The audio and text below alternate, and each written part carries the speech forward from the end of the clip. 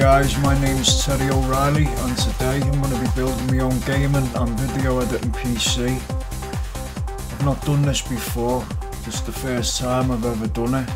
I've not even had me head in a computer case with a screwdriver, so I'm going to be doing a lot for the first time today. I'm going to be doing it all on camera, from start to finish, from prepping the case to the actual big switch on at the end. So you're going to see it for the first time, like myself, if I've done everything right and if the computer's going to power up. As you can see, I've got all my parts there. It took me a few months to get these parts, about 5 months to be precise, but I've finally got everything now. So today I'm going to be doing the build. I've done a bit of research into PC building by watching videos on YouTube. That's the only research that I've done. I studied videos on PC builds for a couple of months until I got the knowledge that I needed and built up the confidence that I needed to start this build. Because as you can see, there's a lot of parts there that I'm going to be using. And for my first time, maybe I've jumped in at the deep end, I don't know. Maybe I haven't. Maybe when I switch it on at the end, nothing will happen, or it might blow up. Or maybe it will power up and everything will be sweet. So that's what I'm going to be doing here today. I'm going to be doing this build in 4 separate parts. The first part is going to be prepping the case. Second part is going to be prepping the motherboard. The third part is going to be working with inside the case, connecting all the cables and putting other components in.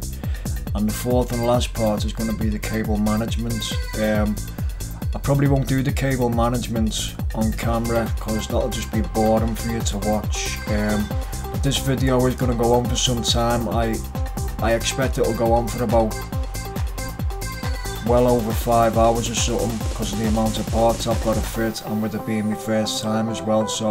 But I will be doing everything slowly and carefully, getting you the best close-up shots that I can get. And I hope you're on the latch and watch it from start to finish. It should be interesting to watch.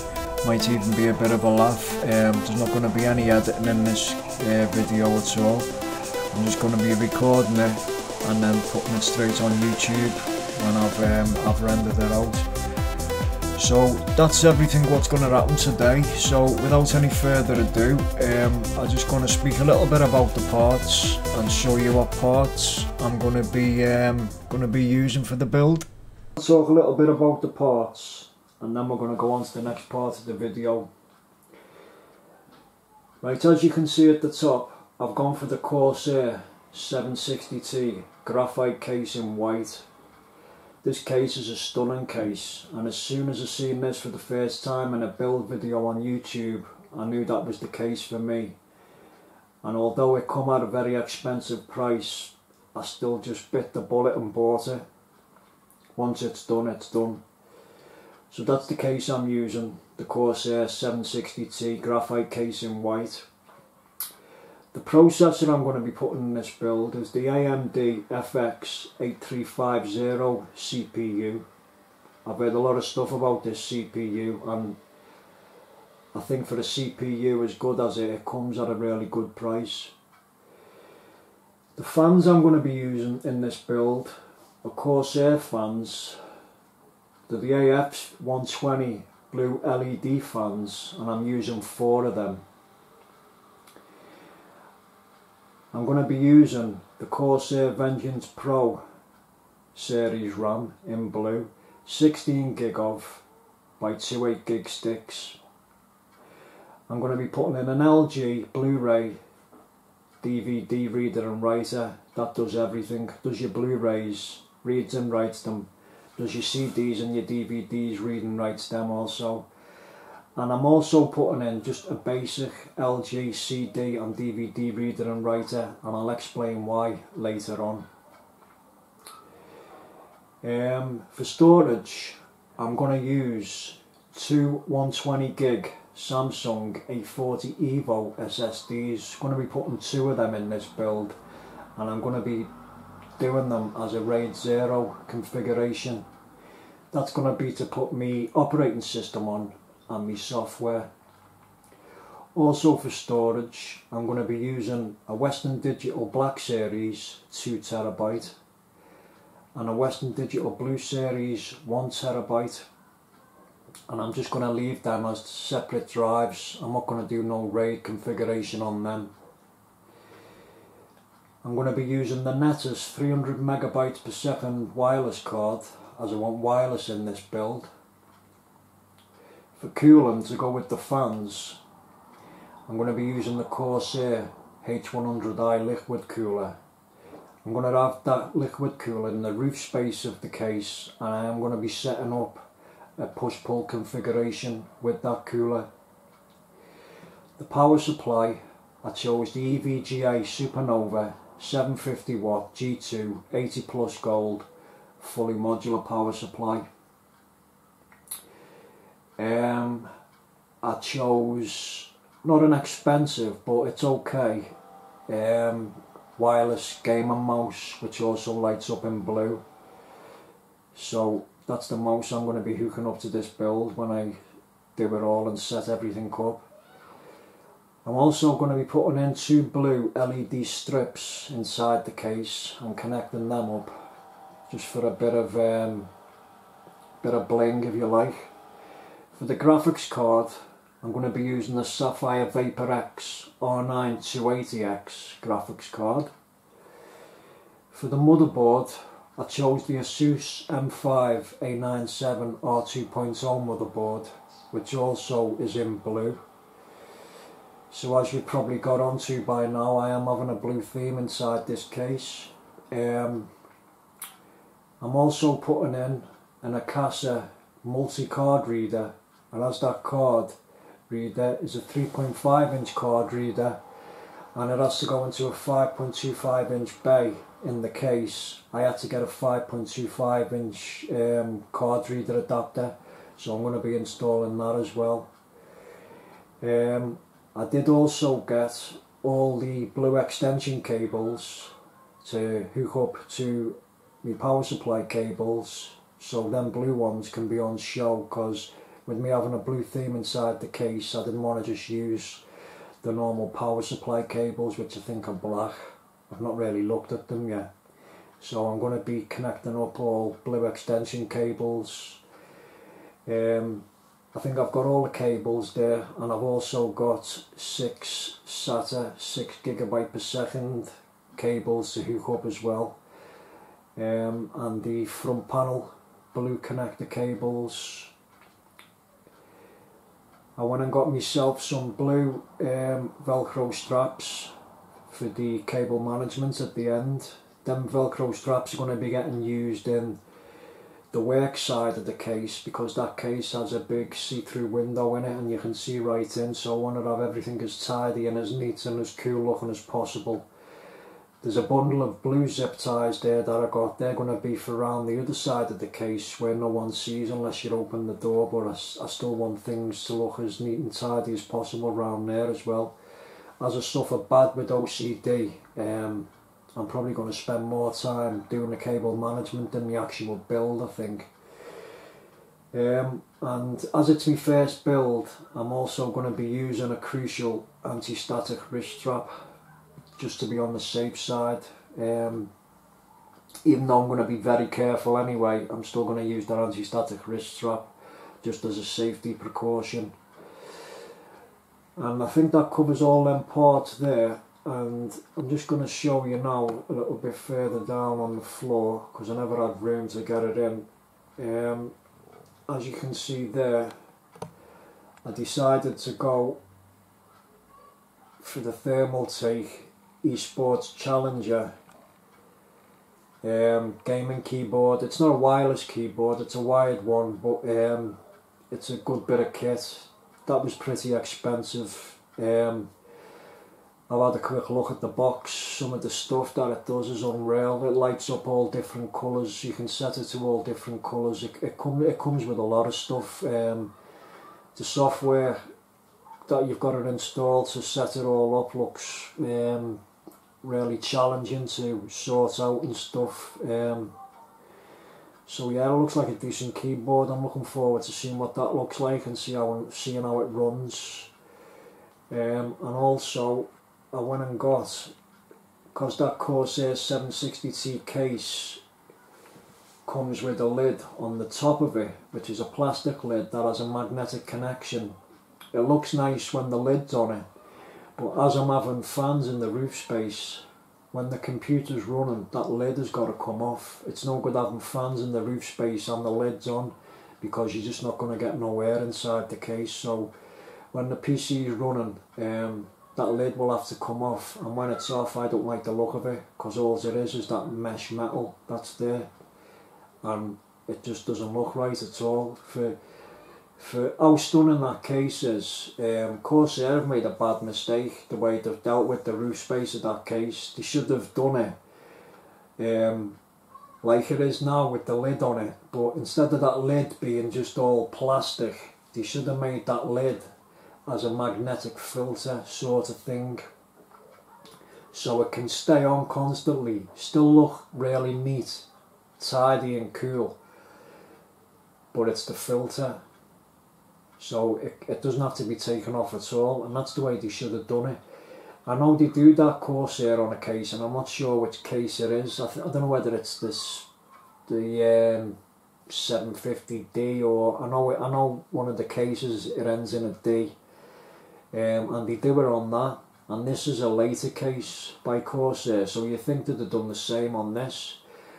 So because I don't like the look of it when the lid's off, I had to search around online, and I found a place called Dempsey Fleck Filters, and they make custom built filters for different cases, and they just happen to stock the full case filters for the Corsair 760T. You can either buy separate ones, or you can buy the whole pack for the whole case, but you know, I didn't need the whole pack, because the only two I needed are there on the floor. I have all the other filters for it. So the big one is to go on the roof space, and the smaller square one is to go on the underside of the bottom of the case, because you can take one of the drive bays out inside that case, and when you take that out, it gives you the room and flexibility if you want to fit a 120mm fan there, which is what I'm going to do. I'm going to have that fan as an intake fan. So for me to have that as an intake fan, I need the filter on the bottom of it. If it was going to be an exhaust fan, it wouldn't have really mattered having a filter there. But with it being an intake that I'm going to have, I need to have a filter there. So I went and bought them two filters. Now for them two filters on their own, and to have them shipped from Cape Town in South Africa, it cost 46 English pounds, and that was for the filters and to have the shipment. To begin with, the price come in for the filters and to have them shipped to about £32, and because it was outside the EU, DHL, who were the couriers for them two filters, then text messaged me after I paid the first £32 and said they wanted a further £14 to deliver me items, which I wasn't happy about. I thought I'd already covered the shipment price. So to cut a long story short, I had to pay DHL a further £14 because it was getting shipped outside the EU for tax or whatever. So in total, just for them two filters there that are on the floor, it cost me nearly 50 quid, which I wasn't happy about. If I knew I was going to have to pay £46 to have them two filters in my possession for that case, I would not have bought them. I'd have just put up with looking at the mesh metal on the top of the case. And you know, when the case was running, obviously I'd have had to have had the lid off, but when it was switched off, I'd have just put the lid on, and it probably wouldn't have bothered me as much. So that case and them 2 filters now stands me at nearly, you might as well say 200 quid, because the case cost me 150 quid off Amazon, and I bought that case about 5 months ago. That was one of the first items I bought. So that's all the parts. So what I'm going to do now, I am going to clear all these parts, put them in another room, because I'm a bit pushed for space in this room, and I'm going to leave in the case and everything I'm going to use to prep the case, which is going to be the power supply, the SSDs, the Western Digitals, and the optical drives and card reader. I don't think there's anything else I'll need. So I'm going to move these parts out now, and as I say, we'll start by prepping the case with them parts I've just said. And what I'm going to do this build in 4 separate parts. The first part is going to be prepping the case, the second part is going to be prepping the motherboard, the third part is going to be working with inside the case, putting the rest of the components in. The fourth and last part is going to be doing the cable management. So that's it, yeah. So that's what we're going to be doing, and I'm now going to pause this video, and the next time you see it, we're going to be starting the build. So I'll see you in the next part of the video. Okay guys, I'm back again now for the next part of the video. As you can see, I've took all the parts out the room, and I've took the case out the box, put the case on the table, and as you can see, I've not got much room there to work with, but it's the only room I've got, so I'm going to be struggling a little bit, I think, to do this build on that table. But as I say, it's the only table I've got to work with. The coffee table is longer, but it's too low down. I'd have to do it knelt down on the floor, and I'm not going to do that, so I'll just have to make do with the table I've got. I've took all the other parts out the room, and I've just kept hold of the power supply, the 2 Western Digitals, the 2 Samsung Evos, the 2 optical drives, and the card reader and the card reader bay. All I've done up to now is I've took the 3 front bay adapters off the front of the case. I'll just turn it around so you can see. I've took the 3 front bay adapters out of here.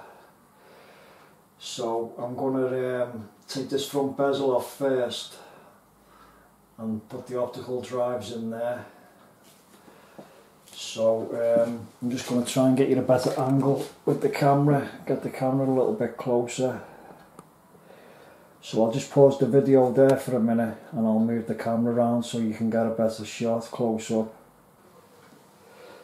Right, so first off, I'm going to take this front bezel off and put this out the way. You've got to be careful taking this front bezel off, and then I'll just show you a little bit inside the case, because with it being new, you've got to be careful getting it off. So I'm just going to put that over here out the way for a minute.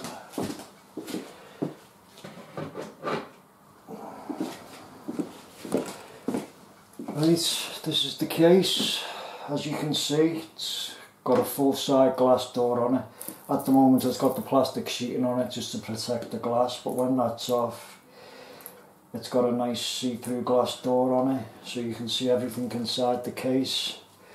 These doors, there's one on the other side, they just open and close by the handle there. These doors also come off, I believe, if you just give them a little shove down here, they should just clip off.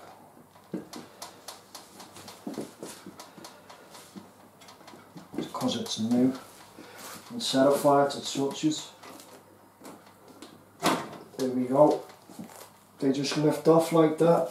Just make it easier to work on. So I'll put this out the way over here.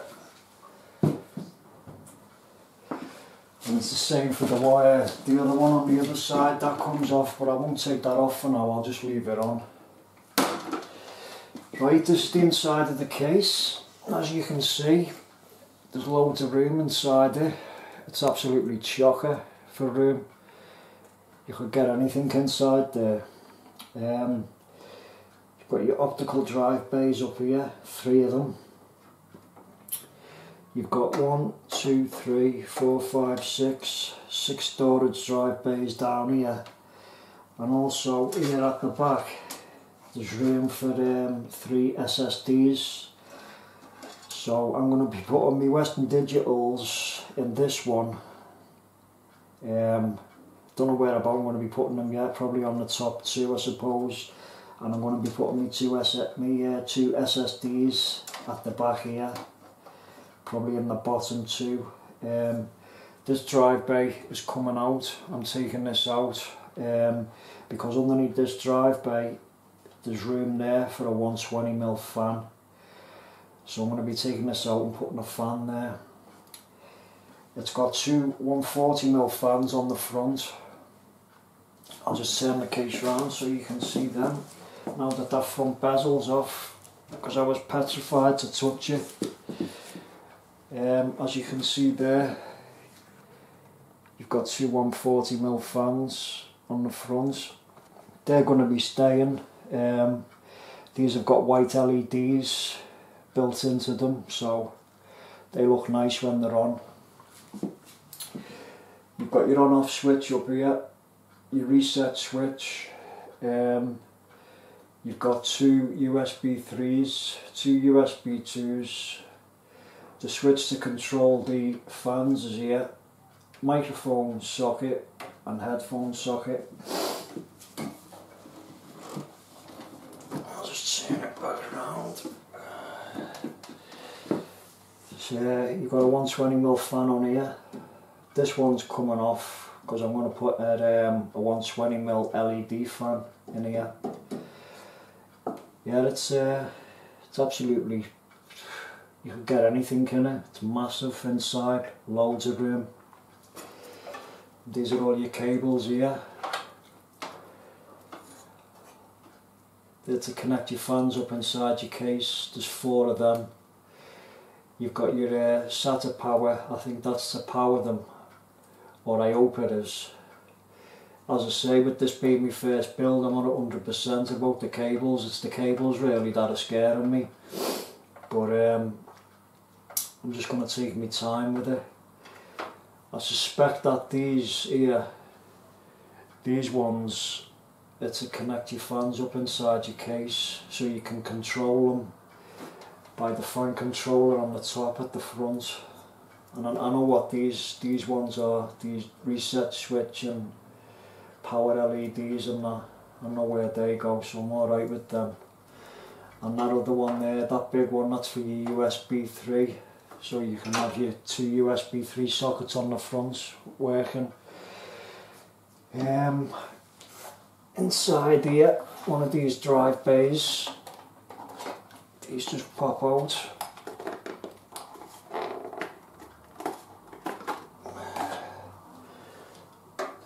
You just slot back in.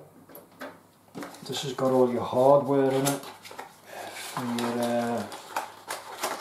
your case. That's it. Got small screws there for your optical drives. You've got bigger screws there for your fans. They look like a few zip ties.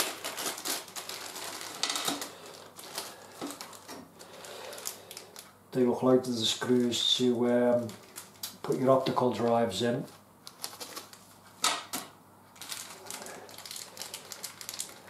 They're definitely fan screws, I can tell by them straight away, to put your fans inside your case. These look like they're also fan screws, longer ones. If you're having a radiator, which I am doing, but I'm going to use the long screws that came with the Corsair H100i. These are more fine screws, which I think they look like they're for SSDs, because the SSDs only have a small hole on the back of them. But I'm not going to be needing them because my SSDs will slide in the back here. They're not going to be getting screwed in.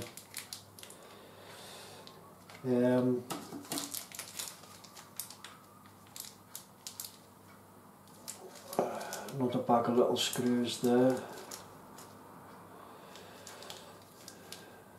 They look like really small screws either, maybe for your SSDs. Because I know one of these packs has got the motherboard screws in. There's nine motherboard standoffs, so there's got to be 9 screws. 2, 4, 6. There's only 6 in that, so they're not the motherboard screws. There's only 4 in that.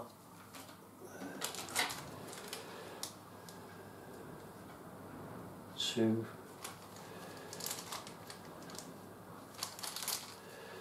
2, 4, 6, 8, there's about 10 in that. They could be them. Just going to have to test the thread first. I don't think they're them because they look too small. I think they're the SSD ones, then they're really small. So they're SSDs, they're fans. They're fans to screw onto a radiator. They're not the motherboard because they're not enough. They're not the motherboard because there's not enough, so it's got to be them, the one with 10 in it for the motherboard standoffs. You also get a standoff, one of them. I don't know why there's just one of them, one spare one. Oh. And there's a few zip ties which I'm not going to use because they're only cheap flimsy ones. I've got my own. Obviously, some of them will be for the power supply to screw to the case. I'm going to use the power supply screws that come with the power supply. That's another thing. Anytime, I know you get a lot of screws with your case when you get it in them boxes, but for the likes of your power supply, your optical drives, I'd use the screws that actually come with the product you bought because you know they're going to fit. Like this power supply now, I'm going to use the screws that come with the power supply. The only time I wouldn't use the screws that came with the product is if they were a different colour. Like the back of this case is black. If the screws that come with the power supply for it were silver and the screws in that come with the case were black, well then I'd use the screws that come with the case just because of the colour, for aesthetic reasons. But apart from that, I'd always go with the screws that came with the product. So that's what's in that box, a load of screws, which I'll go through in a bit. First off, I'm going to fit the power supply. Power supply is going to go down here. I believe there's a filter on this case that slides out. Yes, there it is. It's got a slide out filter on it, so you can clean it, keep it clean.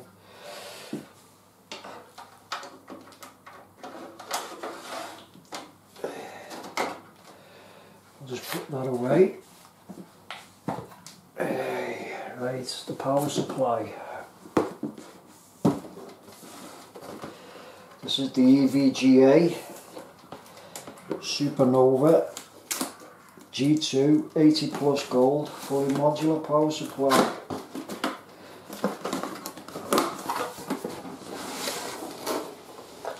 I chose this power supply mainly because EVGA I think make really good stuff. As we all know, I think it was about 90 quid or 90 odd quid. Also, this power supply has got a it's got a switch on the back, an eco switch, which when you have it switched on, the power supply fan will only come on when it needs to come on. So if it doesn't need to come on, it won't come on, it won't run. So it's just a little bit more quieter inside the case. Now with this power supply, you get some Velcro straps There's only one left in there now. I think there was about 5 to begin with, but I used 4 of them to wrap some cabling up for me other microphone. So you'd also get a jumper switch with this EVGA power supply, which means when you get your power supply you can test it straight away to make sure it works, which is what I done the day I got it, because I knew I bought this power supply about 3 months ago and I knew we weren't going to use it for a couple of months. So it was one of the parts that when I got it I could test it straight away to make sure it worked, and because I knew it come with a jumper switch. So that's a good little thing what EVGA have done, supplying that jumper switch. Screws there for the power supply, which they're the ones I'm going to use.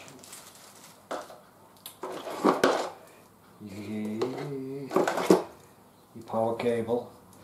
Some power supplies you get don't even come with a power cable, you have to buy that separately. But the power cable's included in this. Just put that to the side. Cables look like decent quality cables. Yeah, they're really decent them. And I'll tell you what, there's plenty of them as well. There's loads of them. All them cables.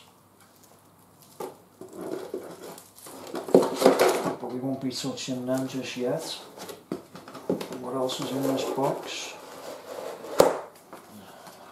Some manual documentation, which I don't need that.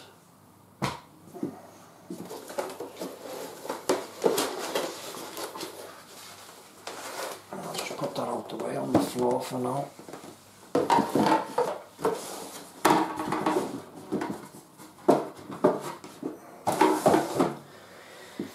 There's the power supply.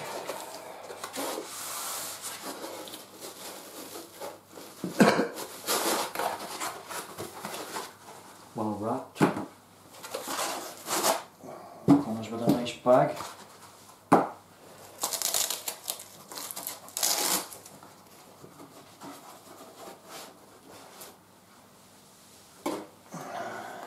It's a nice power supply, that, lovely. That's the power supply. Decent quality, fully modular, as you can see. It's always best to get a fully modular power supply, because for cable management reasons, just you just use the cables then that you need, instead of getting one that's non-modular and you end up with a load of cables stuck to it, and you find out when you've built your PC and you've connected everything up, you've still got a load of cables left and you've got to try and hide. So that's why I went with a fully modular one.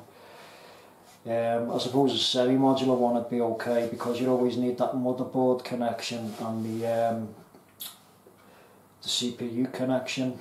You know, that comes standard anyway on a power supply, so semi-modular even would do.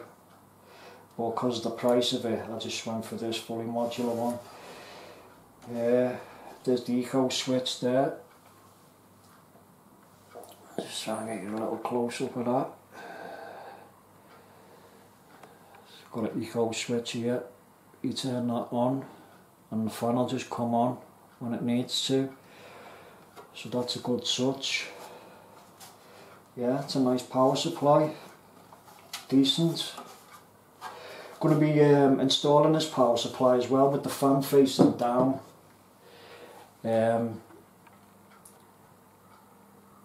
Because the filters there, some people fit the fans facing up, but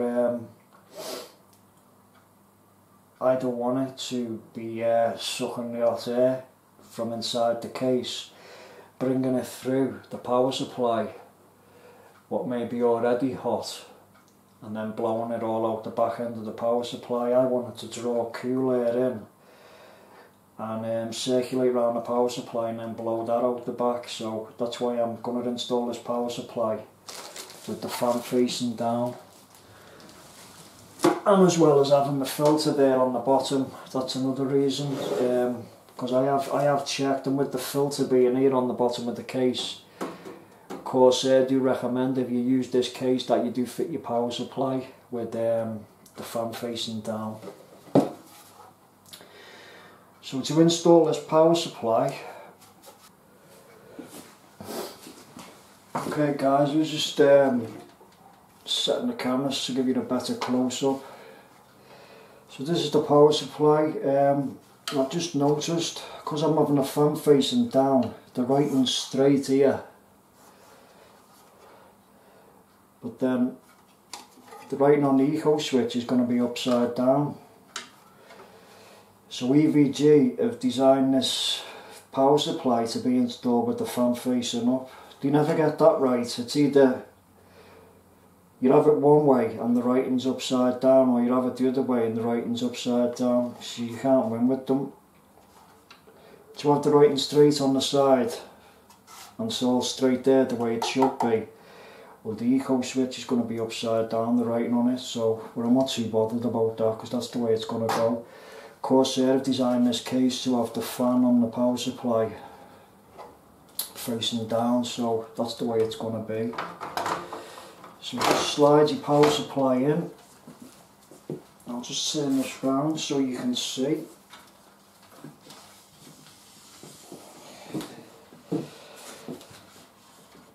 This table I'm using is really small, and I haven't got much room to work at all. So you've got 4 screws, 2 on the bottom and in the corners. This one's off a bit, and this one above the switch is off a bit. But just line your holes up and you can see them. But just be careful with the screws, because the screws are only small and fragile, and you don't want to cross thread them, because then you're going to find that the screw will only go in halfway. You won't get it in any further and you won't get it back out again. So just take your time when you're putting your screws in, and always work opposite corners. Try and get into the habit of going to opposite corners when you're screwing anything into the case, just to fix it evenly to the case. And just do it on tight for now. You're not like sealing anything to stop water coming through or anything like that. Just screw it tight enough to fix the power supply to the case. This case is huge, mate.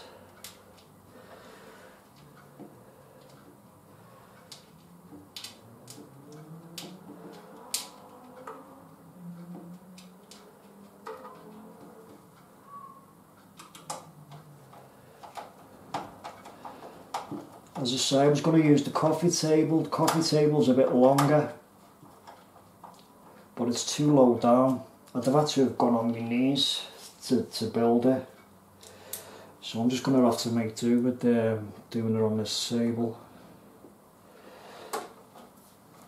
And that's the last screw in. And that's the power supply fitted, which wasn't that hard. Even though Miko switch writing's upside down, no one's going to see that.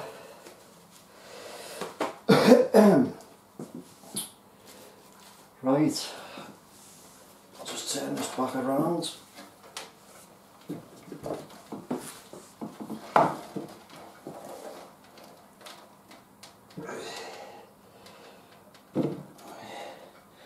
So you've got an alright view.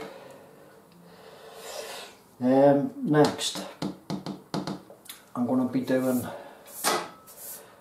putting the hard drives in. I'm just wondering which bays to put them in. I'm thinking about the cabling. This one's coming out anyway, so I think I'll put the drives in the top too.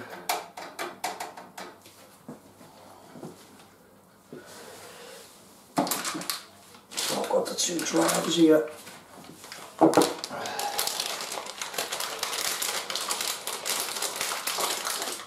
2 terabytes Western Digital Black.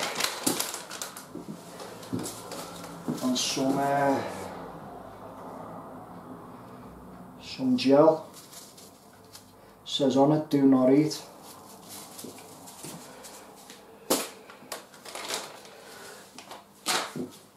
To do your drives with this case, in most cases you just pull them to the side and it comes out like that. When you're handling your drive, always handle it the sides, not at the back, so you're touching anywhere here. I haven't put the anti-static strap on yet because I'm going to wait till I'm prepping the motherboard, when I'm going to be messing around with the CPU and the memory. Prepping the case is quite safe, you don't need to use it. Now on these drive bays you've got 4 pins, you've got 2 on that side and 2 on that side, and they just correspond with the holes on the sides of your drive. You've got 2 on each side and they basically just slot in to your drives to keep them in your drive.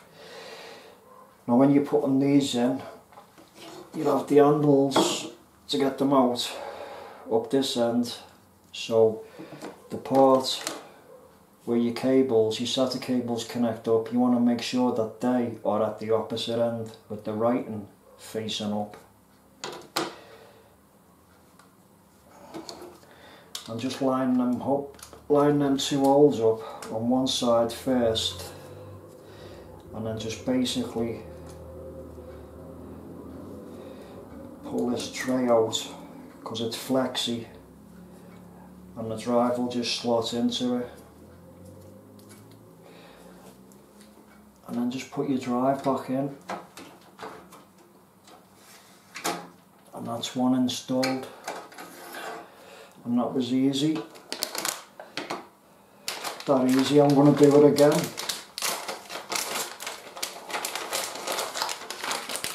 This is the Western Digital blade.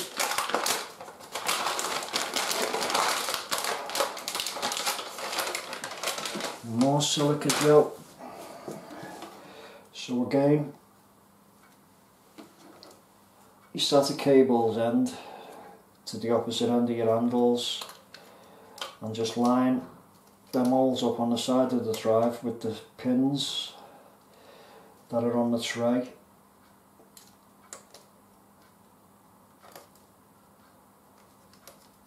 Until they fit in, and that's the second drive done.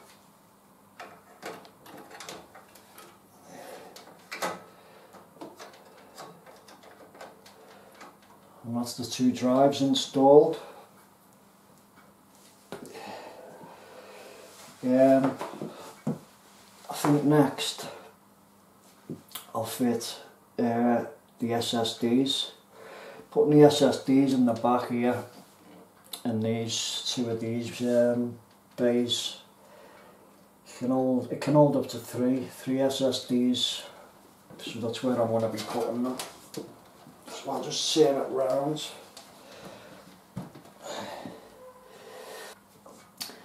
And I said before there was room for 3 SSDs. I couldn't see because that drive bay was there. There's actually room for 4.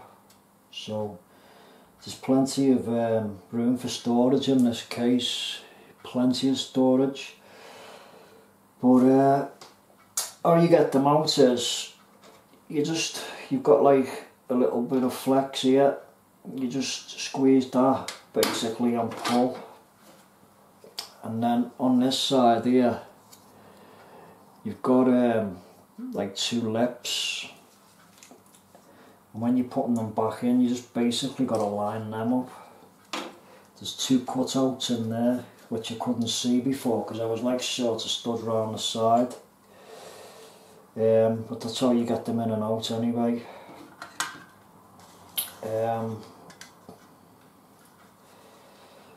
And these just basically slide in. Just line it up on that track and pull that flexi back here and just push it on, and that's it, it's in. Yeah, this is another thing which I don't really like, because I knew this anyway, when you have these SSDs in here, to have them round the way you've got to have them round, when you're looking at the case then from the front, the writing on the SSD is upside down.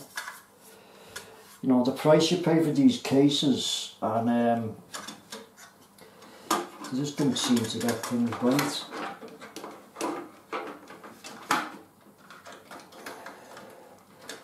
And it's just a case of lining the clips up in there and just pushing it back.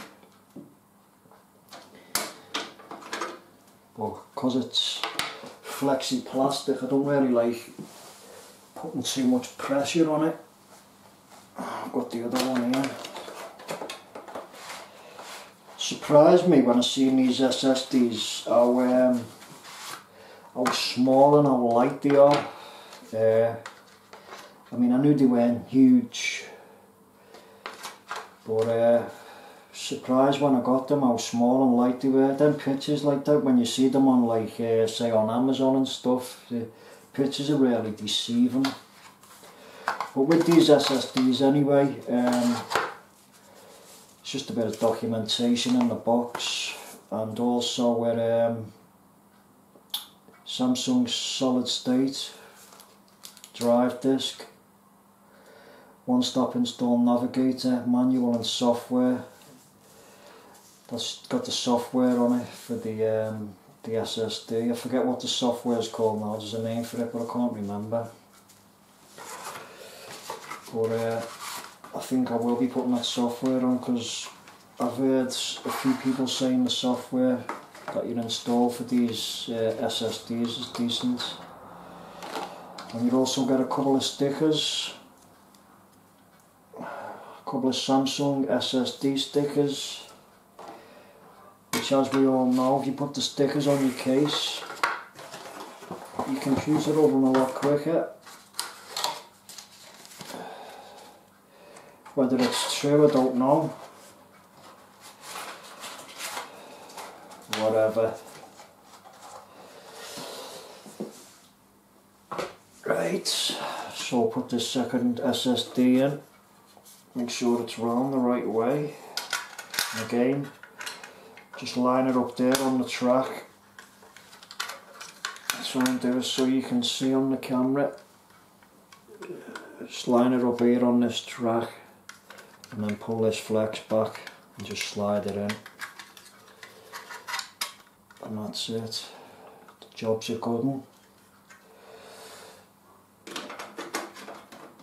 And then just line it up.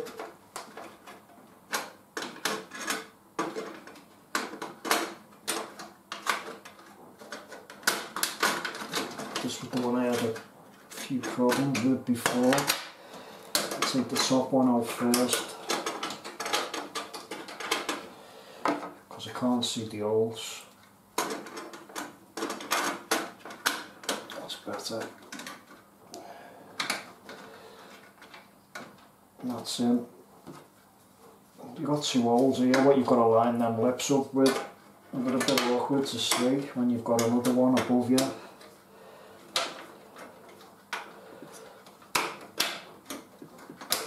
That's it. So that's the two SSDs installed. The two Western Digitals. So that's all the storage done.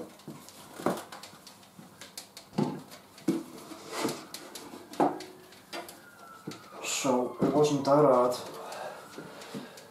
Apart from all the fiddly bits, it was quite easy actually. But as I say, because it's my first time and I've not done it before and the case is brand new, I'm a bit nervous to touch things on the case, especially when it's plastic involved, in case I snap it. Because if I snap it, well then that's it then. See, as you can see here, I'll just try and get you a shot of these SSDs so you can see them upside down, the writing on them. You can see the top one. I'll get you right close up then. See, the writing is upside down. Now I don't know why they do stuff like that. They could have sorted that so the writing was the right way around. But they are in the right way, I know that, because I've seen another build with this case and the SSDs were in and the writing on them is upside down. So I don't know whether it's, you can blame the manufacturer of the case or the manufacturer of the SSDs, or maybe 50-50, I don't know. But I mean, I would rather prefer it with the writing the right way round, especially when you have bad OCD like me. But it's just one of them things, I suppose. I'll just have to put up with it. So next, I'm going to fit the optical drives,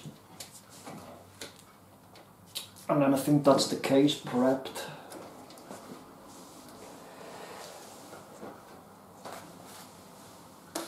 Oh, and the card reader. I've got the card reader to fit. So what I'm going to do, I'm going to, because there's room for 3, there's 3 drive bays in this. I'm going to put the Blu-ray in the top. I'm going to put the card reader in the middle. And I'm going to put the CD and DVD writer at the bottom, just to like even things out. What I did want for this case originally, that's when I first come to see this case and I liked it on a build.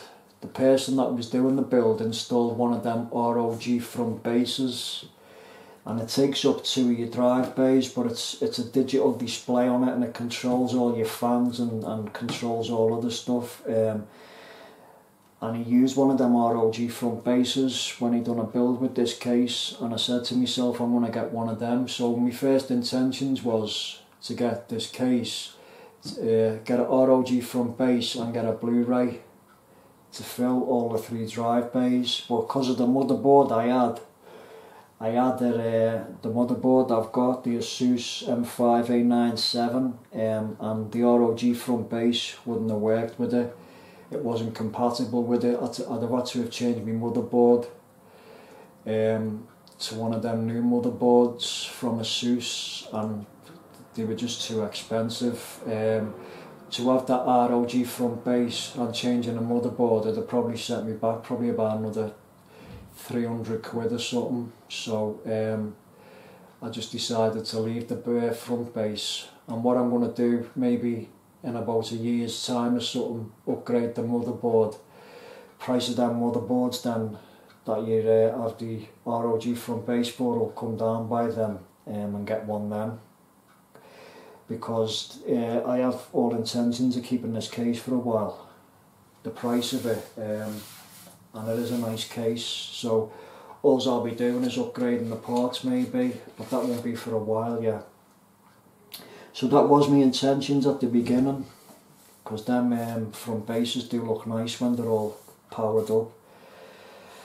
So now I'm going to fit the Blu-ray, and that's going in the top.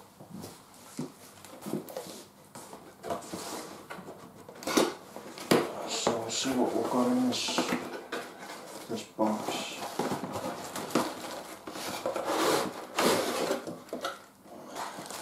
There's nothing else in there.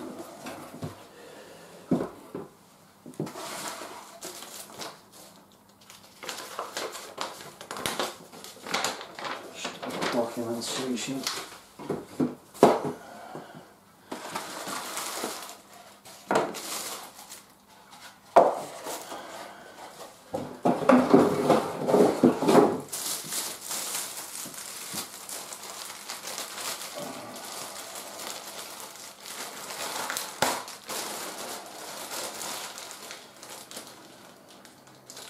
SATA connector, Molex to SATA connector, SATA power, screws,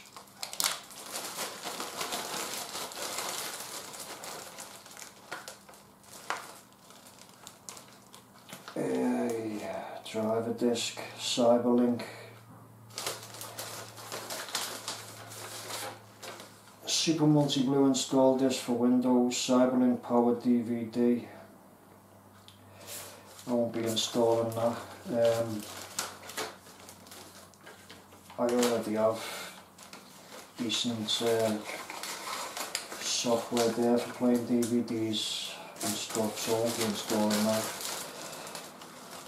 That's the owner manual and some documentation. I won't be needing that. And I won't be needing that SATA cable because I'm putting blue ones in. Right.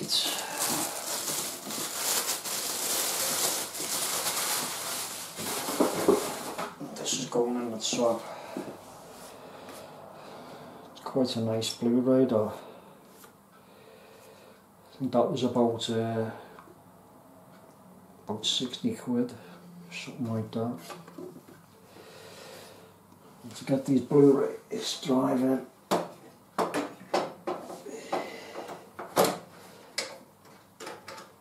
you just line it up in the tray, and I'll just show you from a side view that you'd have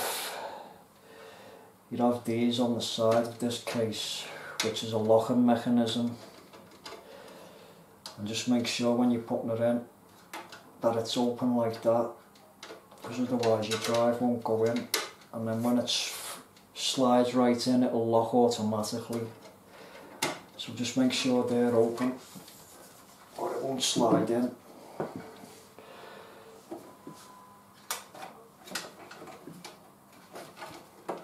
And just slide it all the way in so you hear it click.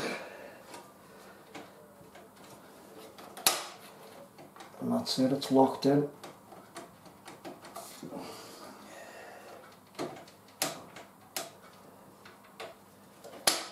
Yeah, it's locked. The other one, just the same again. Now this was an OEM one, so this LG CD and DVD writer was just the OEM one, so it didn't come with any SATA cables or any screws. It just come as it is on its own, with the receipt in the bag. Just a cheapo one. They're not that expensive anyway, and as I said at the start, the reason why I bought the Blu-ray and a separate CD and DVD writer is because sometimes I'll do a lot of burning of discs, and basically because this Blu-ray does Blu-rays, CDs and DVDs, I only want to keep it for Blu-rays. I don't want to be hammering CDs and DVDs through it. I want it to last as long as I can basically, so I just thought I'd buy a cheapo one to do the CDs and DVDs, and because there's 3 drive bays in it anyway, I didn't want to just fill 2 of them up with a Blu-ray and a card reader, because again with that OCD, even though there's a front bay cover there, it still done me head in, having one of the drive bays blank. So they're the reasons behind getting a second optical drive. So same again, just line it up in the track and just make sure that this clip is open.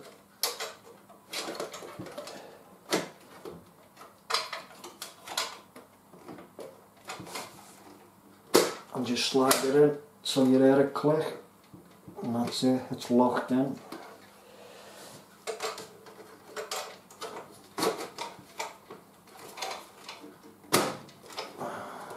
Now it's locked in.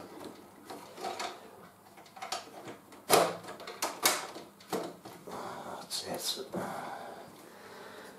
They went back further then. I thought it was already locked in, the Blu-ray, but it wasn't. But they're locked in now. Let's see with them. So that's the 2 optical drives in. So next I'm going to put the card reader. Now this card reader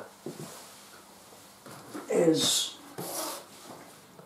a 3.5-inch card reader, but this is a 5.25-inch bay.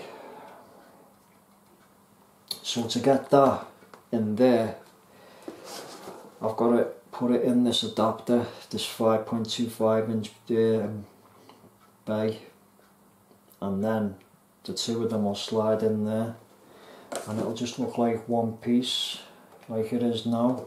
But first, what I want to do before I install that, I want to put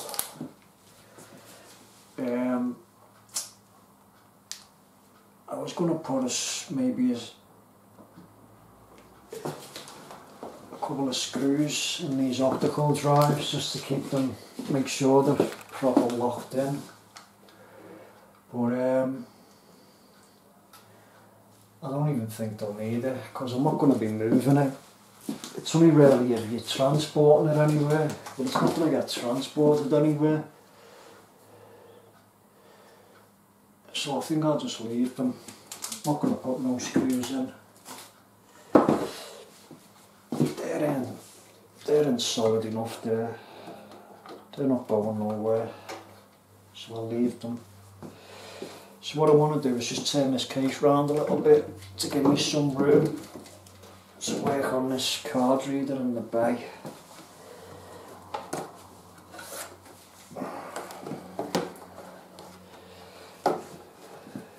Just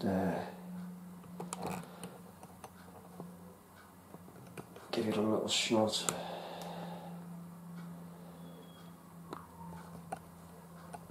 Of the card reader in the bay. I have to mess about with the camera on my own, you see, because I'm here on my own, so I ain't got no cameraman.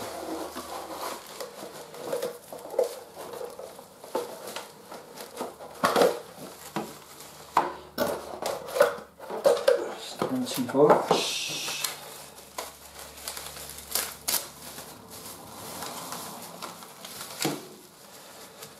Some documentation.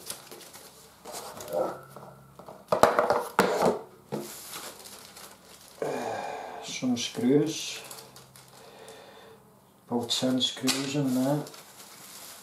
Surely I'm not going to be needing all them. I think I should only need about 4.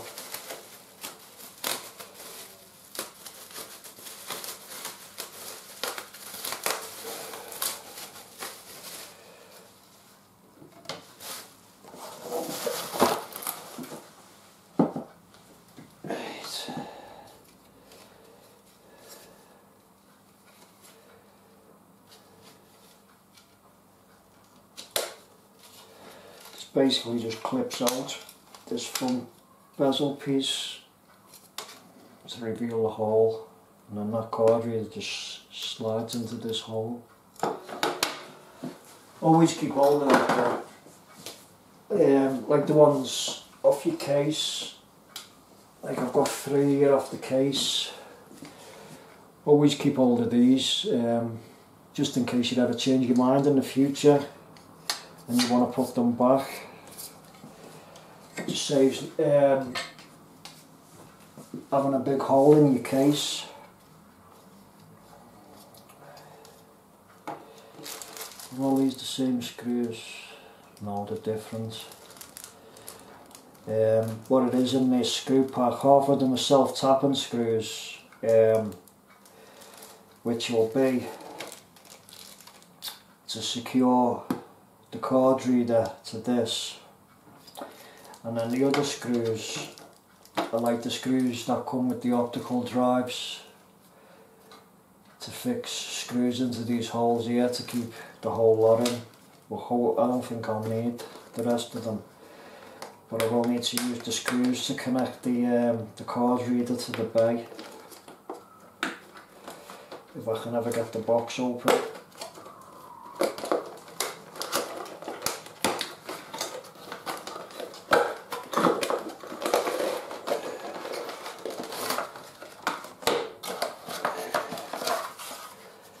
Some documentation.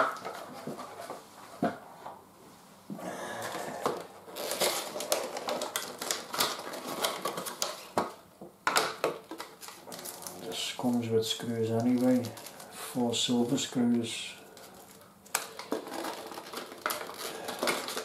This card reader as well comes with, you get a black bezel on it, black cover, and you also get a spare one, a white one. So even though the case is white, I don't know, I might see what that looks like, or I might just keep it black. I'll have a look in a minute and see what it looks like. With the case being white, you see, it might look alright. Just has a little break up for the two optical drives. Oh, it might look stupid. See, when the front black bezel's on, that might look alright. I don't know.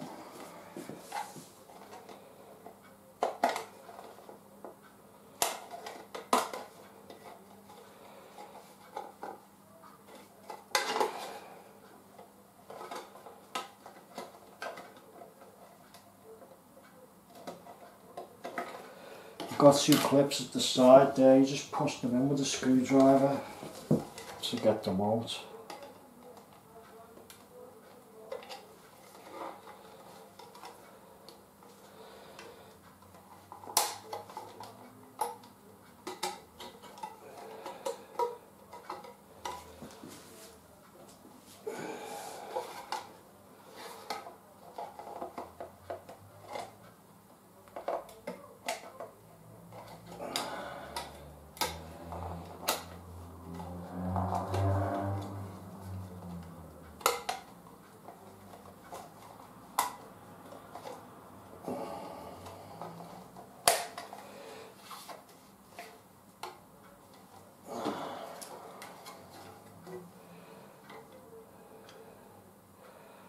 Well, that might look alright.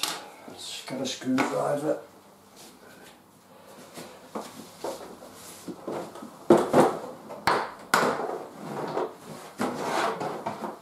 Let's just take this front cover off.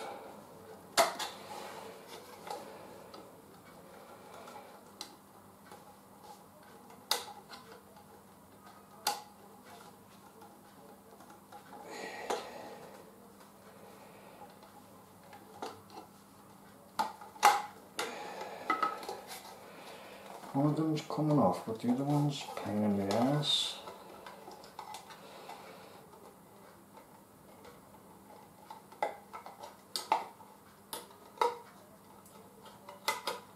Really, that should be out there. Here we go. Right.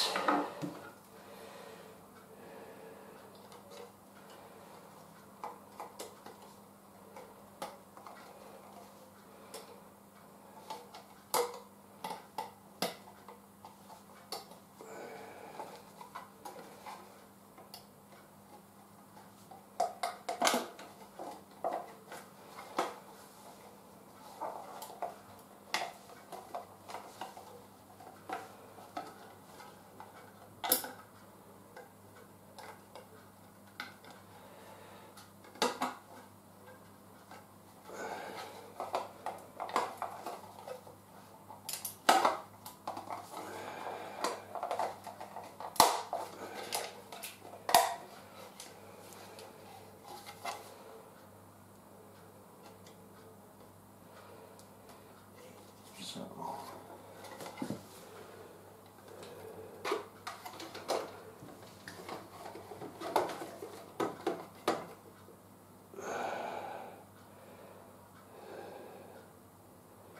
Yeah, I think I will. I'm going to leave the white one on it. I'm going to leave the white one on it. Looks alright, that. Right there, the screws for the what you've got to do. Just push this out the way again so you can see.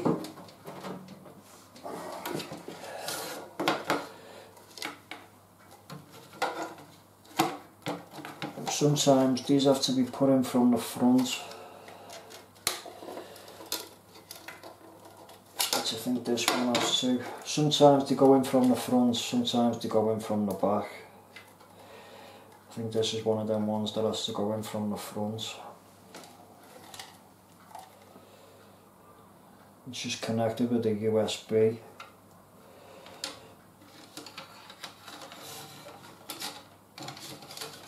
So if you're getting one of these, make sure you've got a spare USB on your board.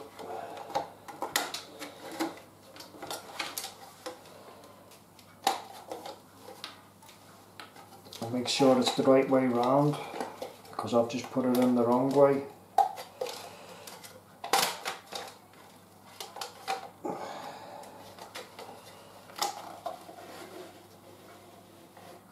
That's it. Now with the black cover, I'm not so sure about the weight.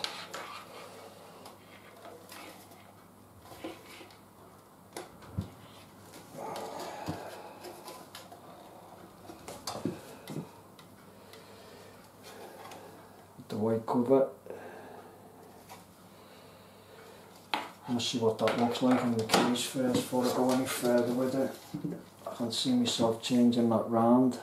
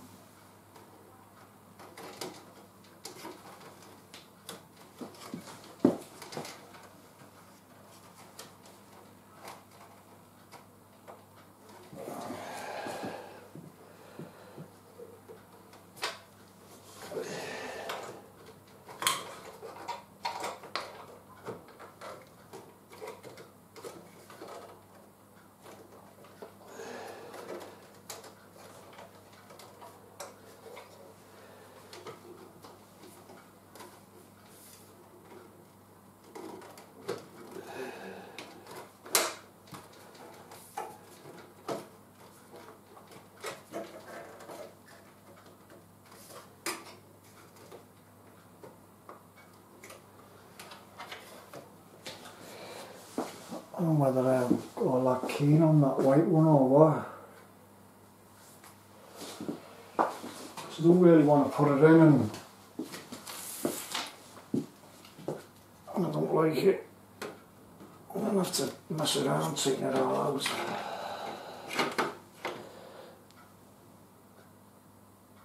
And I'll just put the black one back on. I knew I'd end up doing that.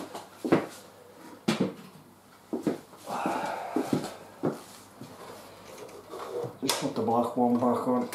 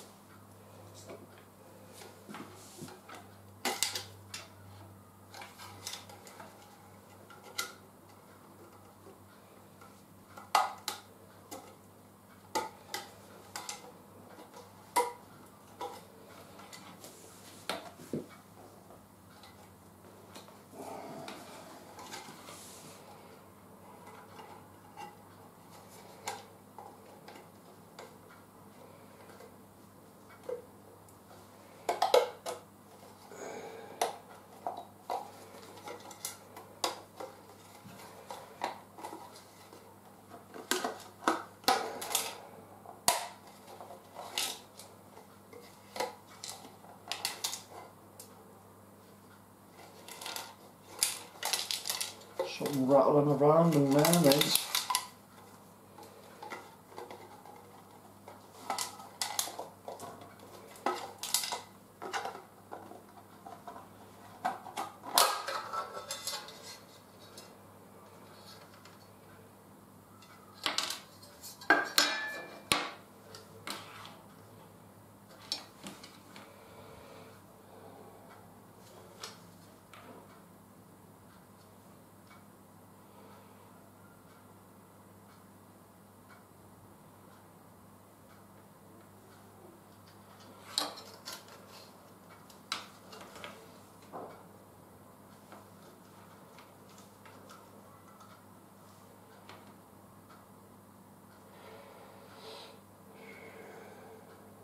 one of the pins off one of these,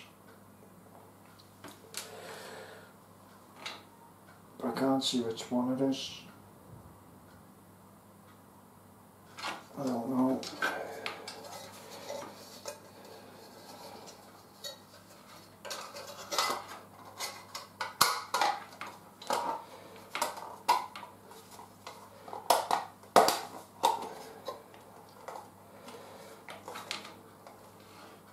Can't tell.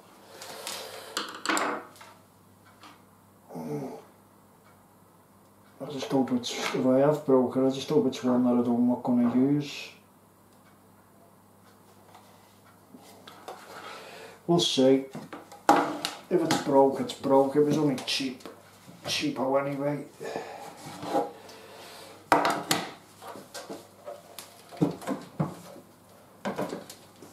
Right, to get this in,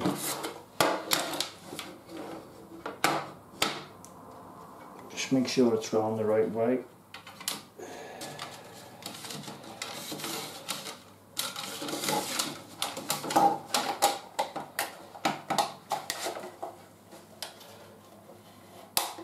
Just slide it home, yeah. That's well better, the black one. Well better.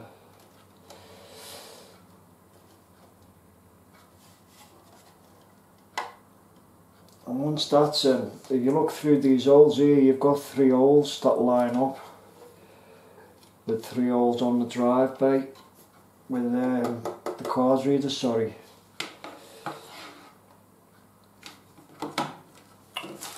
And not the self-tapping screws, but the other screws you use to put this in with. Self-tapping screws is just to go into the plastic when it's in here, because when it's in here you're not screwing into the metal of the optical drive, you're going to be screwing into the plastic of this, and only self-tapping screws will work. So you can tell the self-tapping ones anyway, they've got more of a sharper point on them. What I'm going to do,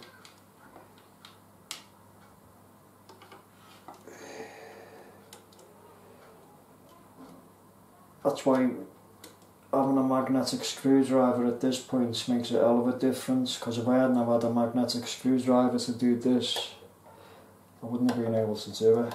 They've had so much messing around. Put one in the other side. I'm just going to put 2 in each side. I'm not going to put 3 in because I won't need 3.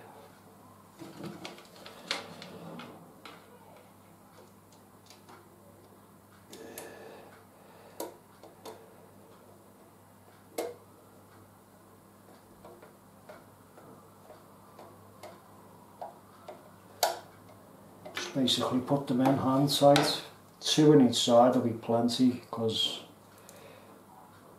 it's not a big heavy thing. So what I've done, I've gone and put 2 up the front end on each side, 1 on each side, and then the same again in the middle.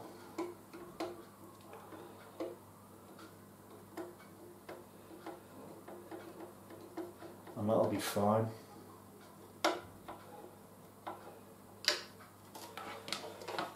Wonder why there was all them screws that come with this.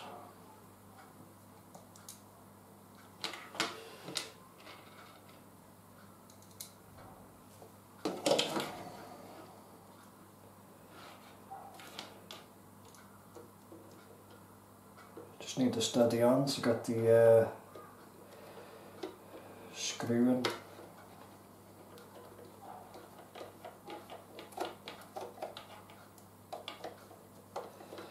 That one's not lining up properly, so if it doesn't line up, don't try and force it in, because you'll just cross thread it. Just take it back out and start again. Just need pushing down a little bit on the drive.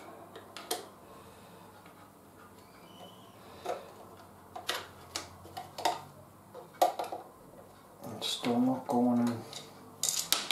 Through the screw.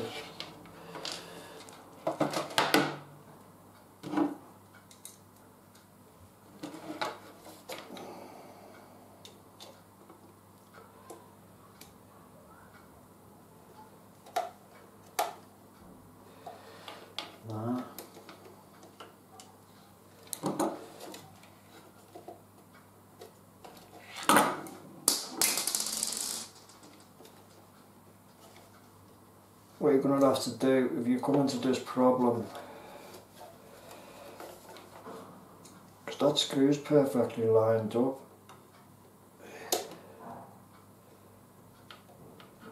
but for some reason it's not going in, and I don't want to force it in. So what I'm going to have to do is put one on this side at the back instead of on the front. But as long as there's two on each side, I suppose it'll be alright.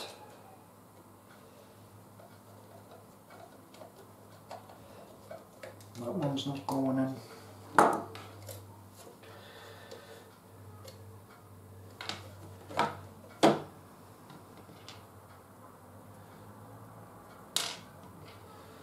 And the other. Let's try this last one.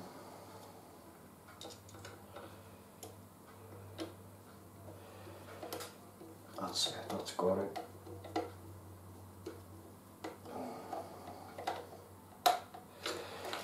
That's in alright.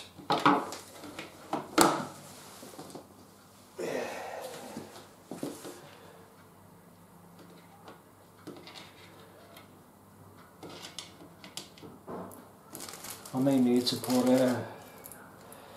some self-tapping ones in now to keep this plastic die in place, I don't know yet.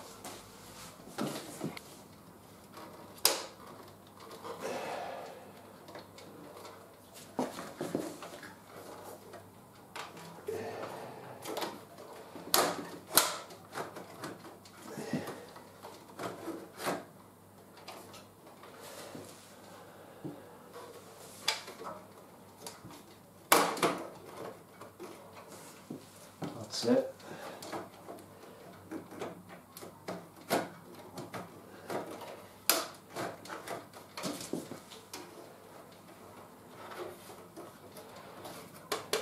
I had them pushed in too far, all three of them.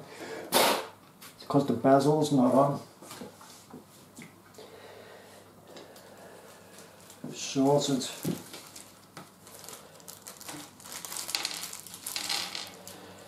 So now, I've got to put a couple of self-tappers in.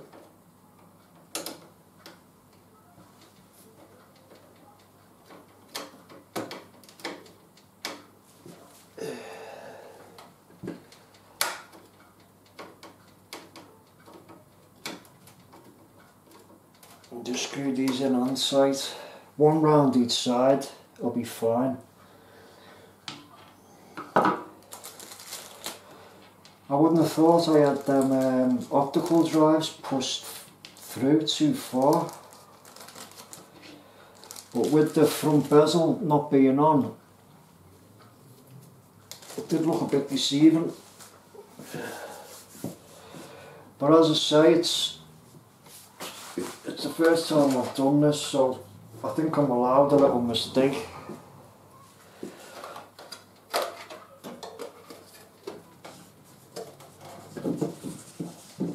And that's just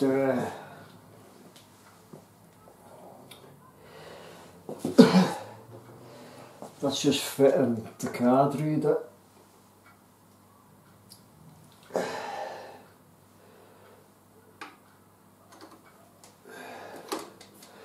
When it gets to the technical stuff, like the cabling,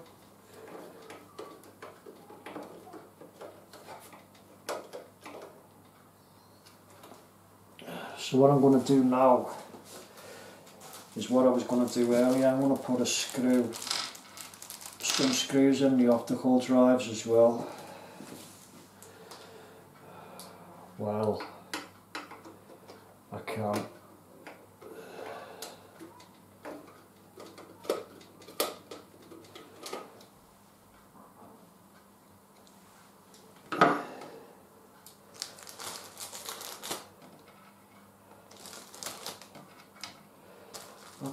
That's really mad that I thought them optical drives were all the way back.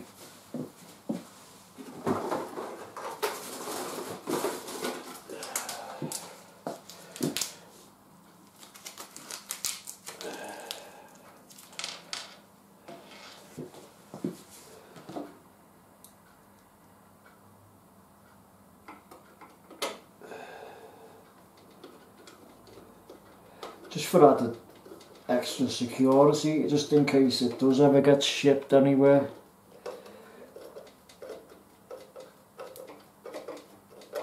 I just put them in hand tight. Just going to put one on each side.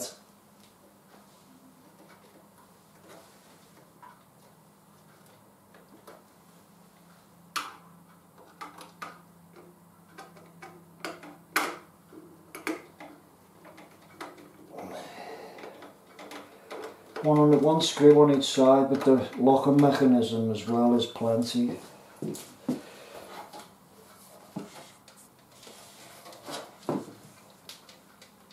So it's starting to get heavy, that now.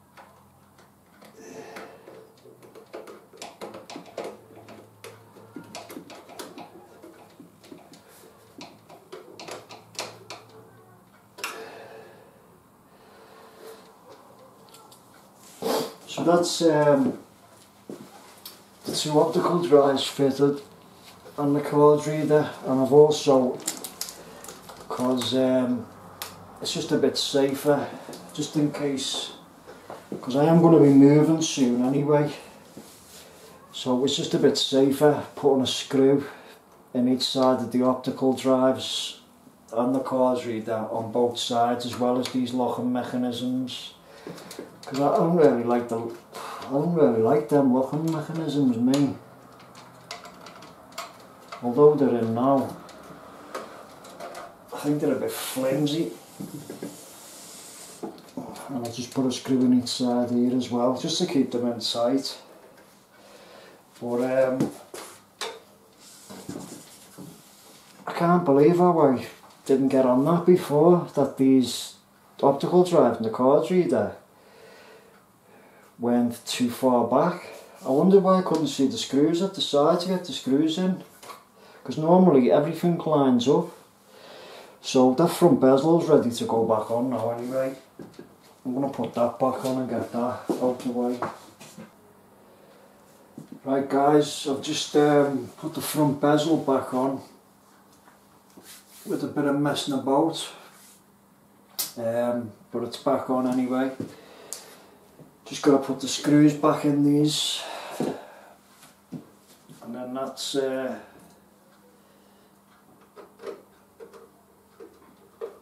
all the bays done.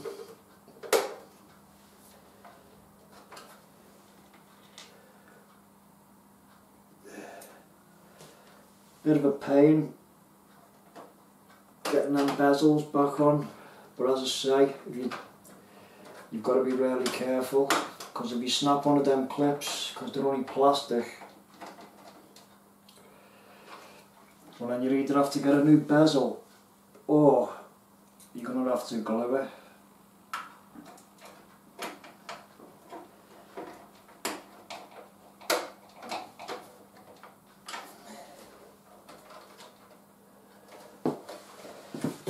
Just put the 3 screws around this side and that's it, it's done. Up to now anyway. Still got a long way to go yet.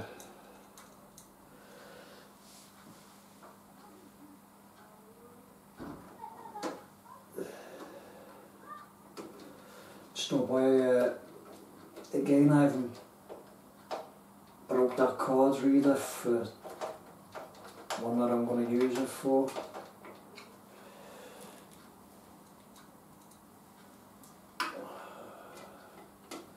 Don't mind if it's on something that I'm not going to use.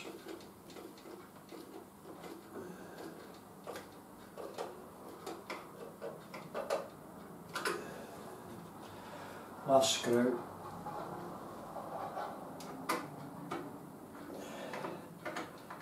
for the optical drives, if you're not going to transport your PC anywhere, there's no need really to put these screws in the sides. But if you're having a card reader with a bracket, well then you are, because they just do not stay in at all. So that's the Blu-ray fitted, the CD and DVD writer fitted, and the card reader fitted. But I may need a new card reader because of what I had that little accident before, I don't know yet. Power supplies fitted, 2 Western Digitals are fitted, and the 2 SSDs are fitted. So that's the case prepped. So now I'm going to put that case out the way, and next I'm going to prep the motherboard. I'm going to be putting the CPU in and putting the memory in, and then after that it's going to be putting the I/O shield in the back of the case, and then fitting the motherboard inside the case, and then we'll go from there. So I'm just going to pause the video again while I take this case down and get rid of a bit of rubbish, and I'll bring the motherboard and the memory in and we'll go from there. So I'll see you in the next part of the video. Right guys, I'm back again now. I just had to break off for a while because the battery on the camera went right down. I needed to charge the battery on it, so I had to put a hold on things for about half an hour.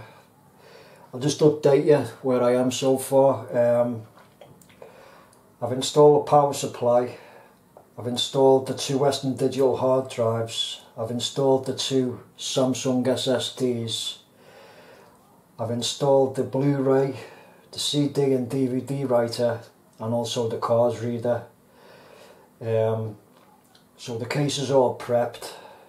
I've put the side door back on as well on the other side now that the SSDs have been installed. There's no need to have that side door off now until I do the cabling. So the next job now is to prep the motherboard with the CPU and the memory, and this is where I'm going to be wearing the anti-static strap. And what I'm going to do, I was going to connect it to the case, but I'm not going to have enough room on this table to have the case on here and to prep this board. So underneath this table down here, the metal legs, and there's a little part where the crocodile clip can clip onto. So I'm going to clip it onto there and leave the case on the floor while I prep this board. So let's have a look what's in this motherboard box to begin with.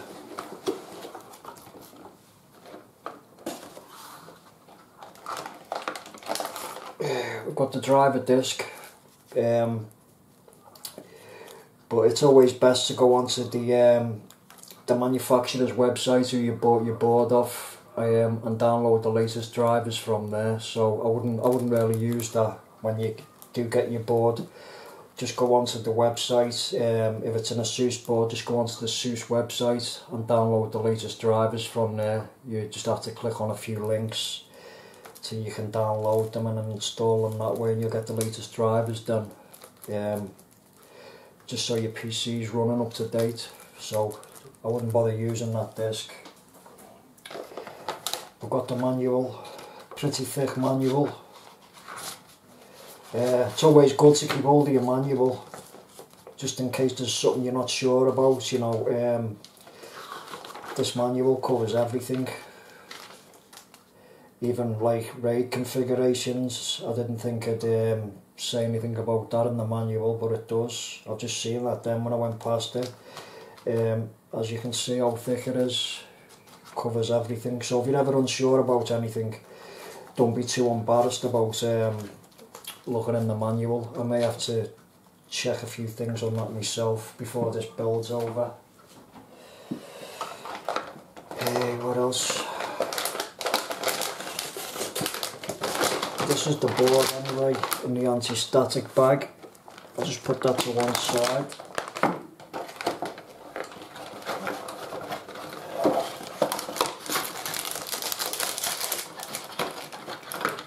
And in this little cutout, I've got the I/O shield. That's to go inside the case, which I'll do in a bit. And this is a block for your front panel connectors. This just makes it easier for your front panel connectors to connect onto the board. Now this didn't come with the board, because I bought this board off eBay, off a lad I've become pretty good friends with. He's given me a lot of information as regards to building this PC I'm doing.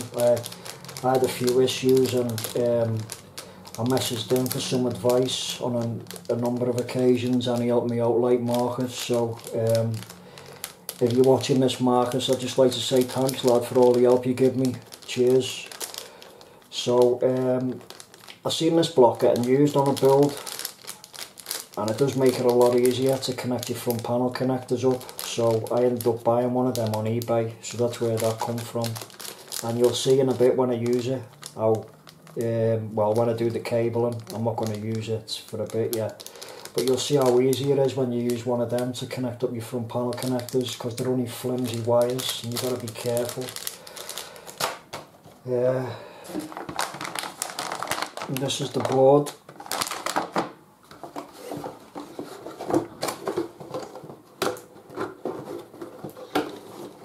It's the Asus M5A97 or 2.0 board. When you're getting it out, always hold it by the heatsink. Never hold it on the bottom. So it's always safe to hold it on one of these heat sinks, wherever you can get a good grip on it, basically. And this was the first item I bought out of all the parts I bought. I bought this about 5 months ago. And when I bought this board and I seen, you know, the blue on it and all that, that was the reason why I went then for everything in blue, to have the blue theme in my case. But I've done a bit of research over this board, and it is supposed to be an okay board, especially for the price. I think it's about, you can get it for about 70 quid now.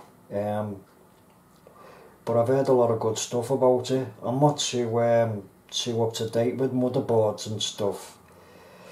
But you know, the bit of research that I did do on it, it seems to be a pretty decent motherboard. It's got the USB 3 connector on it. So have your USB 3.0 ports on the back. It has 2 USB 3 ports on the back. I'll just show you when I grab it properly. Got your 2 USB 3 ports here, and you've got 1, 2, 3, 4, 5, 6 USB 2s on it. Can hold up to 32 gig of memory on it, maximum. And there's 1, 2, 3, 4, 5, 6 SATA ports on it, and I believe they're all 6 gigabytes a second SATA ports, which is what I wanted basically. I'm going to use 2 of them for my SSDs, 2 of them for my Western Digitals, and the other 2 are going to be for the optical drive. So I'm glad, at least, I wanted at least 4 of them that was 6 gigabytes a second to run the drives, because they run a lot faster at that speed. There's not much more I can say about it, because there's not much more I know about it, only like what I've heard. It is a decent board. It's it has 1, 2, 3, 4 fan headers, chassis fan, CPU fan, and another chassis fan here, and another chassis fan there. So it's got 4 fan headers on it.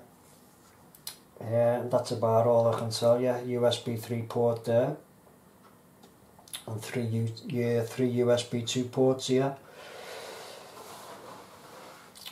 So yeah, it is a decent board. So that's the board I'm using, the Asus M5A97 R2.0 off my mate Marcus. So this board, I'm first going to be installing the CPU. The reason I went with this FX8350 CPU is mainly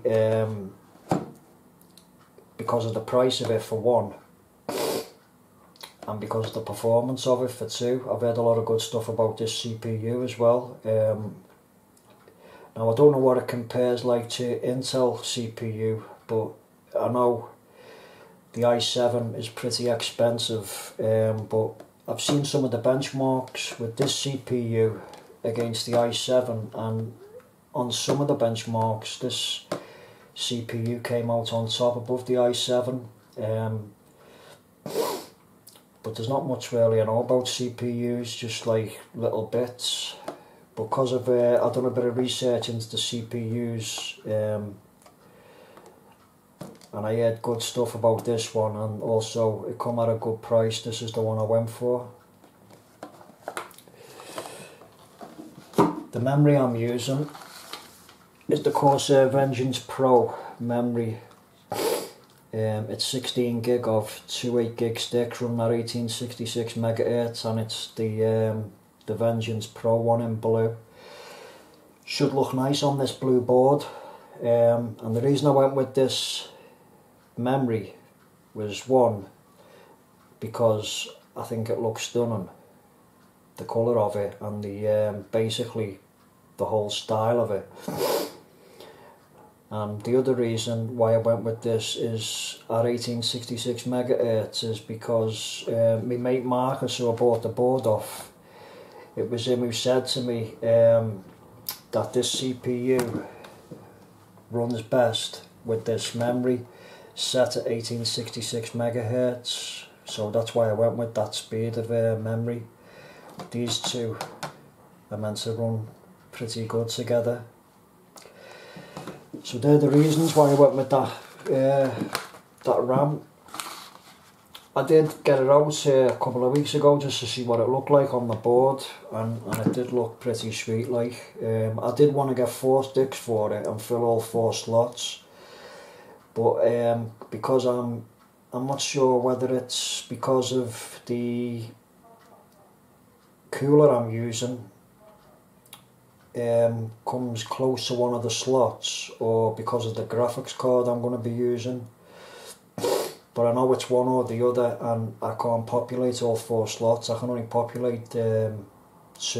Well, I could populate 3, but it's no good having 3. It's either 2 or 4. So otherwise, if I could have populated all 4 slots, I'd have had 4 sticks of 8 gig, 32 gig in total. So that's the only reason why I've only got 16 gig. But 16 gig's good enough anyway, you know. 2 8 gig sticks is a decent amount of RAM to have in your computer, so I don't hold no grudges that I can't have 4 sticks. 16 gig will do me fine. Right, to begin with, I'm going to put this anti-static strap on in a minute. First I'm going to put the CPU in after I put the strap on. I just want to say this CPU, this is the first time I've installed a CPU. Now there's a notch, I can see a silver, like a silver triangle on one of the corners of the socket. Now on the CPU, on one of the corners of the CPU, you also have some kind of marker on that, and you've got to line them two up together, and that's how you know the CPU is in the right place when you drop it in the socket. So I'm just going to pause the video while I put this strap on, and then we'll install the CPU. Okay, I'm back again now. I've put the strap on and I've got it connected to part of the table leg underneath there, just to ground myself out, because I don't want any madness happening. So let's see what we've got in here. some documentation. I've got the CPU, and straight away as soon as I've took it out the box I can see the little gold like triangle there in the left hand corner as I'm looking at it, so that has got to line up with that silver triangle on the socket. So, but even though you know where the marks are to line it up, still be very careful dropping it in because of you know, because of how delicate it is, and just basically because of the expense of it, you don't want to have to go out and get another one. I've got the heatsink, the stock heatsink, which we're not going to be using because I'm using the H100i. So we'll just put that to one side. Just see what AMD give you for the stock heatsink.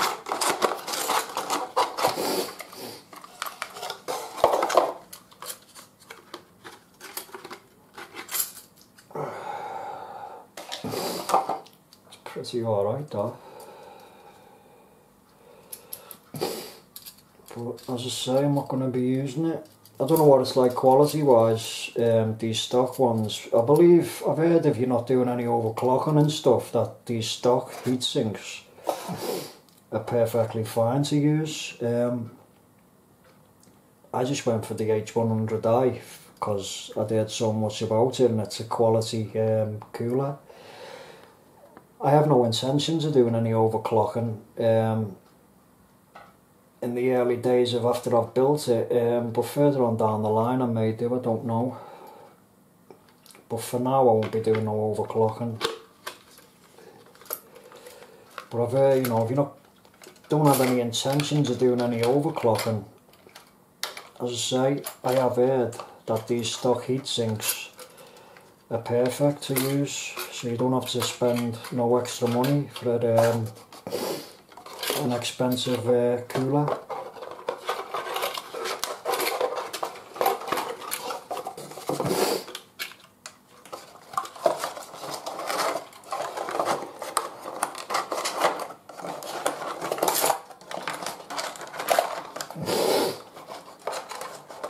I'll just keep hold of that anyway. It may come in handy for a future build or something. We'll see. I have no use for it at the moment, but I'm not just going to sling it. I'm dying of cold.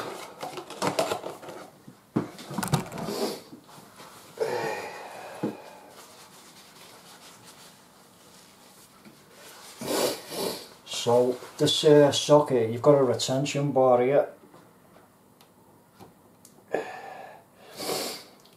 When it's fully down, just push it out and it just lifts up and you can actually see the socket moving. And you have, there's this little silver triangle there, as I said before. You've just got to line that silver triangle up with the little gold triangle on this CPU. When you're handling this,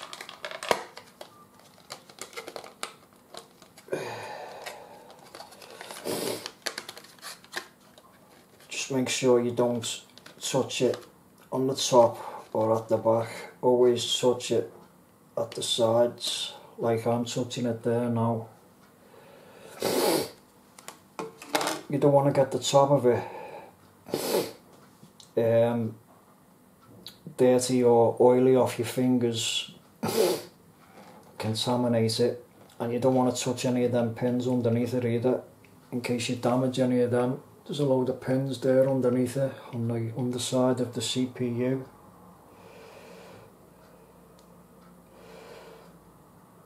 I don't know whether you can see on the camera that close, but there's a little gold triangle there. That gold triangle lines up with this silver triangle here.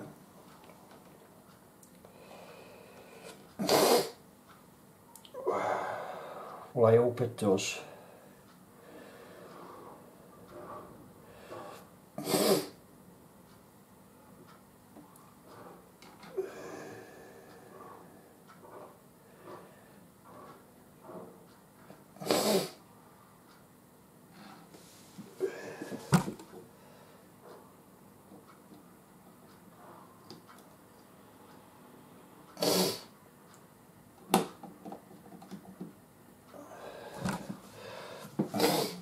Just basically drop it in so the line done, and just give it a little bit of a shove to make sure it's seated in firmly.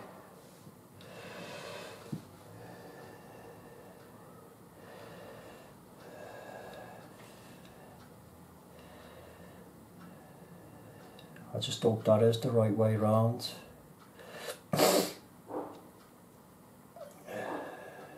Someone did say to me on a build, you know when the CPU's sat right, because the writing on the board will run the same way as the writing on the CPU, but the writing on the CPU is running that way, straight ahead of me, and the writing on the board is running down that way. So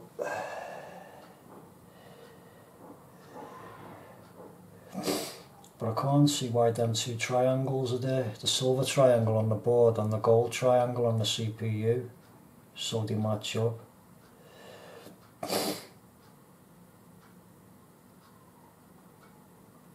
And if I turn the board round,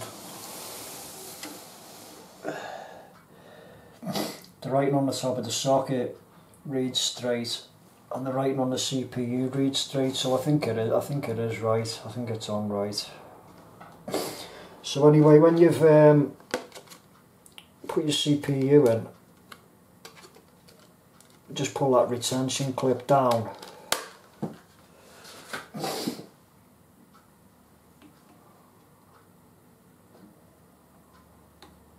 Swing it out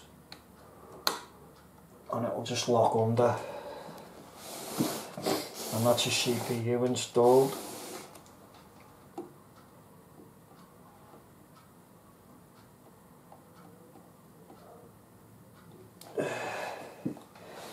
I'm a bit nervous over that because as I say, I've never done it before. It's the first time I've put one in.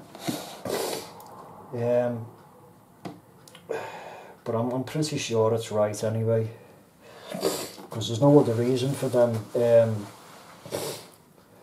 two triangles to correspond with each other. No other reason at all.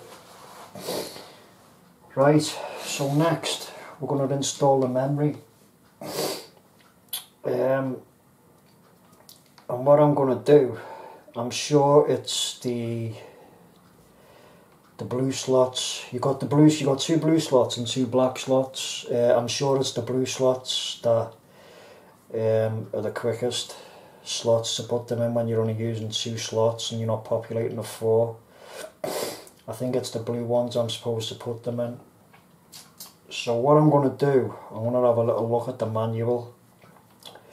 So I'm just going to pause the video again so I can just check this manual so I can make sure I've got the memory in the right slots, and then I'll get back and I'll show you how to install the memory. So I'll see you in a minute.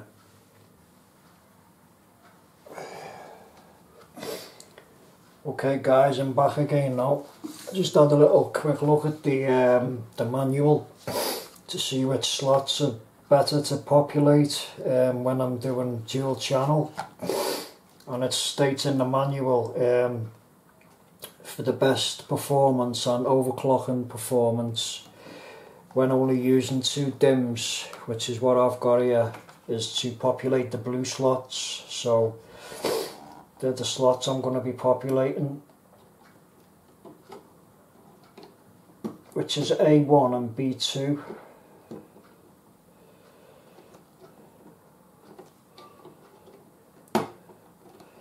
Took me a little while to find it because there's that much literature in there about all different stuff. And I'd just like to add as well the CPU. I just double checked on that and it is right. The two little triangles lined up with each other, because I was a bit nervous about that as well, so, but it's right.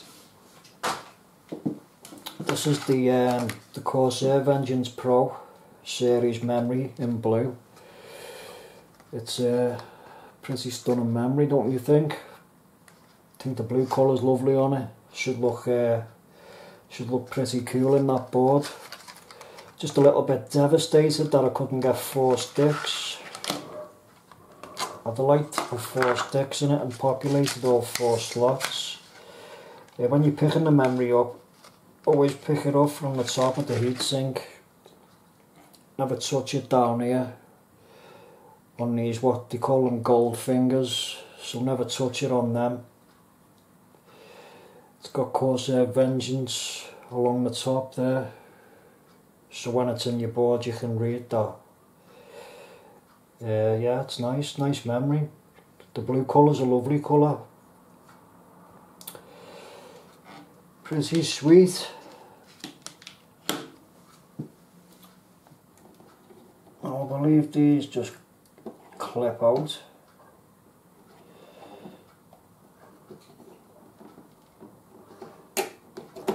That's it. I don't want the black ones out, to put them in. Right, now when you're putting this memory in, as I say, always hold it at the heatsink, and on the board you've got a long channel, then you've got a little stop in the middle, and then you've got another channel which is a bit shorter. One's longer than the other, and on your gold fingers here at the bottom, you've got a long piece and a short piece, because it can only go in one way, so the long piece obviously will match up to the long piece on the slot. So once you've got it lined up, I'll stand round here so you can see. Just line it up in the slot.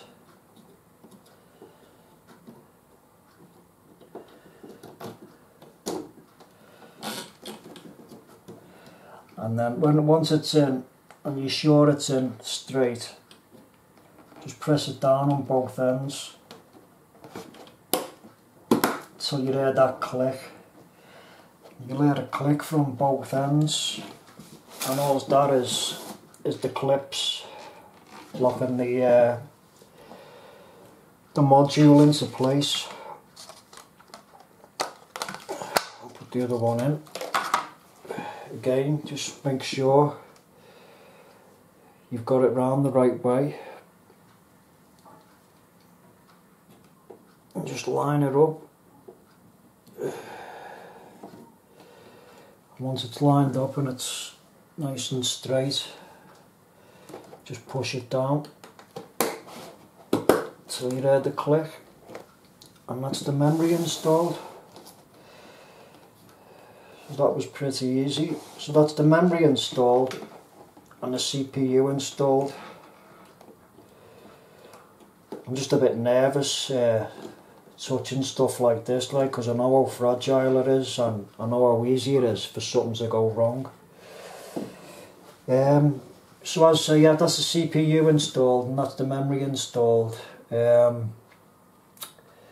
now it's going to put the motherboard inside the case. So what I'm going to do, I'm going to pause the video again, because what I need to do is put a cover over this table, because I'm going to have to lay the case on its side, and I don't want to scratch, even though it's got the plastic on the glass. I don't want to damage it or scratch the case. So I'm going to put a towel down on the table, bring the case back onto the table on its side, and then we're going to install the board into the case. Well, first I'm going to install the I/O shield, and then the board I/O shield has to go in first. And I've already, earlier on, while my camera was charging, I picked out the screws for the motherboard, because in the hardware that you get in the case, it comes with one standoff as a spare. So what I've done, I used that as a guide to show me which screws were the right screws for the motherboard, because there's about 3 or 4 different packets of small screws in that hardware box of screws that come with the case, and I just wanted to make sure that I had the right ones, so I just done like a dry run with one of the screws into the standoff, and they are the right screws. There's 9 standoffs on the board, and in that bag there's 2, 4, 6, 8, there's 10 screws, so there's 1 spare. And I do apologise if you can hear any banging in the background. What it is the lads are working on the building next door. I've had it all day from 7 o'clock this morning, every day, 7 days a week, till 5:30 of the night. It's Sunday and they work every weekend. They're just money grabbers.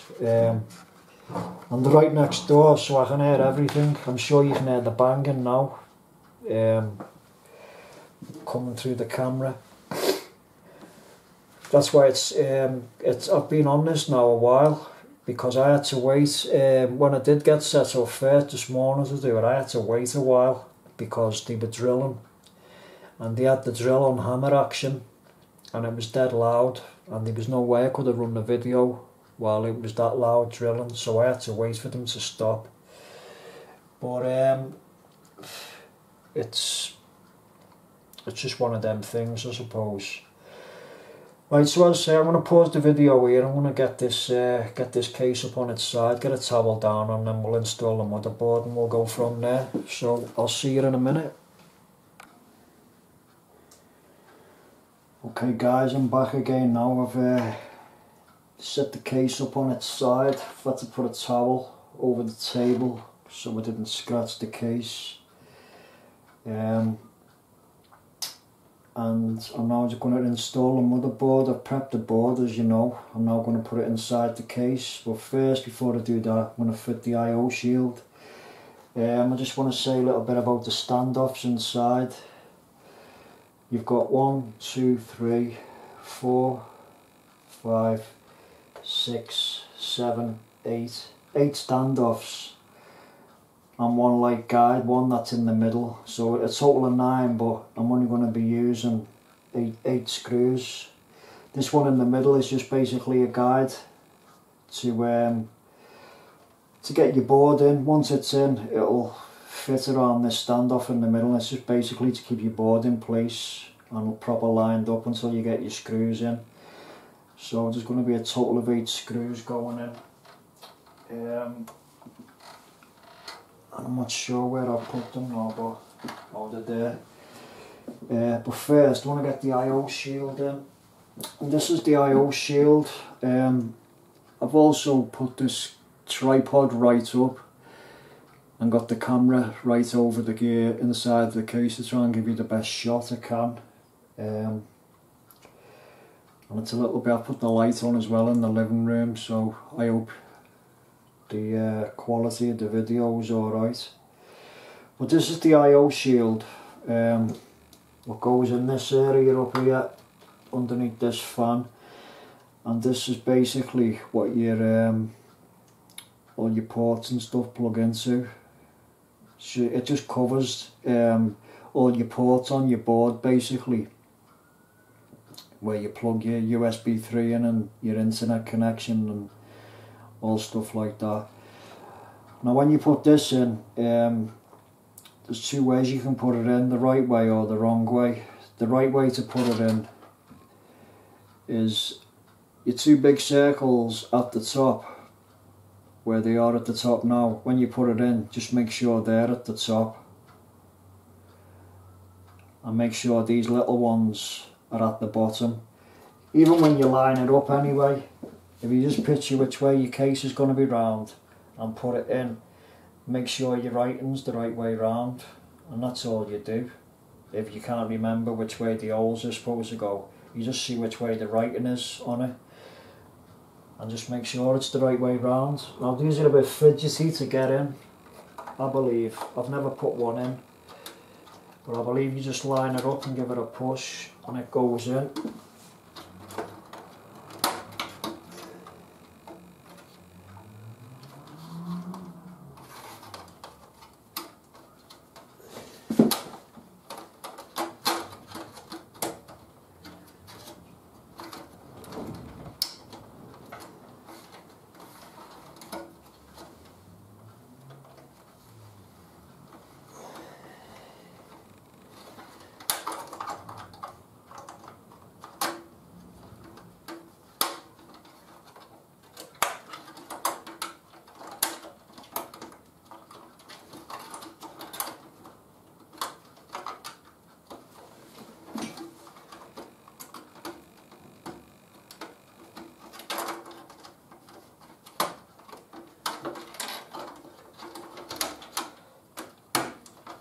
That end in.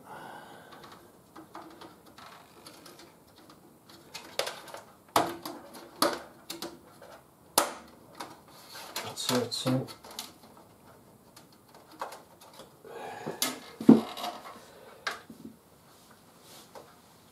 yes, it's it. So that's the I/O shield installed. Got to be careful as well when you're pressing on them, because they only are they're really thin metal, so they'll bend dead easy. So when you are pushing it in, don't push it like where the holes are. Try and push it on the corners at the bottom or at the top. Never push it in the middle, because you have got to put like a little bit of pressure on it to get it in. And if you press it in the middle where any of the holes are, where it's weak, you're just going to bend the shield. But that's in sound, and it's the right way up. So that's the I/O shield sorted. So next it's going to be the motherboard. Just get that cable out the way. So I'm just going to put this anti-static strap connected back onto the table. So it's getting in the way a bit there. Right, now the motherboard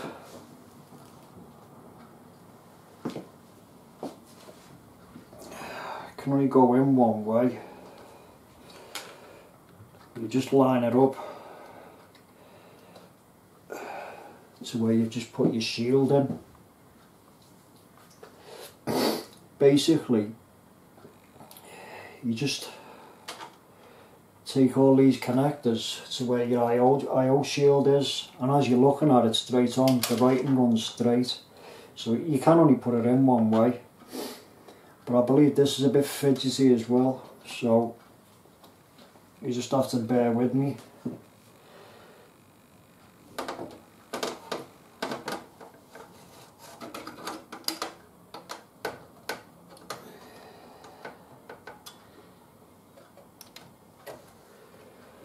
When you've got it lined up in your shield and everything's where it should be,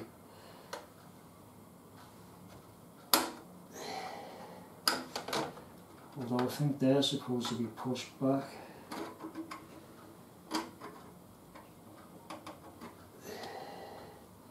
There's little covers here on the I/O shield. I think they're supposed to be bent up a little bit so you can get your port right underneath it.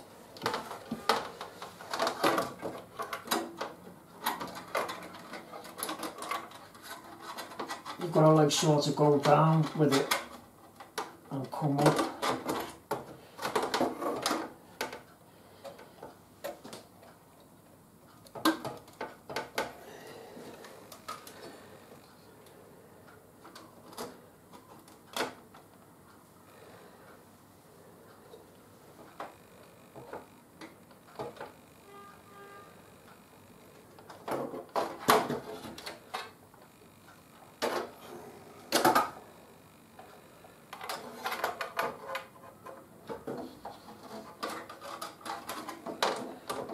I'm being careful where I'm touching it, because you've got to be careful where you're touching.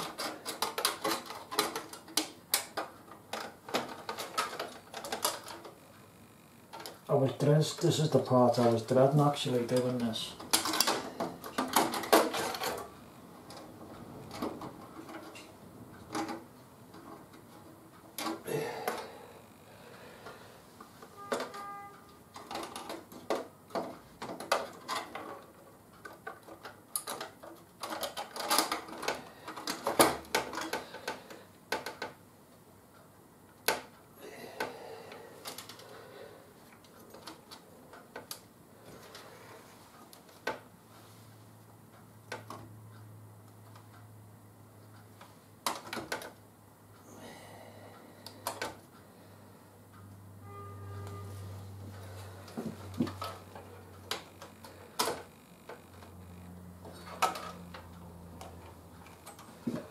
see it's in.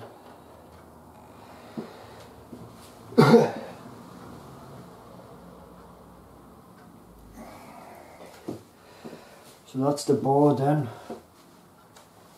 And by the looks of it, I'm not going to be 1, 2, 3, 4, 5, 6. I'm only going to be fitting 6 screws onto this board, not 8 as I thought. I think when you fit the 8 I thought this was a full ATX board, but I'm only going to be fitting 8 screws anyway. So I'm just going to pause the video there while I go and grab these screws, and then I'll come back then and screw the board in. Okay guys, I'm back again now. I've got the screws. The motherboard's in, it's lined up. The standoff guide I was telling you about earlier on, that's through this hole here. Don't know whether you're going to be able to see it from there, probably not. But as originally I thought I was going to be fitting 8 screws. But I'm only going to be fitting 6, 2 at the top, 1, 2, 3, 4, 5, no, only 5. I thought this was the biggest board you could get, but obviously I don't think it is, because you've still got these standoffs here to take a bigger board. So you must get a bigger board than that. I thought that was the biggest board you could get. Anyway, so I'm going to fit the screws now. Motherboard's all in and all lined up. So it's just 1, 2, 3, 4, 5 screws. I can't see any more on it anyway. And they're all perfectly lined up. Yeah. They have to be anyway, because if that standoff guide's in the middle, in the hole where it's supposed to be, you know it's lined up.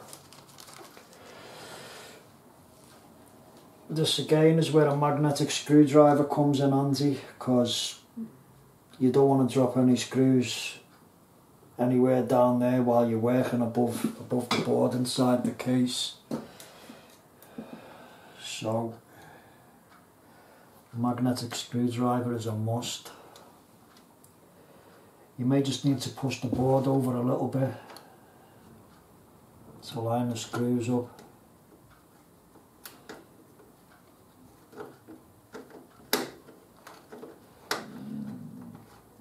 And again here, don't force these screws and just put them in hand tight till you get all of them in, and then once you get all of them in, then you can just go round and tighten each one with a little turn. You go too much on them, you're just going to end up cracking that board and doing some serious damage to it. And again, try and work at separate ends, top to bottom, corner to corner, stuff like that. Just even the pressure out a bit when you're screwing the screws in.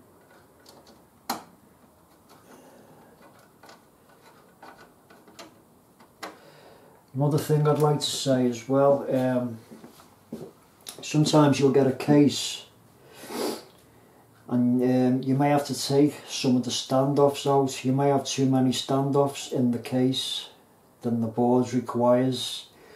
So you want to always count exactly how many holes you've got in your board. Line it up and count exactly how many standoffs you're going to need and which standoffs you're going to need. Because another thing you don't want is, as you put your board in, if you've left the standoff in that doesn't require to be in there, you screw your board down and that standoff is hitting the bottom of your board. That could end up frying your board as well. So just make sure that you count the exact amount of holes in your board and you've got the exact amount of standoffs in your case, and you'll be fine. just basically so the board can sit properly and you don't fry it.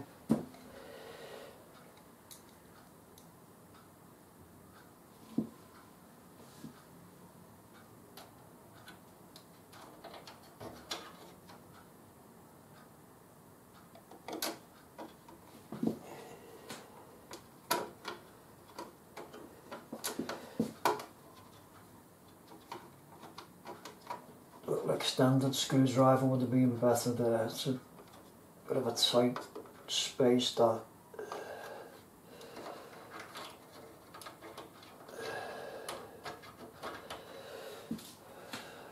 So that's 1, 2, 3.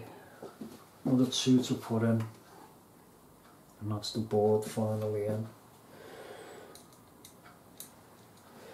And then we'll go around and just give each one a little turn.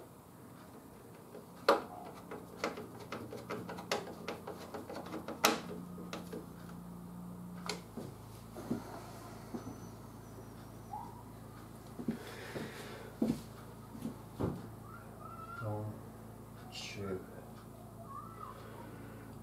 3, 4.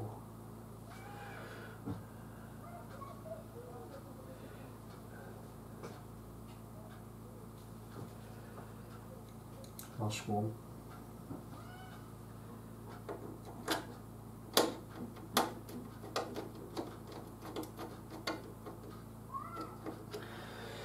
And that's it, that's the board in. I've got 1, 2,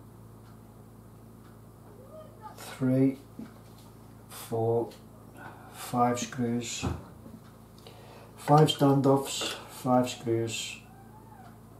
I'll just go around and give each one just a little turn, not too much, just to make the screws a little bit tight and the board nice and secure. Because when you get the graphics card and stuff on there, it's going to end up getting a bit more weight on the board then. I'm glad that part's over. I was dreading that part, lining it up with the IO shield, but it was a bit fiddly to begin with, but it turned out to be okay, not that bad. So now that's it. We've done the power supply, we've done the 2 Western Digitals, we've done the 2 SSDs, we've done the 2 optical drives and the card reader. We've installed the CPU on the board, installed the memory on the board, and now we've just installed the IO shield and the board inside the case. So that is everything up to now done. Next, it's going to be, I'm just wondering what to do next. I think it's going to be the H100i. What I'm going to do first, I'm going to put the case down on the floor, and I'm going to, because I'm doing a push-pull configuration, I'm going to need about 3 pairs of hands to do this. So what I'm going to do first, I'm going to put 2 fans on the radiator first, get 2 fans fitted, the ones on the inside nearest the board. And then what I'm going to do, I'm going to get the 2 fans that are going up on the roof part, nearest to the roof of the case, get them so far screwed in, and then I can just offer the radiator and the fans up to the other 2 fans and screw the lot in, because it's going to be a bit awkward just having 2 hands to do it all. So this is going to be a bit of a pain in the arse, I think, but I'll sort it out. So again, I'm going to pause the video there. I'm going to put the case down and get this this H100i sorted out. I'll go through the parts and get the AMD bits out, what I'm going to need, and the screws, and we'll go from there. Going to use the 4 Corsair AF 120mm fans.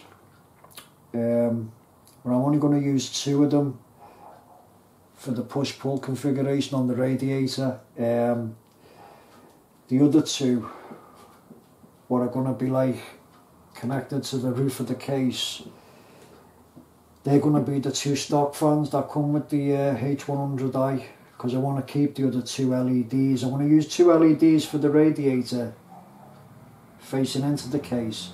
I'm going to put an LED here, and I'm also going to put an LED down here when I take this drive bay out. So I'm going to use the 2 stock fans that came with the H100i to be connected to the roof space, because even if I use the LED ones there, you're not going to see much of them lit up, so I'll just use them for that.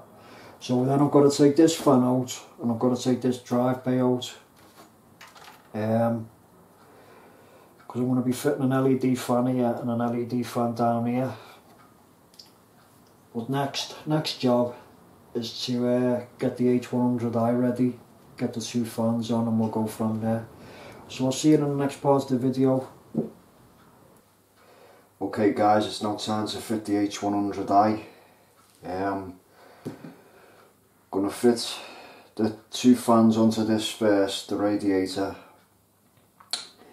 and then I'm gonna fit the other 2 fans onto the case, and then off of the radiator up to the 2 fans that are on the case, because it's going to be a bit awkward with only having 1 pair of fans. So we'll take a look at what's in this H100i first.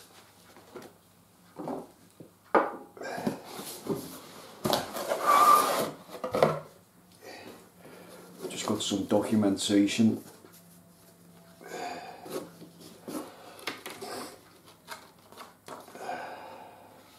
Shows you everything you get in the kit, and which is the parts for AMD and which is the parts for Intel, which is the right standoffs to use if you use an Intel. So I might need to look at that in a bit.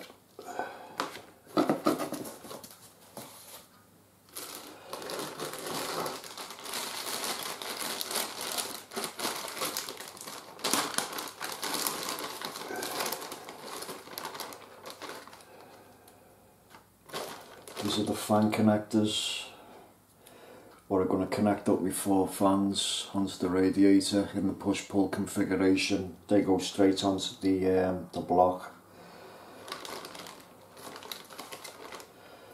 This is the USB cable. That's for the Corsair link, to control all the software when you have the software installed.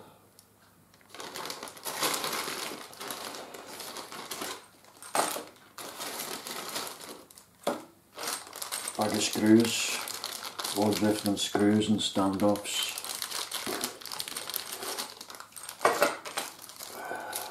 Fan screws,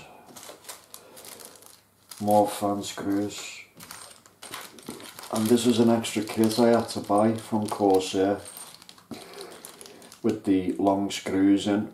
I only needed the long screws, but they give you 8 long screws, 8 small screws and 8 washers. I had to buy that as an extra because you only get 8 long screws in the kit inside this H100i, and I need 16 because I'm doing the push-pull. It's going to take 16 screws of the long ones, so I'll leave them out and them out. Don't need them,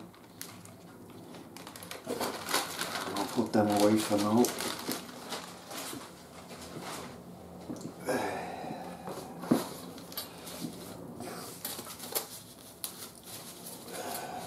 These are your brackets. These what go over your water block to connect the block over the CPU. That's Intel one. Won't be using that.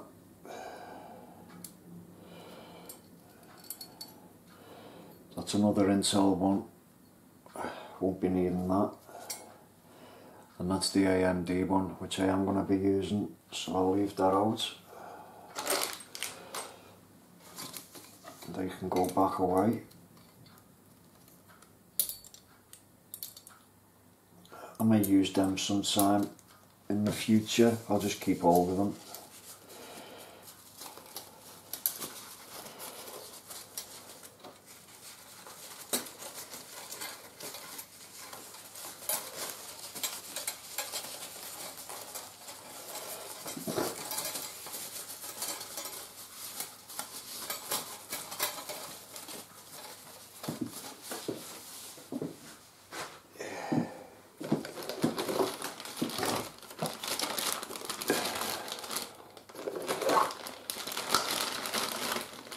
Two Corsair 120mm fans.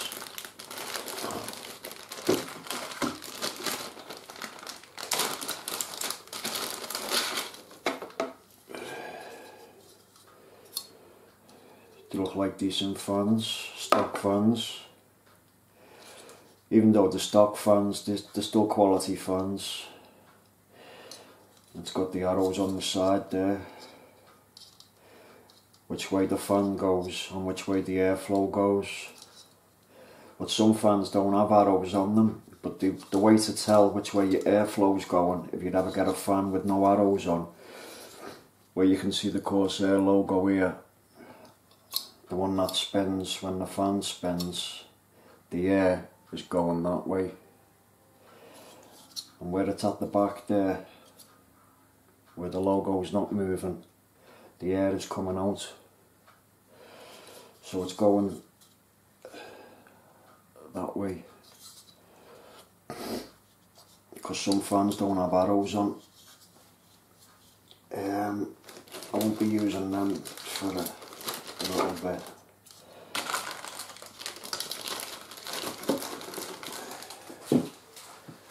So put them to the side.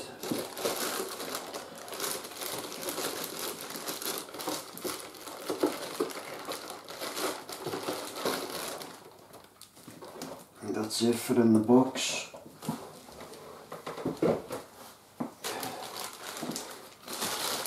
This is the radiator.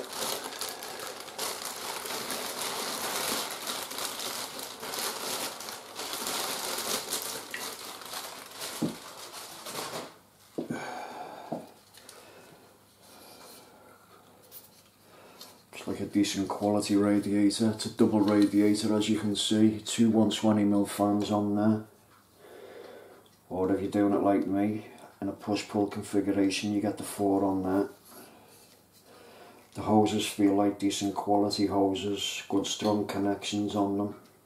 They're flexy, so you can bend them, but you still want to be careful bending them, especially at this end where they're connected to the block, because they may have a tendency to snap or break off, and then whatever's in there will leak everywhere. I heard this story one time. Someone bought one of these H100Is. It was a reconditioned model, and when he took it out the box to fit it, it leaked, and inside the packaging was just soaking wet. So you had to send it back for a replacement. This is the block with the plastic cover on it. It's got the thermal paste on it. You want to leave that on until the last minute, till you're actually fitting the block over the CPU, so you don't contaminate it. And this is the SATA cable to power it, and also it has a 3-pin fan header there, which I think is for your RPM, to register your RPM of your fans, to control them. Because when all this is connected up, you then install the software, the Corsair Link software, and that controls all your fans. And I think it controls a lot more as well, not just your fans. But I haven't looked into that yet, but I am going to be installing that Corsair Link software. And on the block there, where it's got the Corsair logo, when that's all fitted and powered up, that Corsair logo lights up all different colours. You can have it going through a selection of different colours, or you can have it just on the one colour, whatever colour theme you're having inside your case. There'll probably be a colour that'll light up to match. I have seen it on, and it does look cool inside the case. So that's the H100 and what you get in the box. So first off, I'm going to fit 2 fans to one side of it. So I'll just leave that there for now.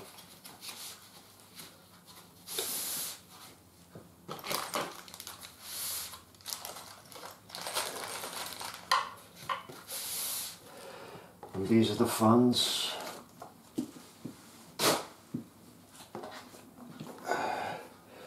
The Corsair AF120 blue LED quiet edition fans. As you can see, I've got 4 of these. I found out after I bought them that if you want better airflow, you should really get the static pressure ones, the SP fans, but I didn't know that. These are still quality fans, they're still going to do the business, and they're the quiet edition as well, so I believe the proper quiet. I've seen a couple of videos on these fans, people running them, and they did measure the decibels, and they were pretty quiet. But as a total, I'm going to be having 4, 6, 7, 8, 9. There's going to be a total of 12 fans running in this build. There's going to be 4 on the radiator. 1 as an exhaust on the back. 1 on the bottom as an exhaust. As an intake. That's 6. 2 140s on the front of the case. That's 8. The fan on the power supply. That's 9. And there's also 3 fans on my graphic card, so that's a total of 12 fans. So I decided to get the quiet edition ones to try and quieten it down as much as I can, so I don't know how loud it's going to be when all them fans are running. I don't think they'll be running constantly all the time together. The fan on the rear power supply only comes on when it needs to, so that won't be running constantly. Hopefully it'll be pretty quiet anyway. I won't know till it's all done.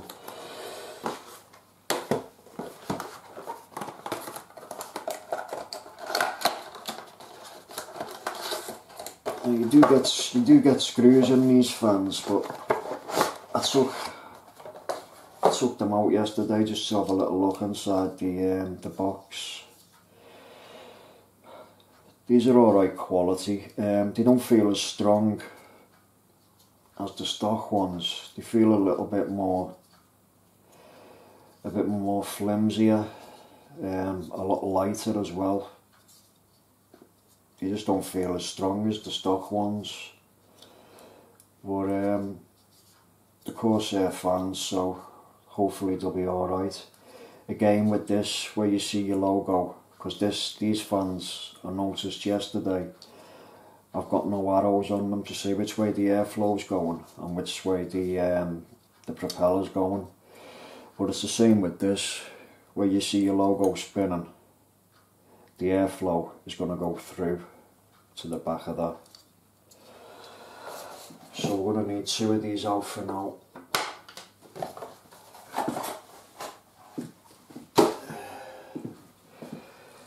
Right, so we'll fit the first one. We're going to need 4 long screws.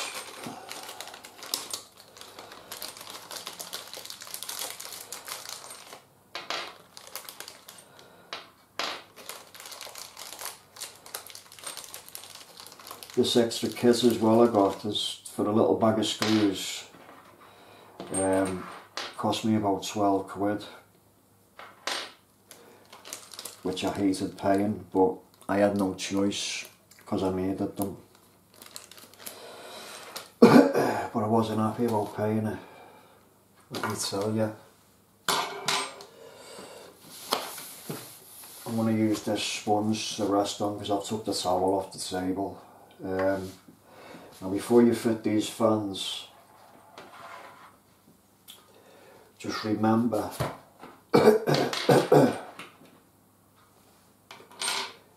think about your cable management, where you want your cables to go. Now this radiator is going in the roof space, so really I want the cables to run in the middle here, down.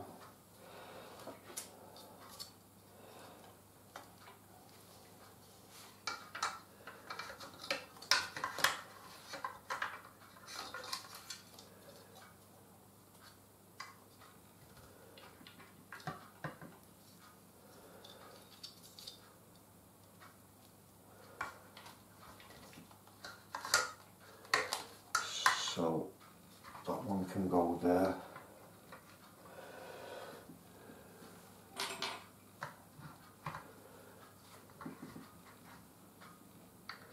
Just line your holes up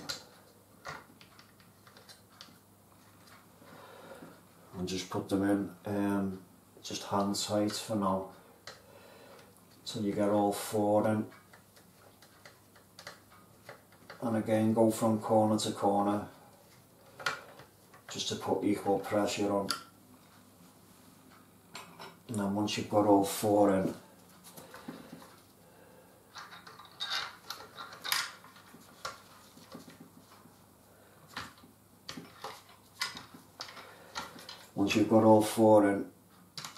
you can just go around and tighten each one up individually.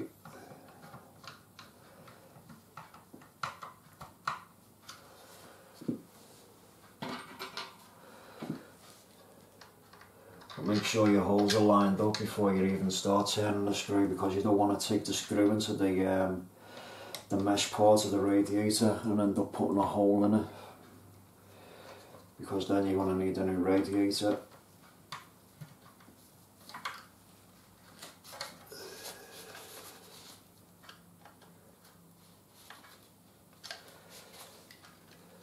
One more.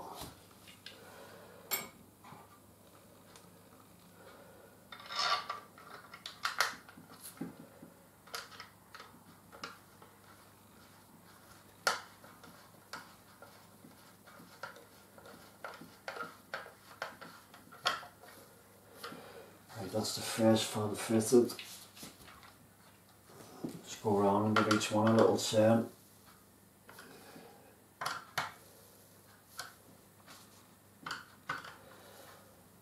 Not too tight, because remember what you're turning the screw into on the fan is only plastic. You don't want to crack it or split it.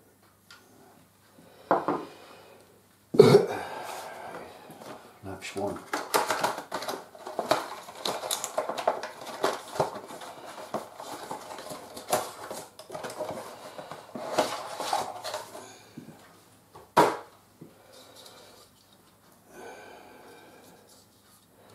Again, just look where your logo is and where you want your wiring.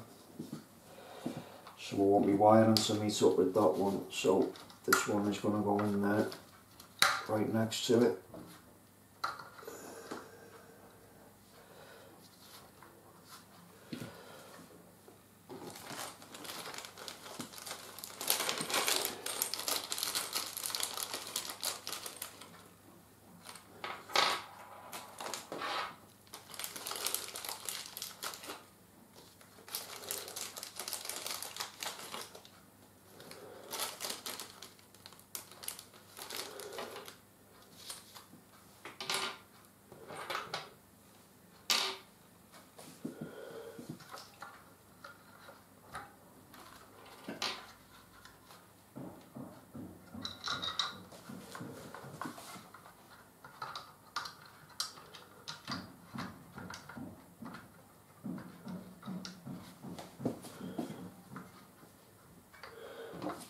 Just line it up and put it in.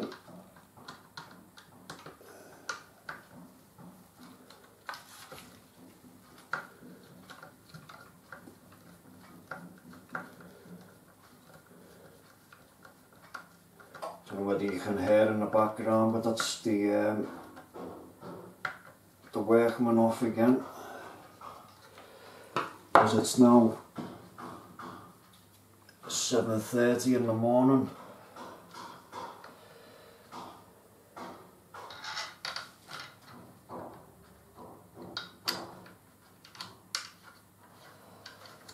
I had to stop last night to charge my camera again, and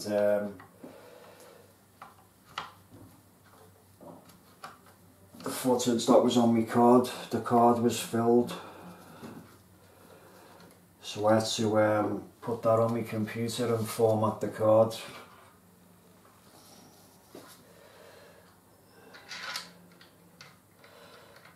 So I'm now into day 2 of doing this.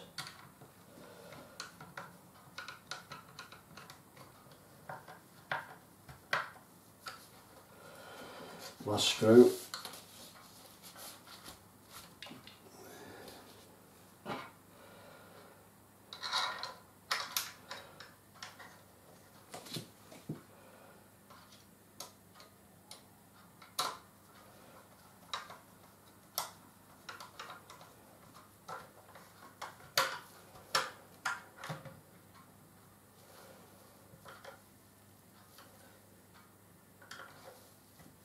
Give everyone a little turn.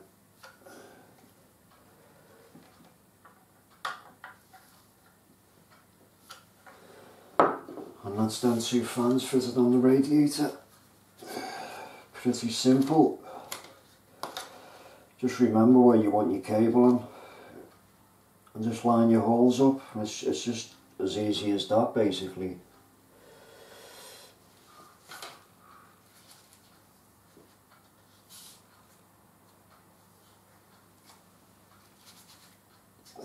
That's okay. So I'm just going to put this to the side because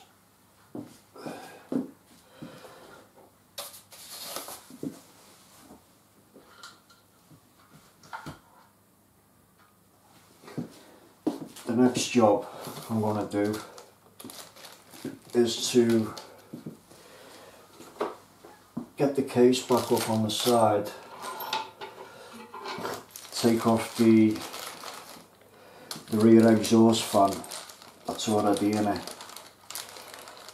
to put one of these LED ones there, and also take out the drive bay out the bottom to put one of them LED fans there as well. So I'm going to do that now. So I'm just going to put a cover over this table so I don't mark the case.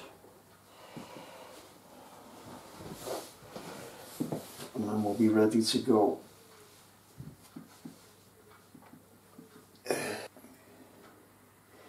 Okay guys, as you can see, I've put the case up on the side on the table and I took the door off it.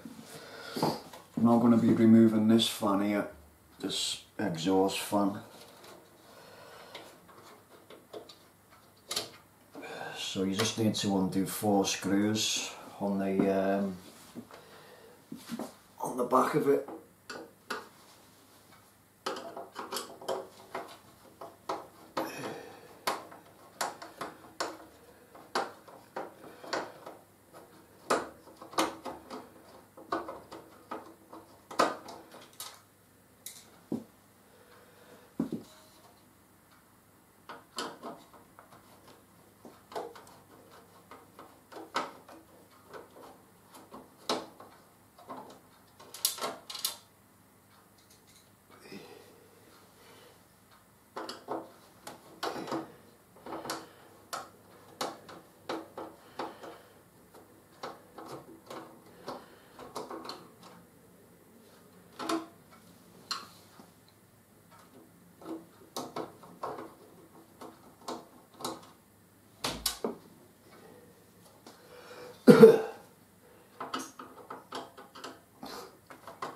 Just keep hold of the fan when you're taking the last one out. You don't want that fan to drop on that board.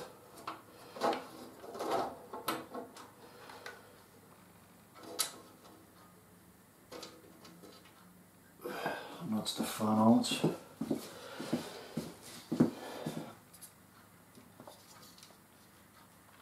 These ones look similar to the stock ones you get in the cooler.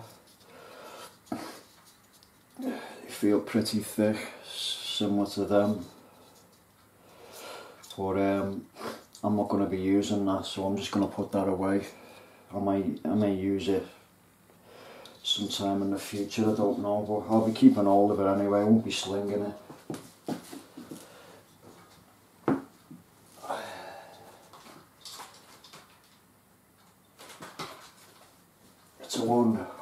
140 mil fan that.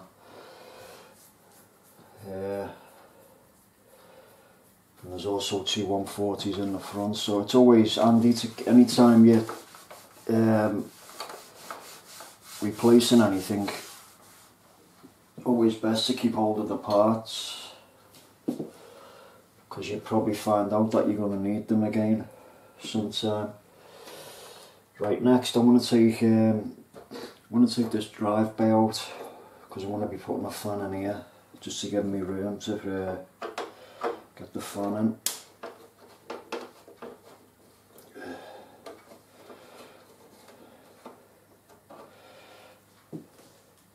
You can mix and match these drive bays as well in this case. I mean, I could put this drive bay here above the one that the drives are in now, but I have nothing to put in it, so just to give better airflow from them two 140s on the front, I'm just going to leave it out the case, because I want to get as much airflow as I can coming in through the front. So if you know you're not putting no drives in it, there's no point having it in the case. Plus it reduces the weight anyway, because this case is starting to get heavy now. And that's the drive bay out. And just keep hold of this. If you got this case and you're doing the same as I am, just keep hold of the drive bay, because you may need it in the future, you don't know. Just put it back in the box.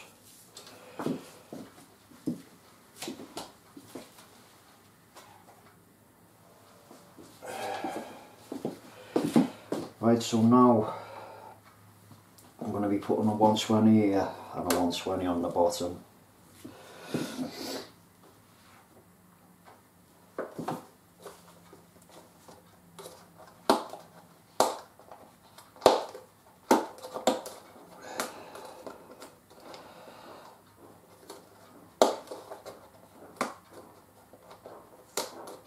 We'll only need the short screws for these.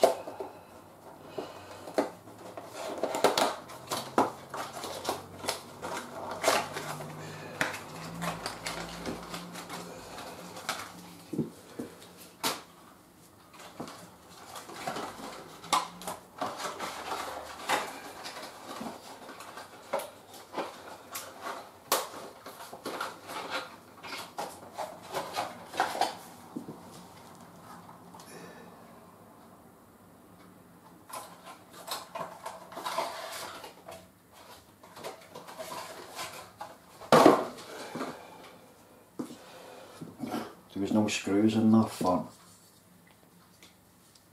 and it was a sealed fan as well. I hadn't opened it.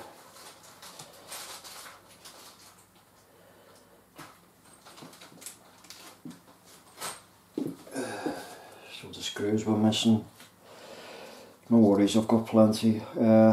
Again with this, think about where your cable's going to be going.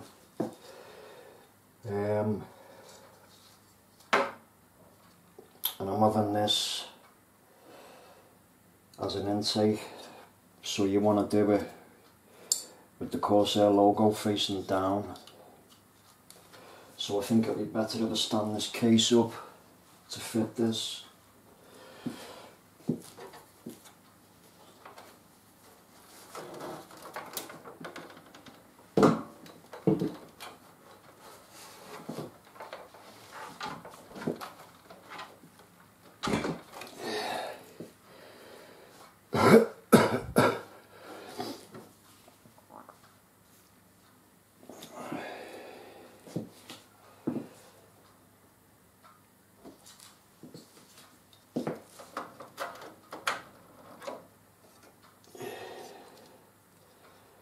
So the cable, I maybe want to go out that grommet with it through here.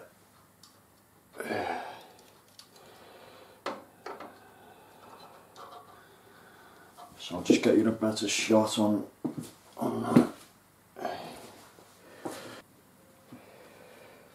Okay guys, I'm just going to fit this bottom fan into the bottom of the case where I took the drive bay out. Now it's going to be going as an intake, bringing cool air into the case. So I have it with the Corsair logo facing down, and it's going to bring the cool air from outside into the case. And think about where you want to put your cable in for your cable management at the ends. So think about where you want to put the fan before you screw it in to hide the cable the best way. Now I've got a grommet down here right next to the power supply. I think that's the best place for it, so I want to position it there.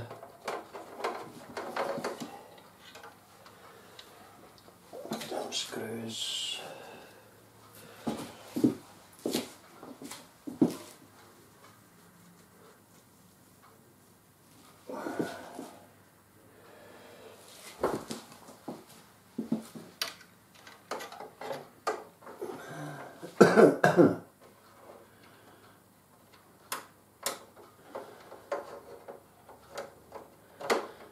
Okay, and just line your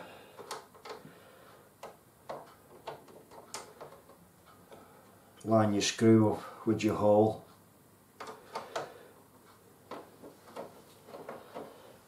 Just make sure it's all lined up.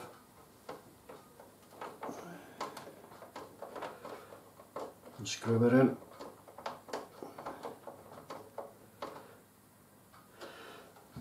Just put it on hand tight for now, till you get all four in.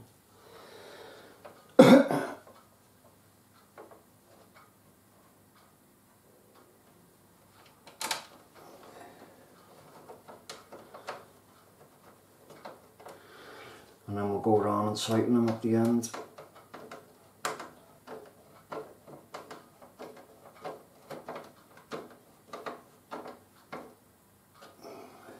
Corner to corner.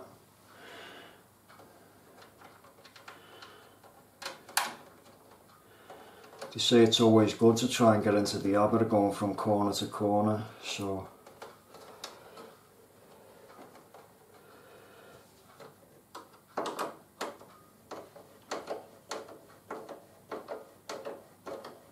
it's the first build I've done this, so I've been remembering, because I know sometimes it's easy to forget and you just want to get the screws in. Last one.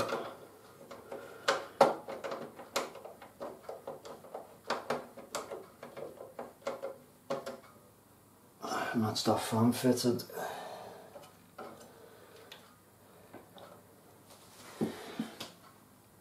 And just go around and give each one a turn.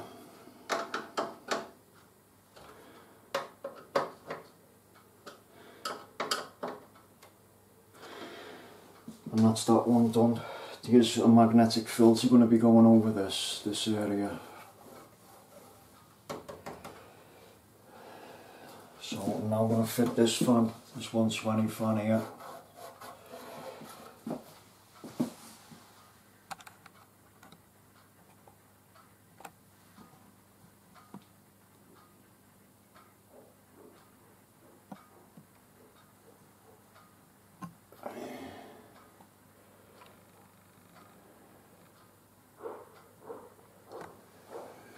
Give it a better shot.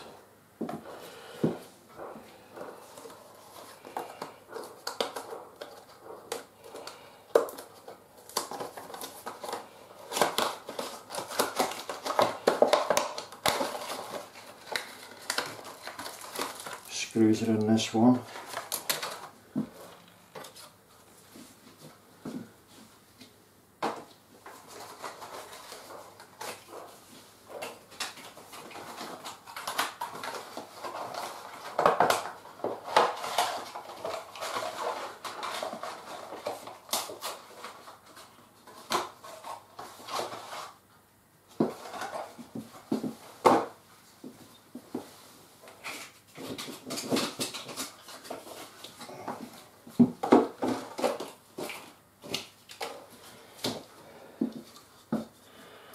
Right, now again, just remember where you're going to be wanting your cable in. And this one is going to be an exhaust. So this one is the Corsair logo inside the case, so you can see it, and it's going to be blowing the hot fumes, or hot air I should say, out the case, taking the hot air away from the CPU and the memory.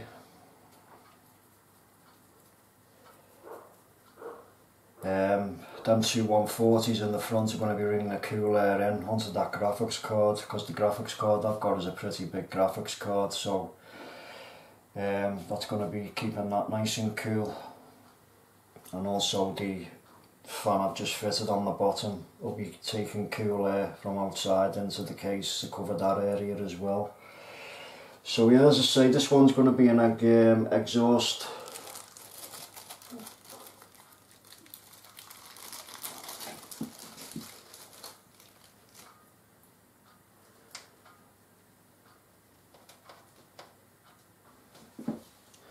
So remember where you want your cabling,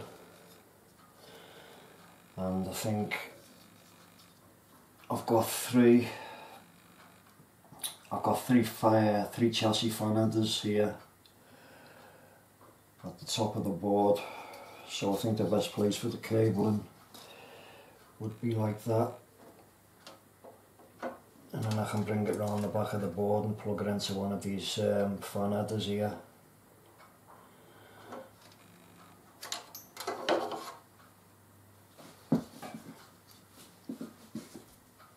Just going to move this case a little bit forward.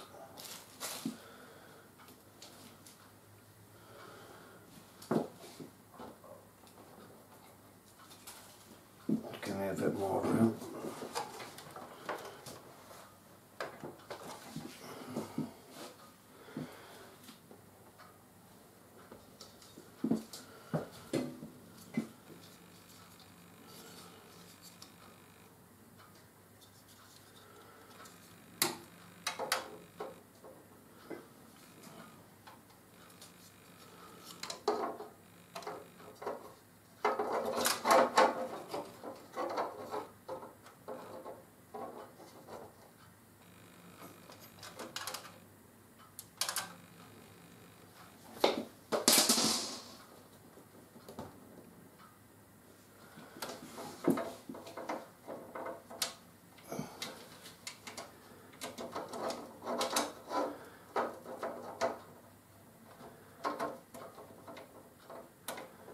Okay, and just line your holes up, get your first one in.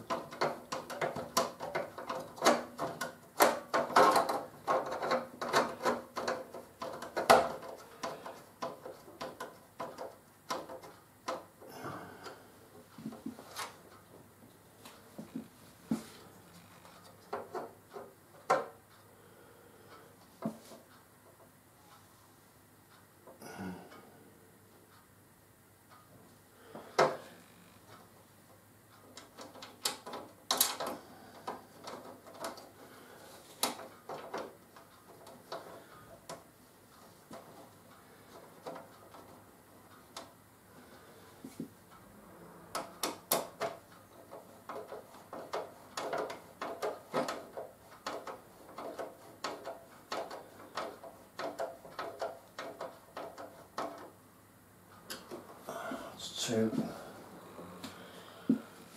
Let's drop one on the floor.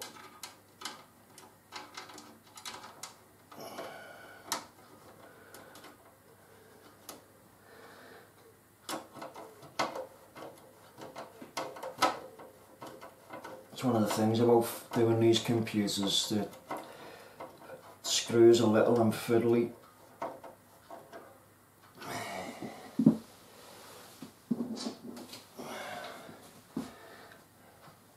Last one.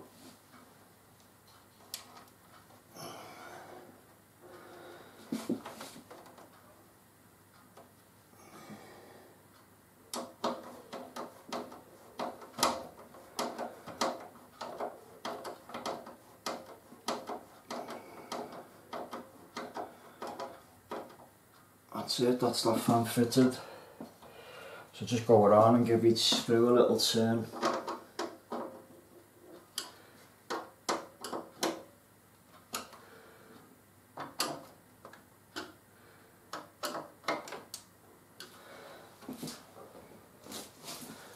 That's the rear exhaust fan installed.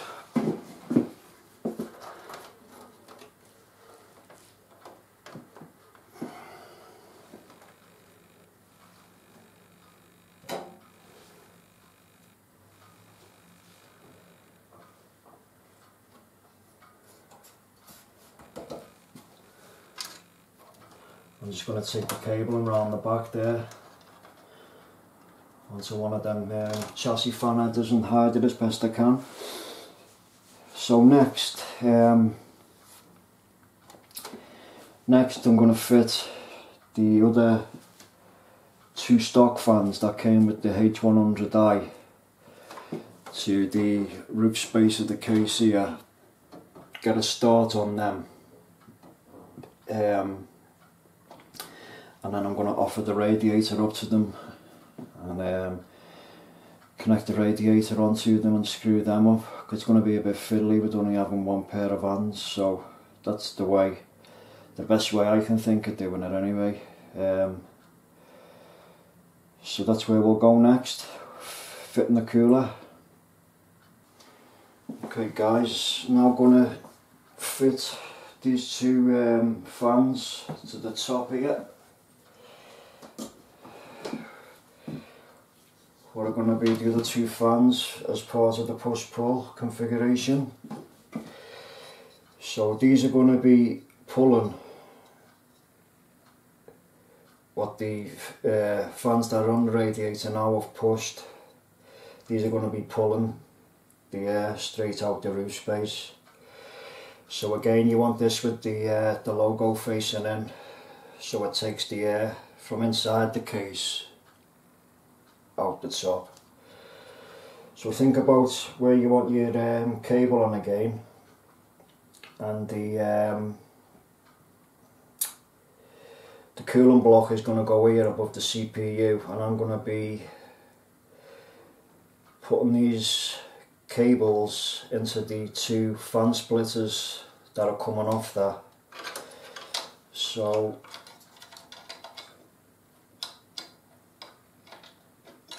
just let me think which way would be better. Maybe that way.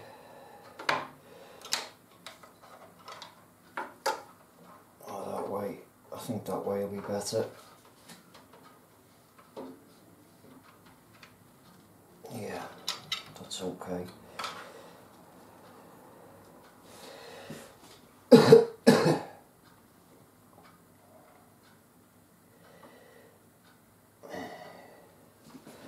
So again, just line your screw up. I'm just going to be, this is going to be fiddly.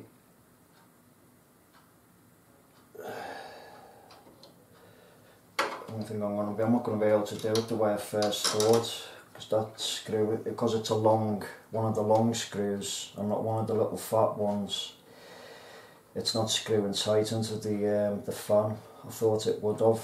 So let's see.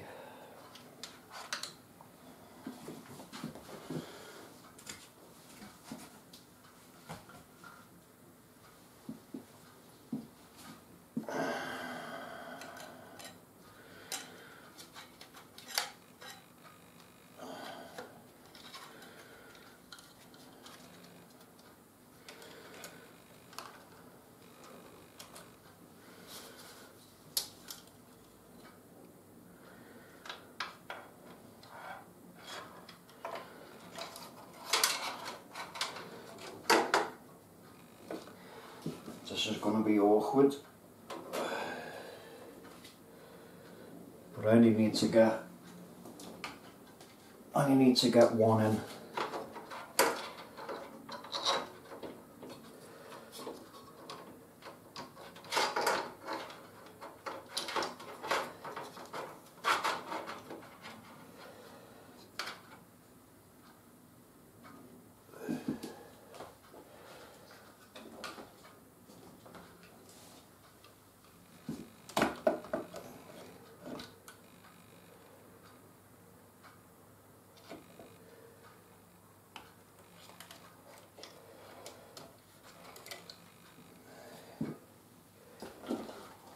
Need about 3 hands to do this.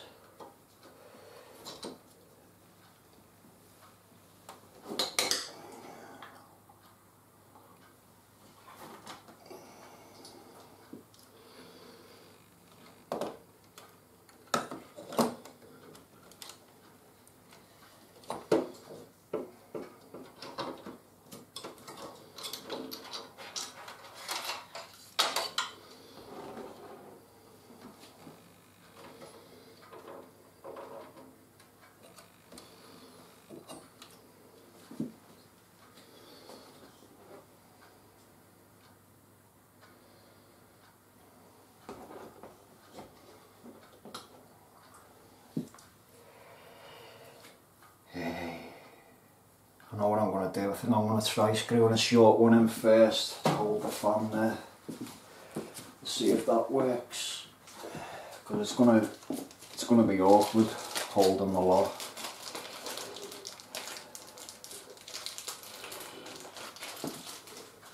So I'm just going to try this method first.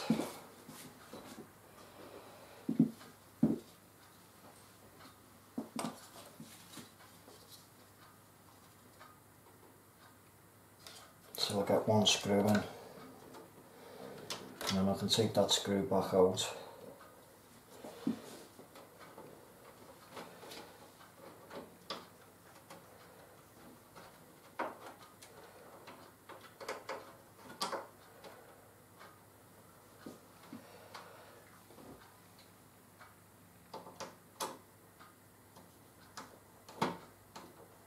Just want it in enough to hold it.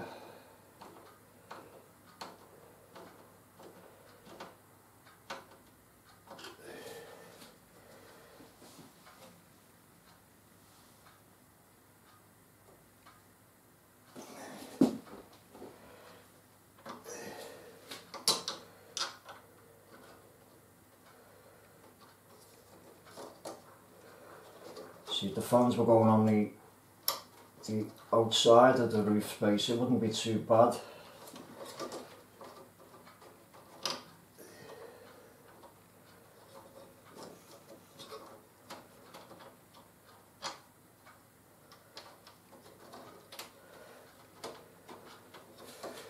Because I could keep holding them from outside here. Because all 4 fans are going inside, it makes it a lot more harder. And also you've got to be very careful with this block.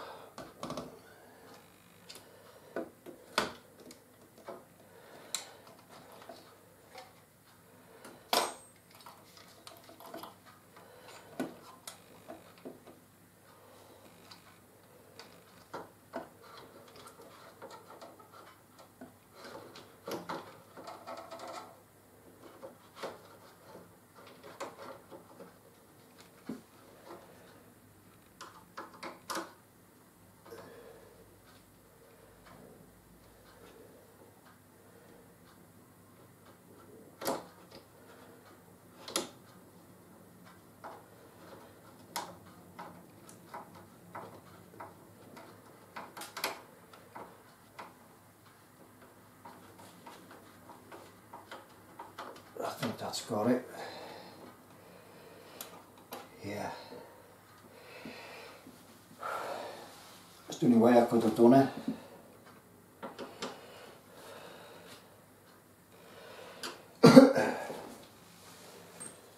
So now it's just a case of lining.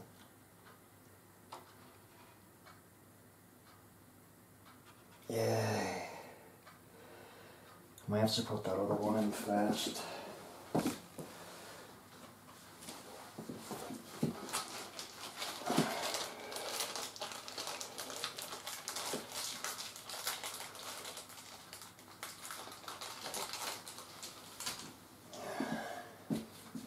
If I can get it in.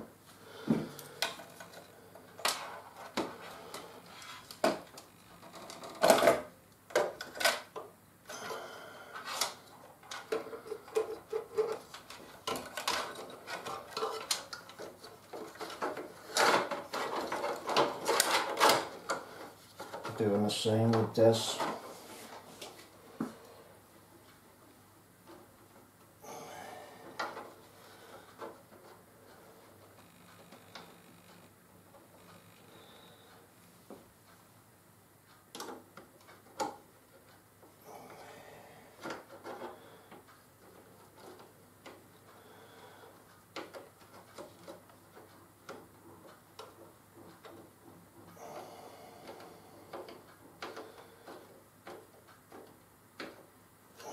That's it, that's got it.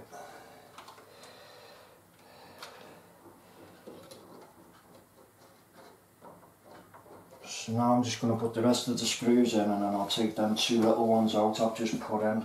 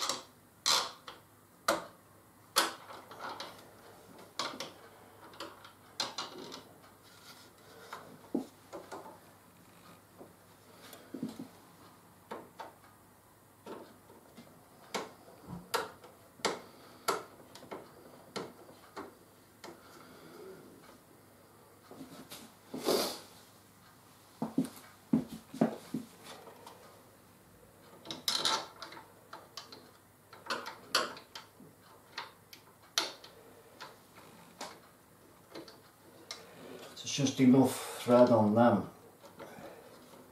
for it to catch.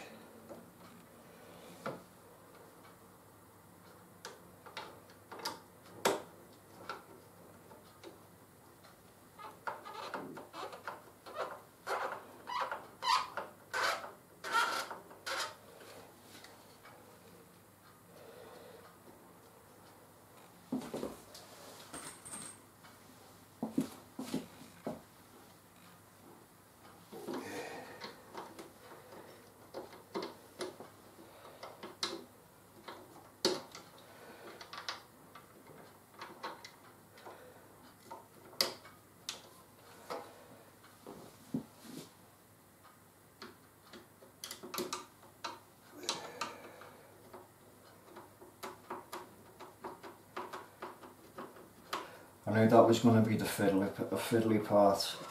You need about 3 pair of hands to do it. That's held that now.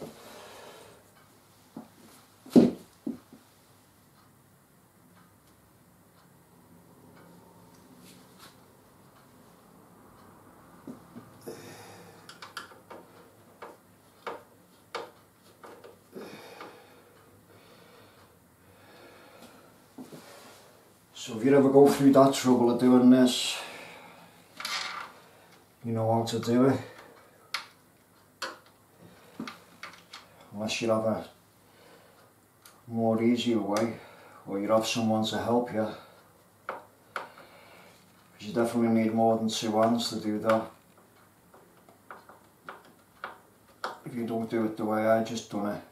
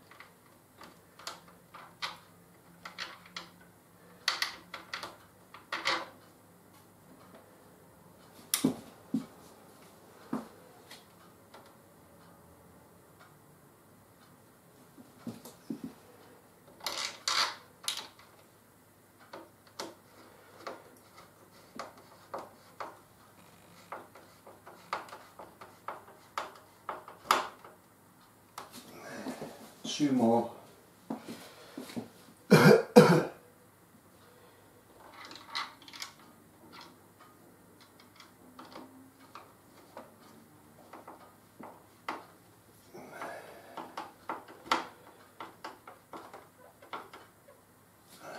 Last one.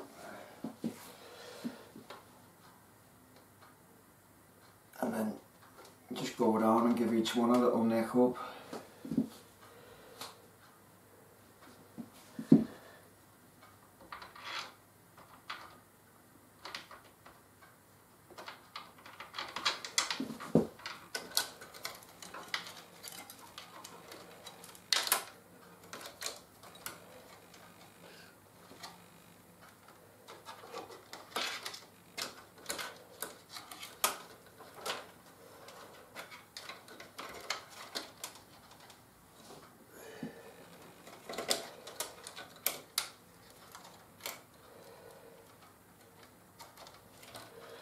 One, two, three, four.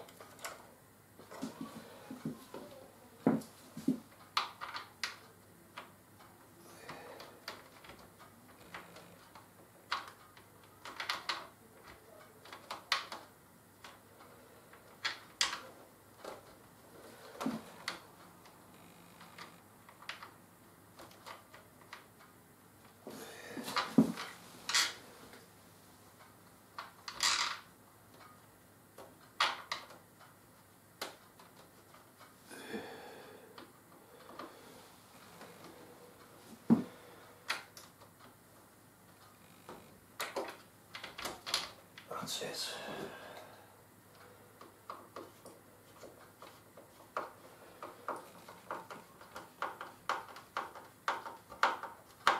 And that's all 8 screws in. I'm glad that's over. Just go around and give each one a little tighten up because these screws do only just about catch.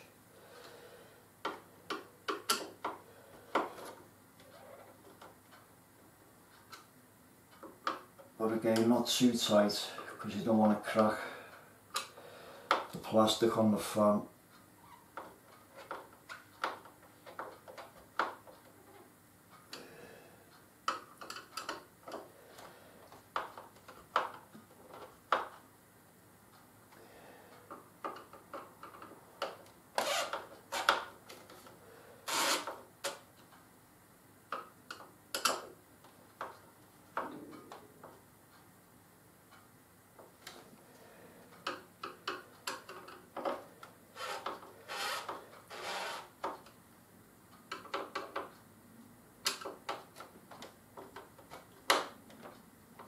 And that's it, that's done.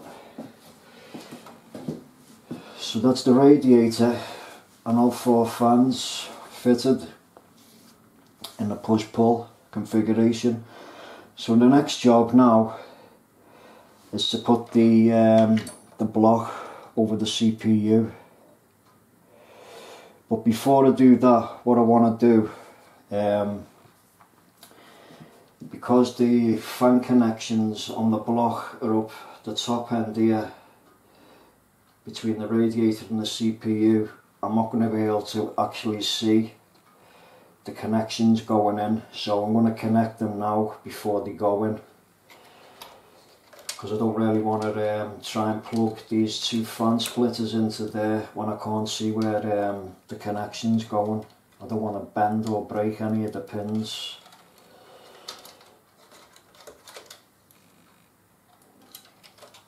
So I think it's just safer getting them in first.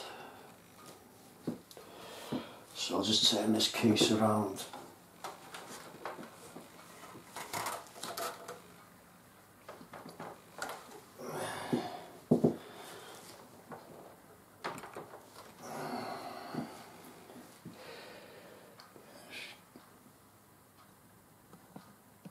Get a better shot on that.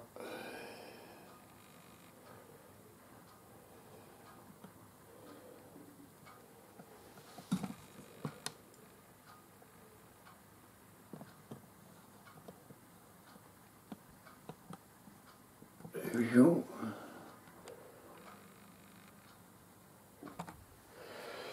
Right, now this block has got to go like that.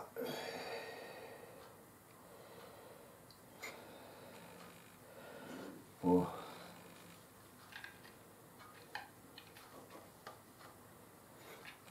there's two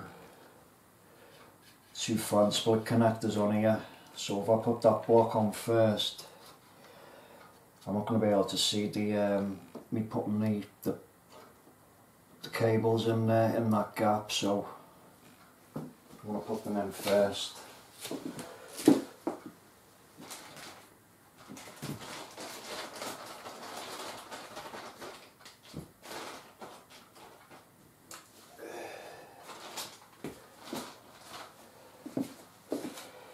And these are the cables, the two splitter cables to control them 4 fans.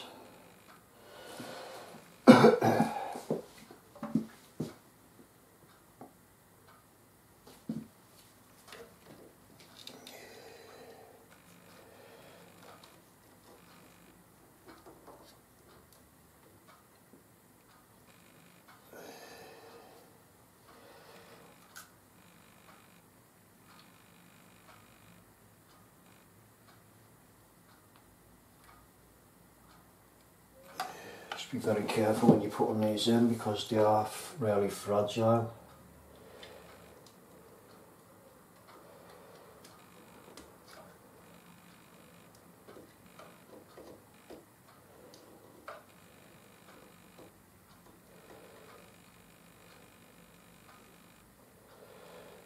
I'd have had problems putting them in, not seeing what I was doing.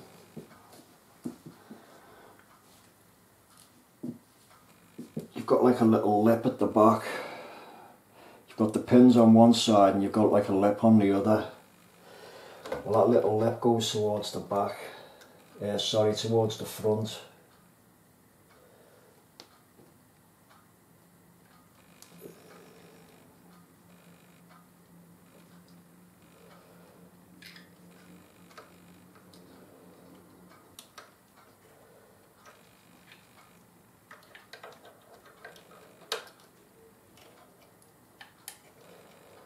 That's 2 in. Be very careful putting these in.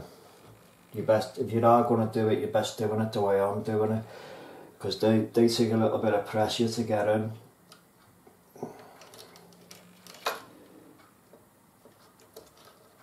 Just make sure they're pushed straight in, and that's it for them.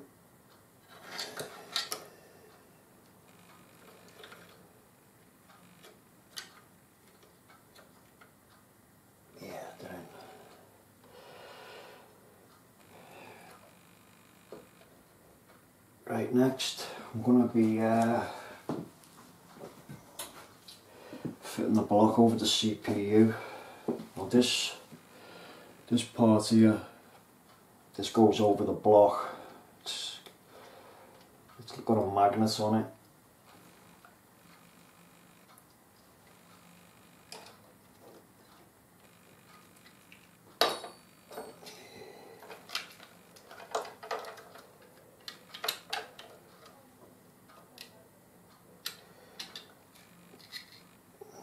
Should have put that on first.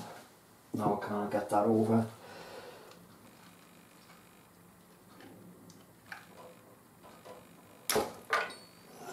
So remember that.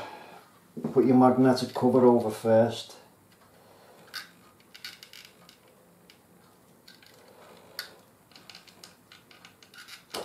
Before you put them on.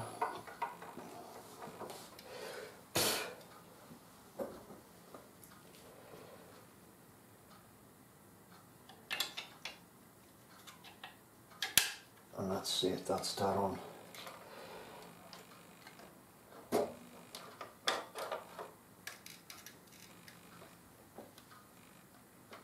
And that just locks over the CPU, that's right. Yeah, so if you're all going to put them cables on first before you can connect the block up, just remember to put your magnetic cover on first. Or you'll make the mistake like I just have and have to take them back off again.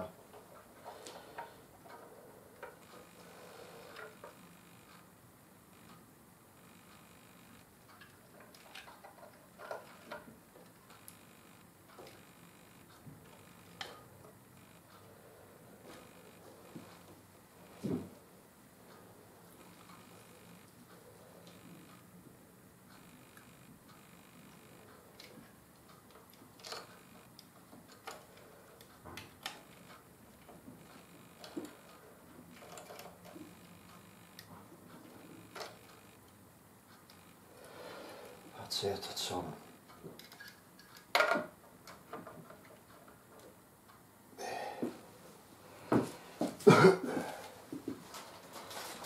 Right, now we want to put the block over the CPU.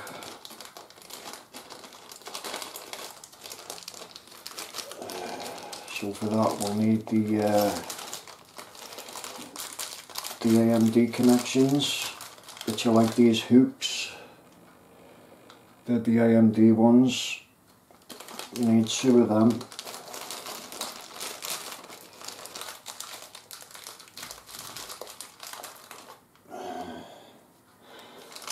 And also the standoffs, the big standoffs.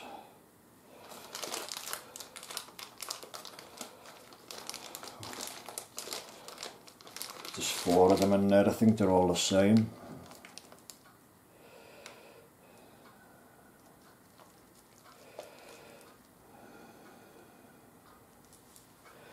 Just check, just to make sure.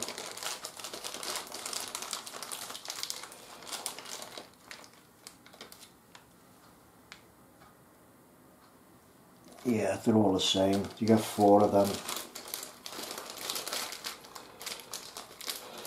Just wondering why they give you 4 and not 2.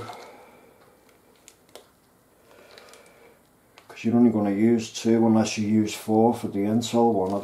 I don't think you do. Well, yeah, you do, yeah. So that's why. That's the reason why. Now all you do with these is just screw them on. Put them through this first. And these little catches where the hole is are going to catch onto the plastic lips on either side of the CPU. So you have these on the bottom.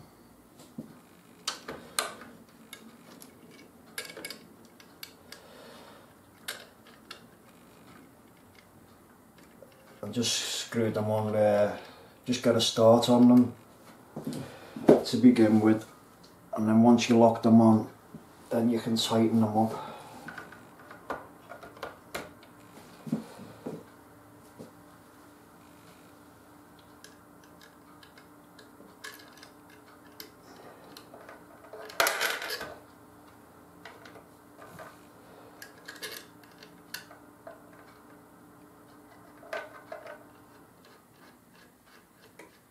Just a little start.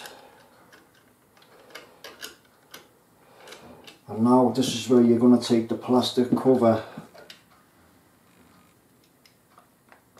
off your block, where your thermal paste is. Take that off. Just be careful not to touch it.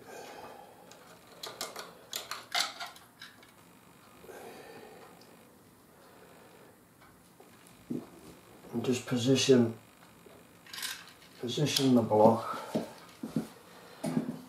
Guide the catch under.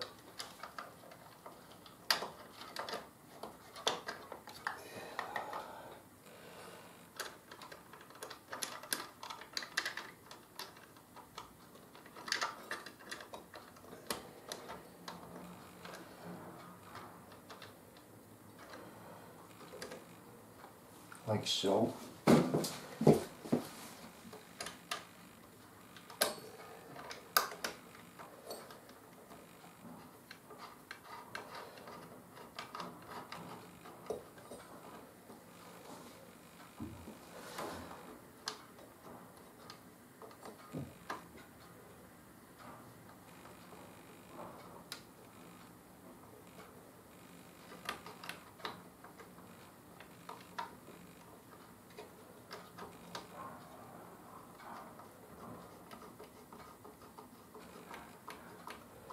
And just put the even amount of pressure down on each side.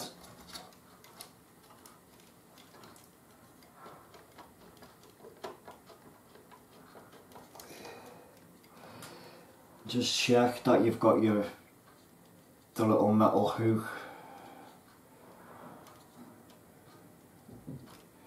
right under so it locks onto it.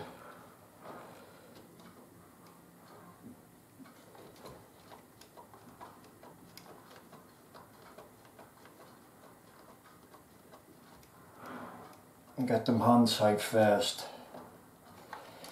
and then you can nick them up with a screwdriver.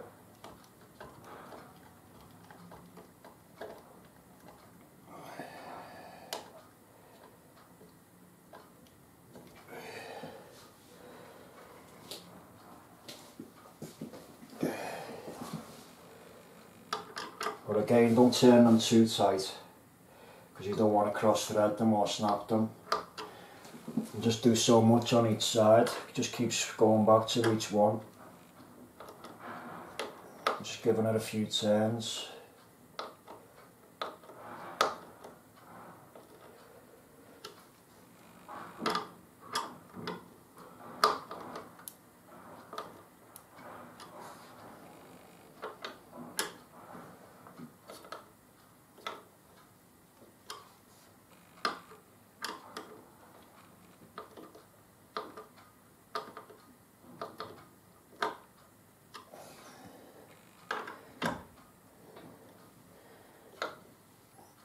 To get a nice closed fit on the thermal paste with the CPU.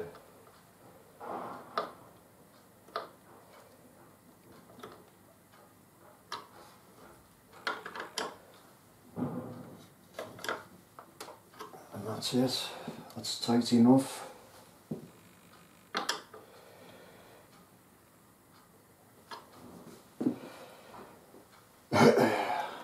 And that's the block fitted, which I'm glad is out the way.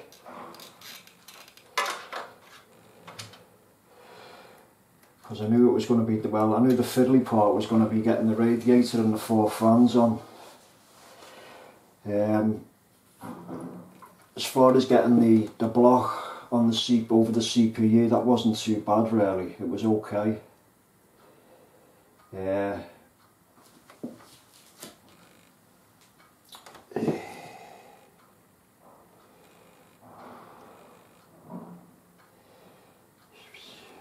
Really, I'd like them 2 hoses to be on this side, but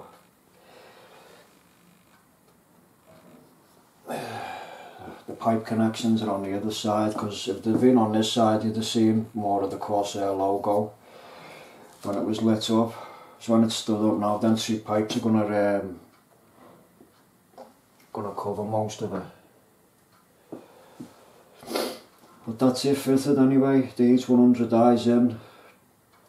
4 fans are on, exhaust fans on, and the bottom fans in, so that's all the fans done. The next job is going to be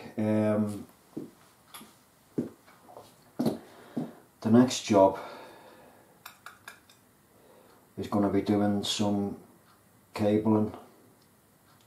I'm going to connect up the 4 fans on the radiator, the rear fan, the bottom fan, 2 front fans, and then I'm going to connect up the optical drives and the card reader. Get that cabling out the way, and then it'll be installing the graphics card and the wireless card. I'll leave them till the last. So now I'll get set up to start the cabling. So I'm going to pause the video there and get rid of some of this rubbish out the way, and then I'll be back and we'll go through the cabling, get these fans connected up. So I'll see you in a minute. Right everyone, where I'm up to now is time to connect these fans up. All I've done off camera is connected the USB to the side of the water block. So that's all I've done off camera after I fitted the block. So now it's time to connect the fans up. So first I'm going to connect the 4 fans up that are on the push-pull with the radiator, and them 4 fans are going to get connected up to these two split headers coming off the Corsair block. I'm just going to connect them up to begin with, and I'm going to cable manage them another time. Right people, I'm back now. It's now time to, I'm going to connect the fans up. All I've done before, when I had the camera off, was connected the USB. There's a USB connection that needs to be connected onto the side of the block, so I just connected that to get it out the way. So that's all I've done. So now I'm going to connect the fans up. I'm going to use these 4 splitters that are in 2 cables coming off the top of the block. I'm going to use these 4 to connect these 4 fans first. Then I'm going to do the exhaust fan, and then I'm going to do the fan that's on the bottom of the case, what you can't see. So I'm going to get these radiator ones connected first.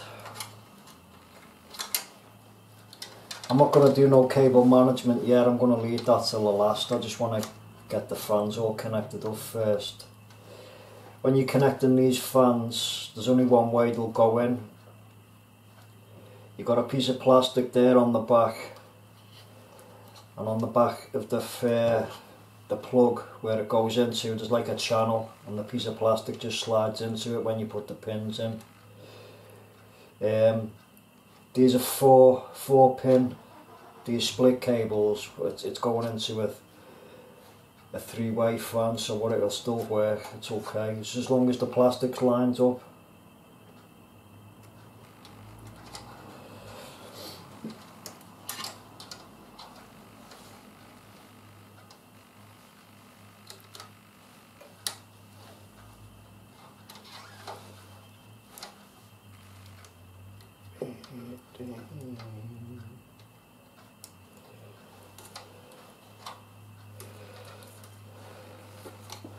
It's a good idea that actually, that them 2 Y-splitting fan cables, because it saves me finding all the headers on the board, because with being so many fans in this build, I'd have probably had to have got a couple of Molex to 3-way fan splitters, so I can run 3 fans off the one Molex connection. I have got one there already, just in case I need it, but I mightn't need it yet.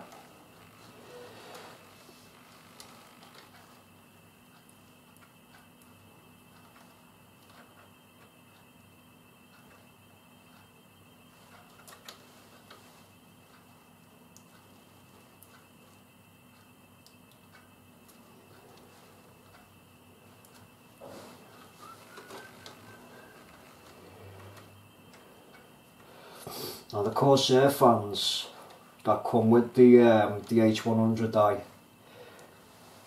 the connection on the end, I've got 4 holes for the pins to match up with these 4,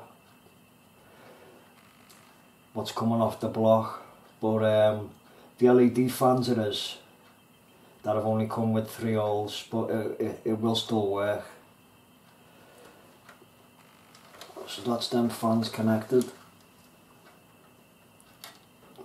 Well, I hope it still works anyway.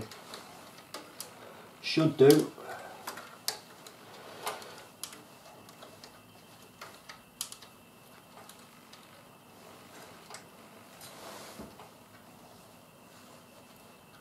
I'll hide them later.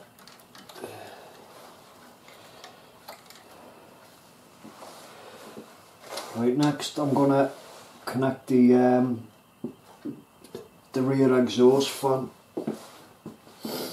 Down here on this board, you won't be able to see, it's got a chassis fan header here, chassis fan 1, and then up here at the top of the board there's 3 together, and that's chassis fan 2 to the left, CPU fan in the middle, and then chassis fan 3 to the right. So I'm just wondering the best place to put this fan, whether to put it here in chassis fan 1 or up there in chassis fan 2. The best place to hide it.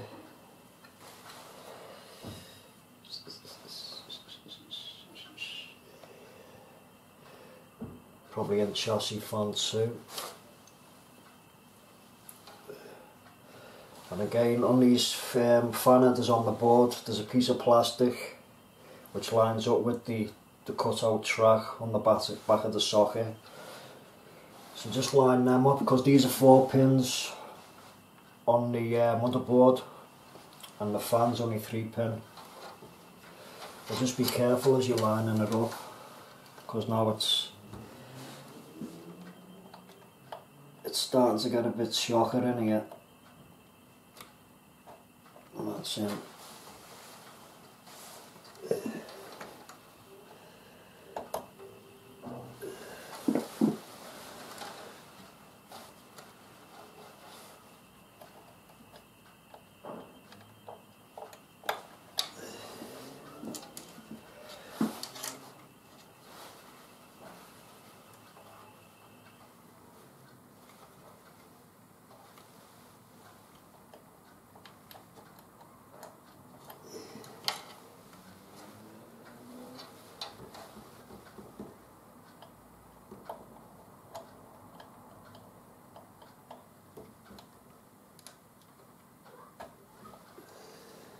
That's it. I think it was in the first time, but I wasn't sure if it gone onto the one next to it.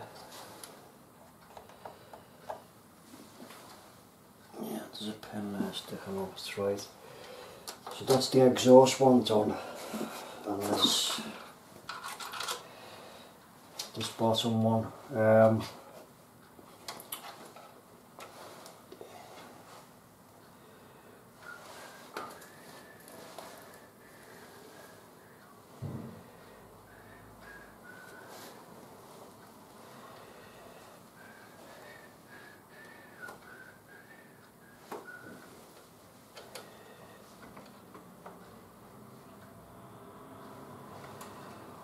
And then it'll go like that.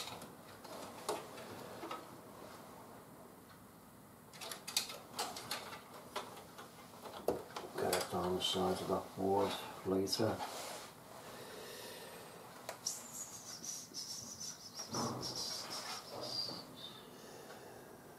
It's the only place it can go in, unless I can connect it up. I can connect it up to one of the fans on the case.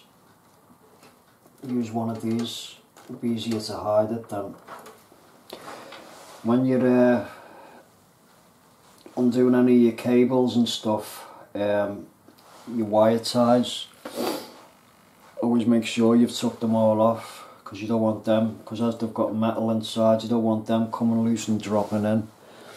So always make sure, either as you're going along do it, or when you've done it, go round and check all your cables and make sure there's no wire ties on any of them.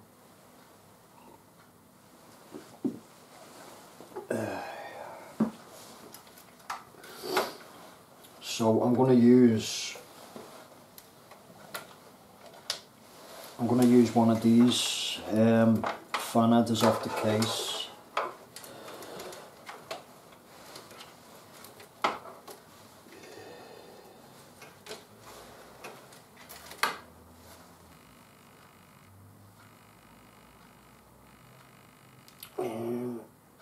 Really, I could do with standing in that case so I can go through that grommet.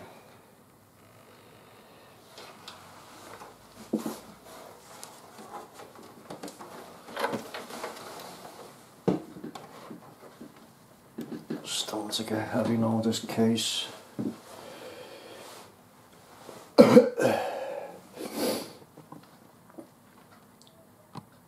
Just so you get you a better shot on that.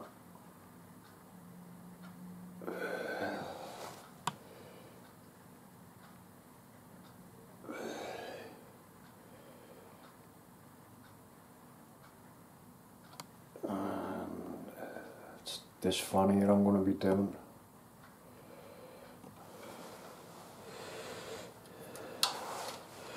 But the nearest header on the board now is up here. You can't see with the camera. I'm going to use one of these.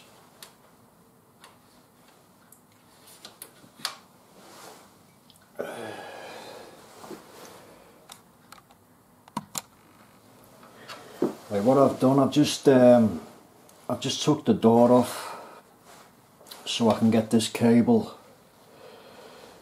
through this hole here, and I'm going to use one of the fan connectors from the cables that come with the case.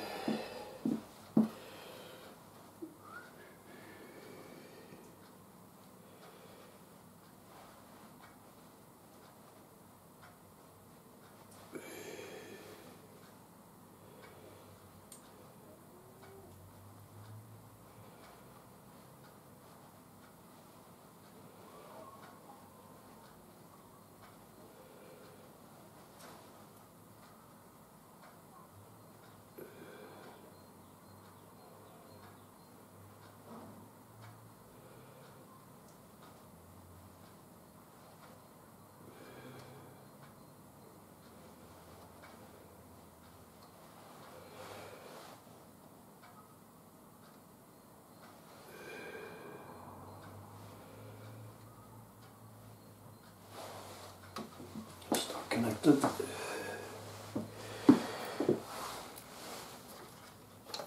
Just hide that when it comes to it.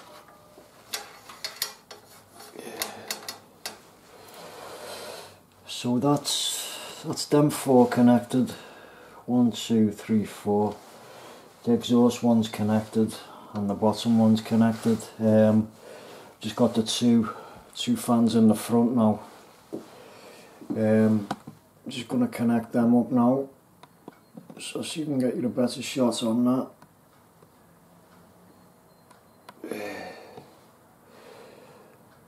I'll get you a better shot now. I'll just pause this video so I can move the camera. Okay, it's going to be these two front fans here. These have got wire on them. So I'm going to get rid of that. As I said earlier, just go round and check all your wires, get rid of any of that wire, don't leave that in the case.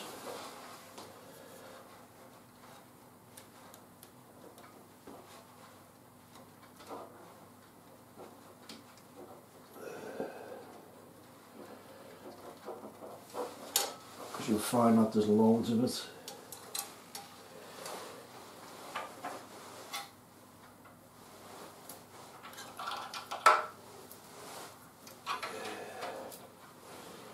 Right, altogether with this case I had four fan connectors. That was the two on the front, the one on the back, and obviously I'd have put one down there. But because I had that H100i, I had that to accommodate four. I'm probably only going to use two of these, and maybe I'll have a spare over. So I'm probably not going to use that three-way Molex to fan splitter I bought.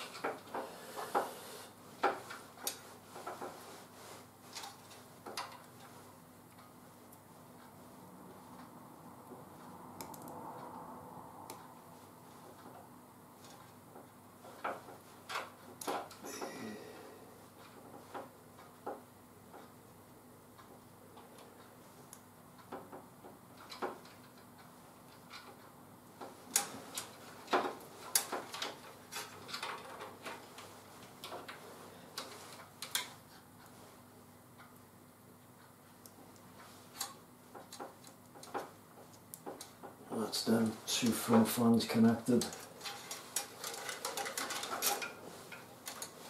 Just want to get everything connected first, and then I want to start hiding the cables. So what have we got left cable wise?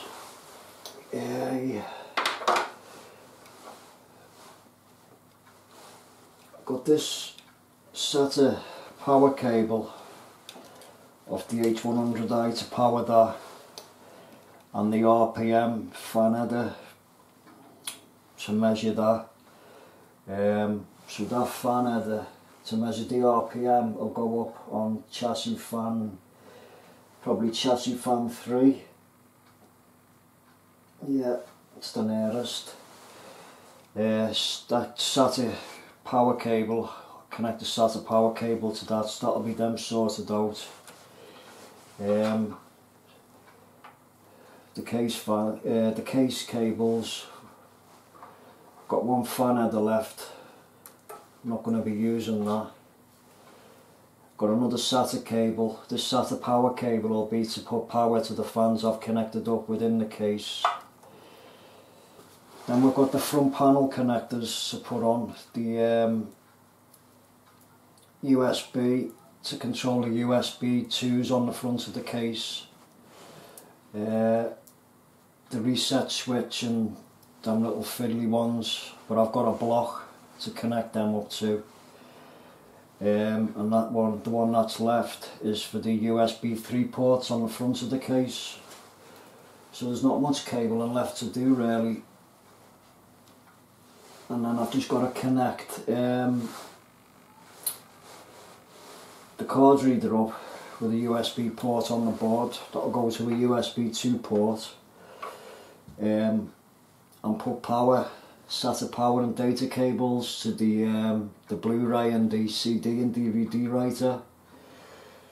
So it's still a good bit of cabling left to do, but it's not on I don't think I can handle, because when it was coming to the cable, and I was really nervous about it, making sure that I've connected things up to the right place. But when you see a load of cables like that, it is a bit intimidating. But the only advice I can give you is just deal with one cable at a time and think where you're putting it before you put it there, and make sure it's in the right place before you finalise the build off.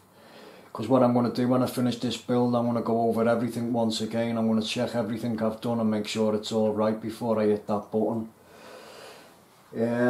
So what I'm going to do next is when I've got the two SSDs to connect up and the two Western Digitals. So yeah, I've still got a good bit of cabling left to do, but as I say, I'm pretty alright about it. For the 4 drives, it's just connecting data and power, SATA cables up to them. For the optical drives, it's the same for them. I know where the rest of the cables go there from inside the case. They're not a problem. That USB for the H100i, that'll just go to a USB 2 on the board, so I know where that goes. So yeah, I'm fine with the rest of the cable, and then we've just got the graphics card to install and the wireless cord, and that's it. And then do all the power cables from up the power supply, and then I'm going to power it up and see if it all works. So I'm going to power it up first before I do the cable management. I don't want to get all the cables done nice and neat and then find out there's something wrong with it and I have to start undoing things. So next I am going to connect this fan header for the RPM on the H100i and do the hard drives, start getting cables to them. So I'm just going to go, I've got some blue cables, some blue SATA cables to do the drives with. I've got 6 of them there, so I'm going to use them. So I'm just going to go and get them, and then we'll crack on with the rest of it. So I'll see you in a minute.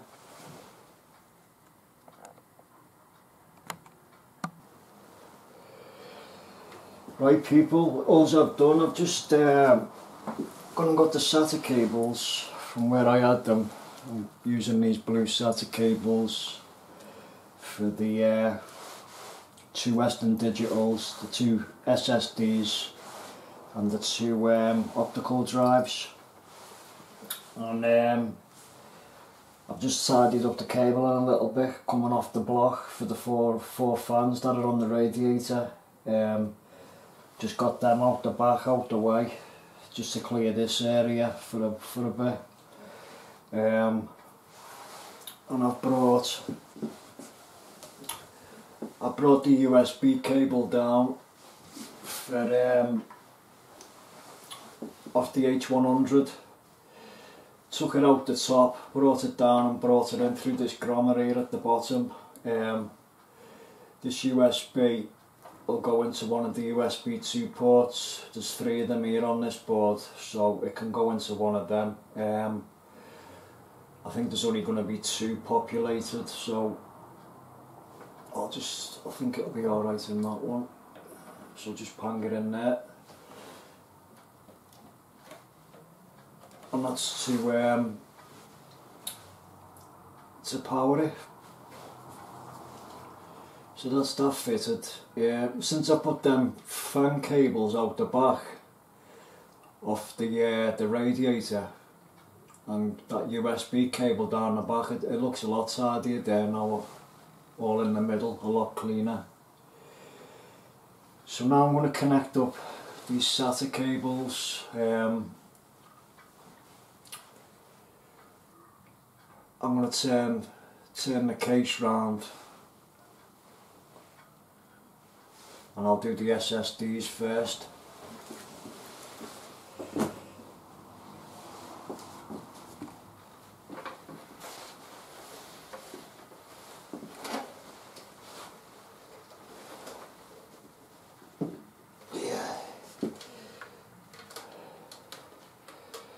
There's a nice big channel down there as well. You can put a lot of cable in and later on.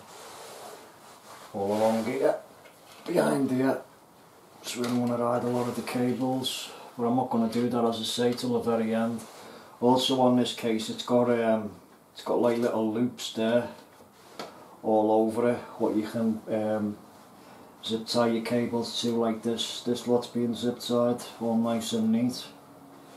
Just hope I can get mine as neat as that. That's why I'm going to leave it till the end and just take my time on it. Right,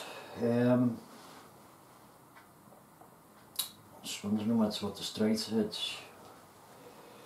Yeah, it's going to have to be the straight edge, otherwise the door's not going to go on.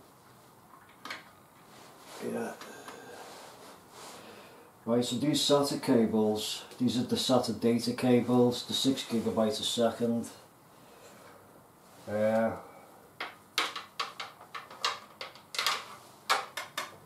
expect you go that way. You just clip on. You've got two on it. You've got the big one for the power and the smaller one is for the data. I mainly got them 90-degree angle ones for the optical drives. So I think I'll change that.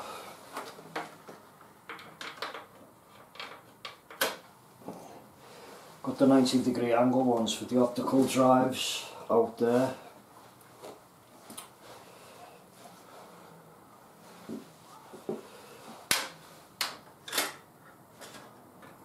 So I'll just put it on a small one.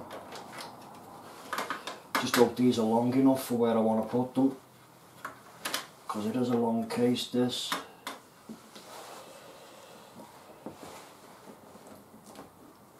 Another straight one.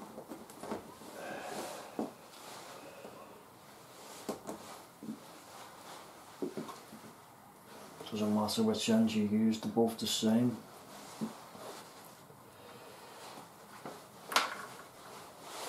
And just put it on the small one.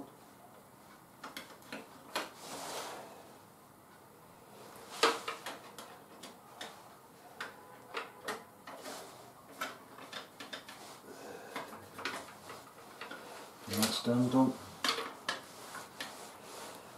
See which grommets I'm going to go through with them. I'll just put them through there for now.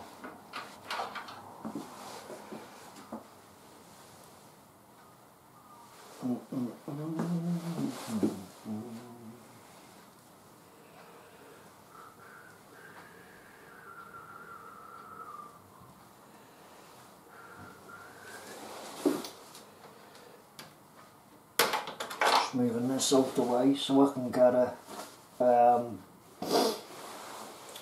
the drives, the Western Digitals.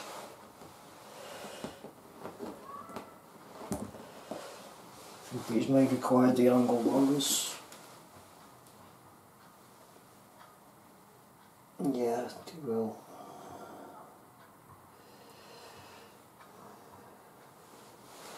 It's the angle ones on these. And again on these you got a small one and a big one.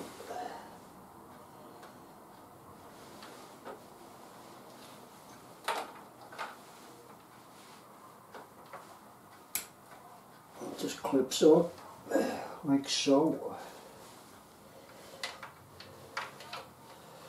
I may have to take these off again to route the cables because I don't know which way I'm going to be going with them to connect them up.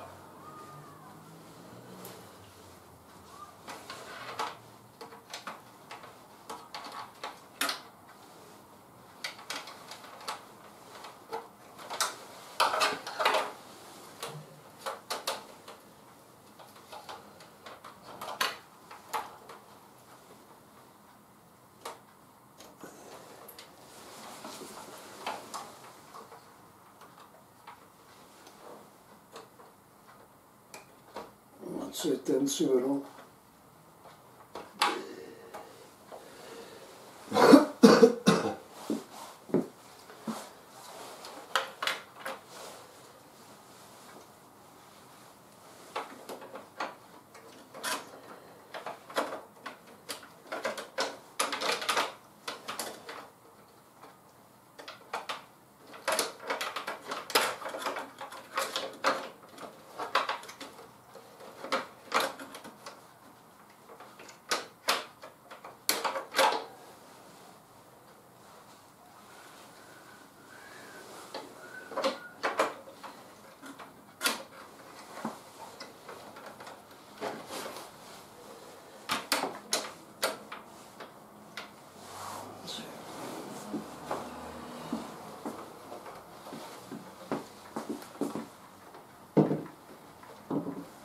Right.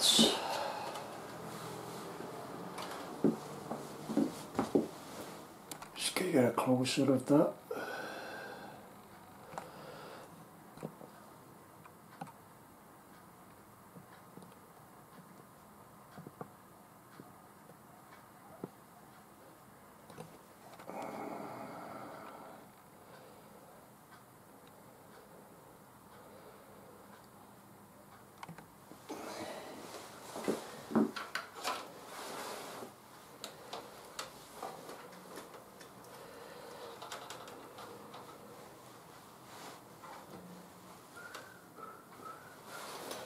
Right, these cables, I've got to go into these ports here. These are your SATA ports. There's 6 of them on this board.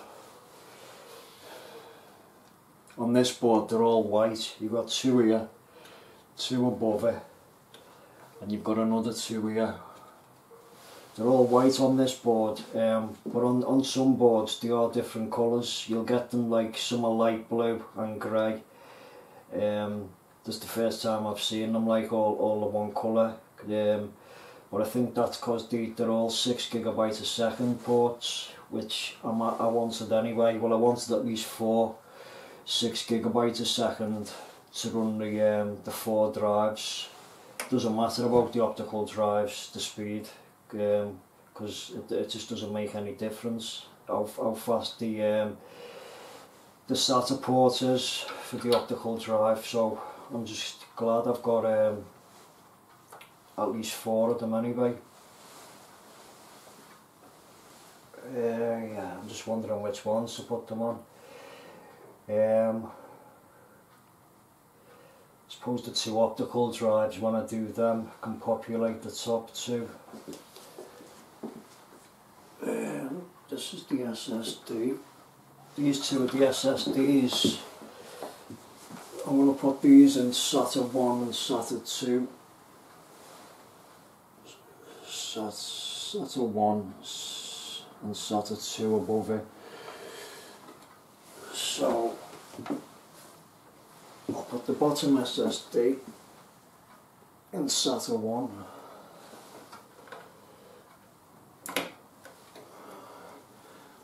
And the top SSD in SATA 2. And it just corresponds then. Bottom drive, bottom SATA port, top drive, top SATA port.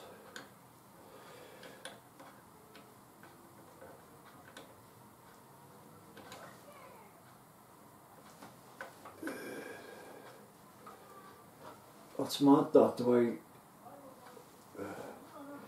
one goes that way with the clip on the top, and then the one above it goes the other way with the clip on the bottom. Bit crazy. That's it. Done. So I think they look alright, them SATA cables in blue. With them being the same colour as the board. They're like a light blue. But I think they look quite alright myself. I'd rather them ones anyway than like the black ones. The blue look well better. Right, now these ones.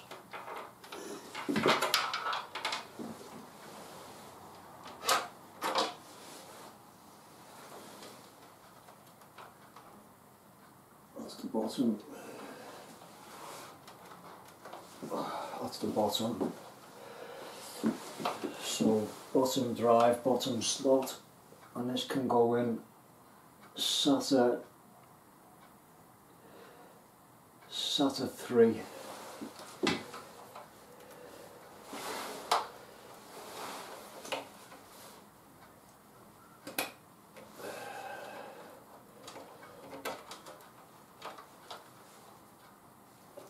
This can go in SATA 4. This is SATA 4.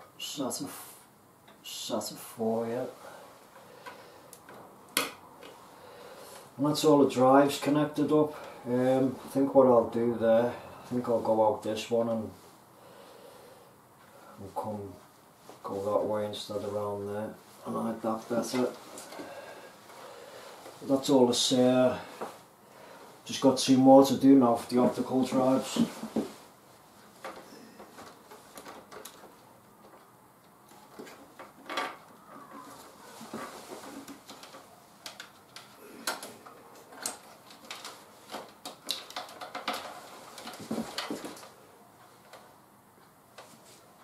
Yeah, there's no other cleaner way, is there? No.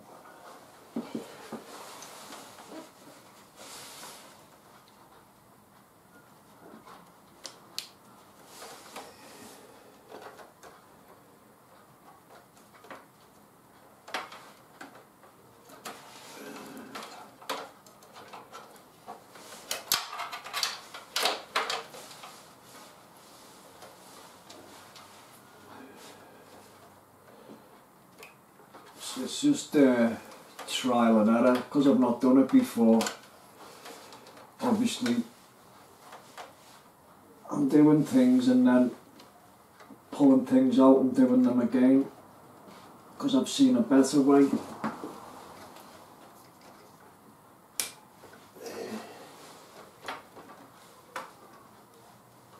So it's just trial and error.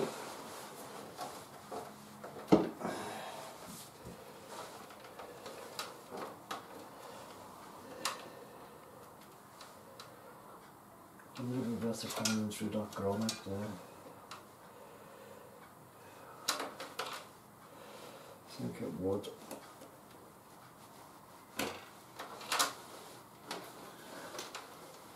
Let's see what it looks like anyway.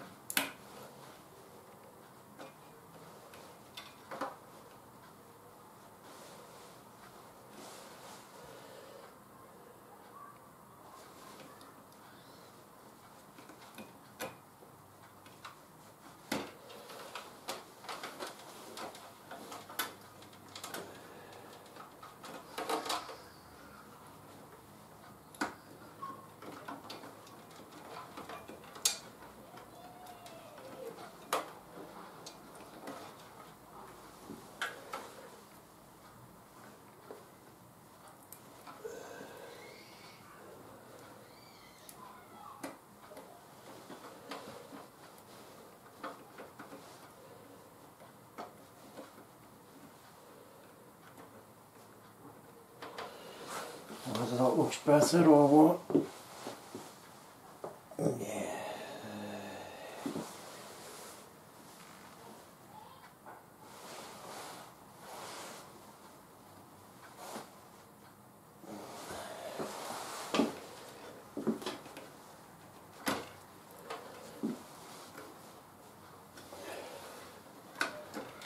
I can see this build taking me ages with my OCD. Changing things round because everything is going to have to be perfect.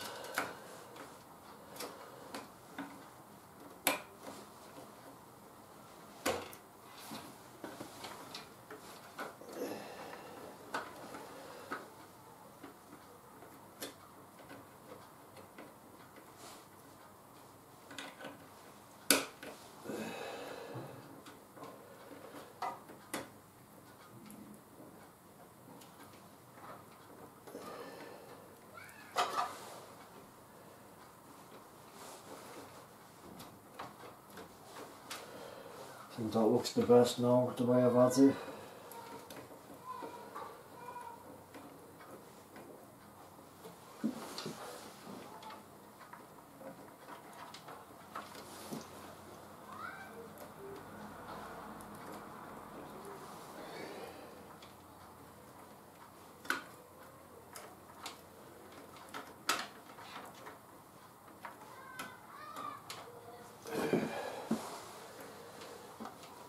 About the neatest.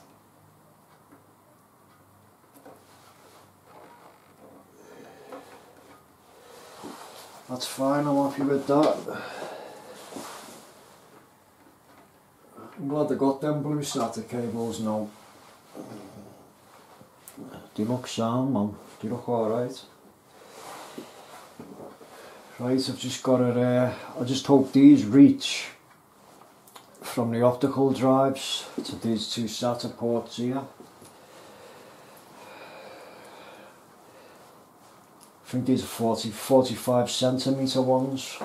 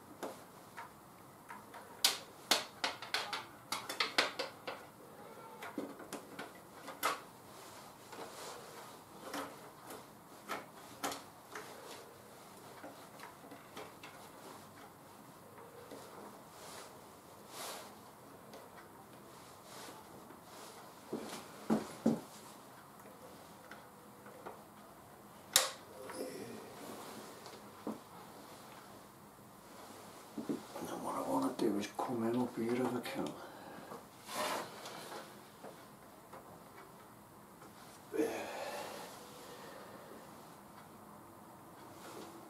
going to reach the top one.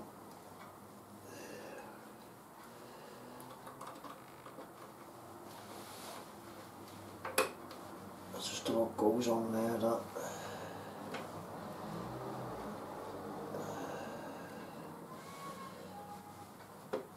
But I don't think it's... I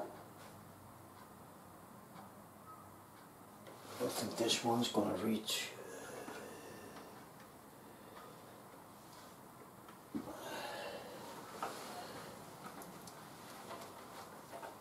Yeah, just about.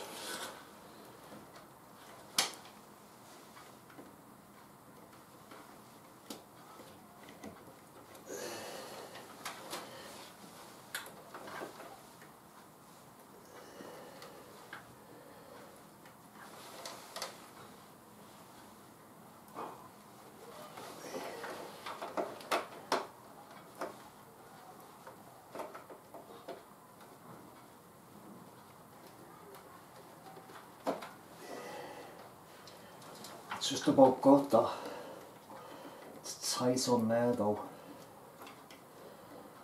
Really tight.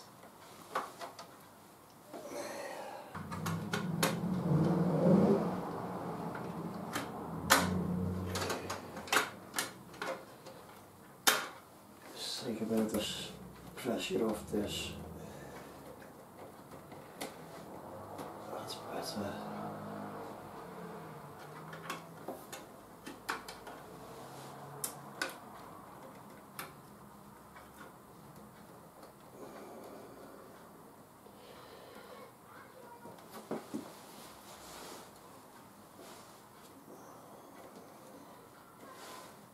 A bit slacker now. That's fine. I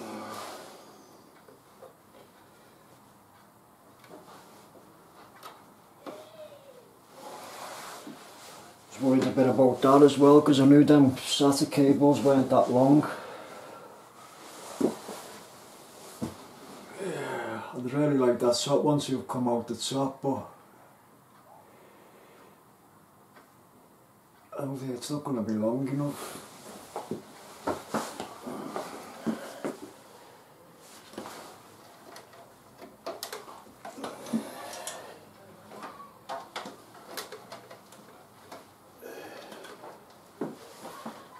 Nah, it's not long enough.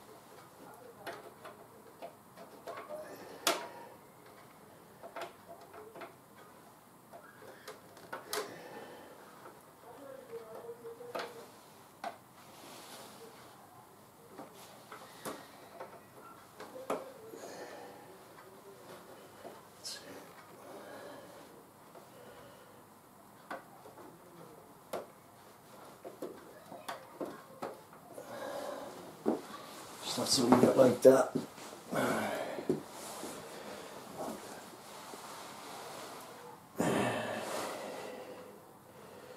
It's not that bad, I suppose. I would have preferred it to come out the very top of the case, and you wouldn't have seen it then, but the cable's not long enough. Never mind. Doing the other way around is by putting it in the middle bay, but I'm not going to do that.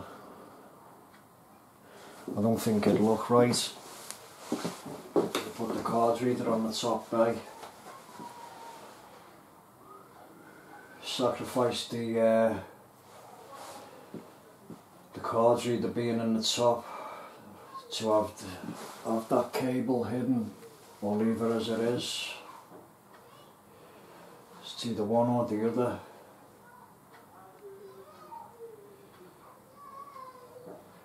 I don't know, I'll see. I may put the card reader in the top slot to give me a bit more slack on that cable.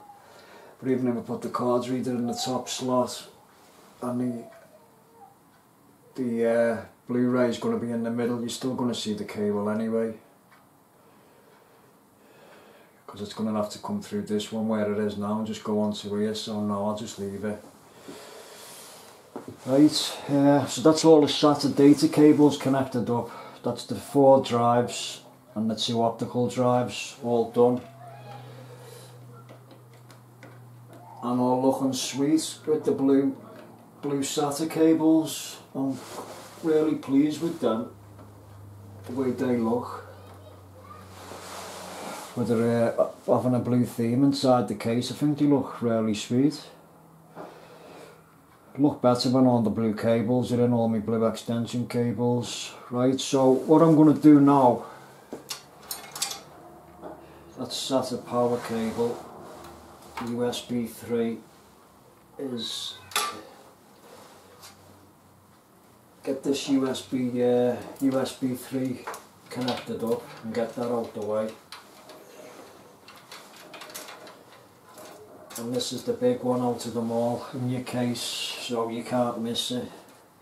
And this USB 3 goes to this blue one here, right next to the 24-pin motherboard. So you won't be able to miss it.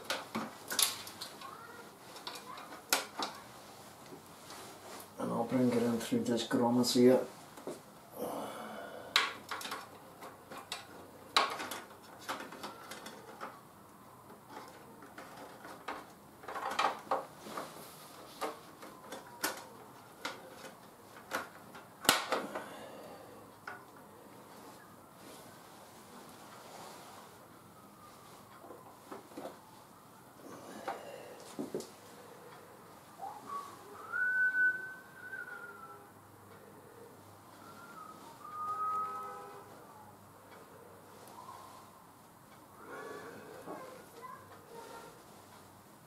You've got a little lip on the front of it there, and you've got a little cutout in the port, so that's how you know which way it goes round. Little cutout there, yeah. And just slot it in. That's the USB 3 connected up. Pity I couldn't get them in blue, an extension.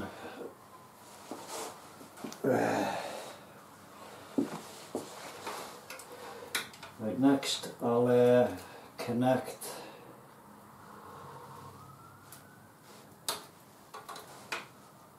USB HD audio, the USB 2. Which is gonna go in this one, and then that leaves that one for the card reader. So I had just enough USB 2s there. I thought I'd have one over, but I forgot about this. I needed one for this.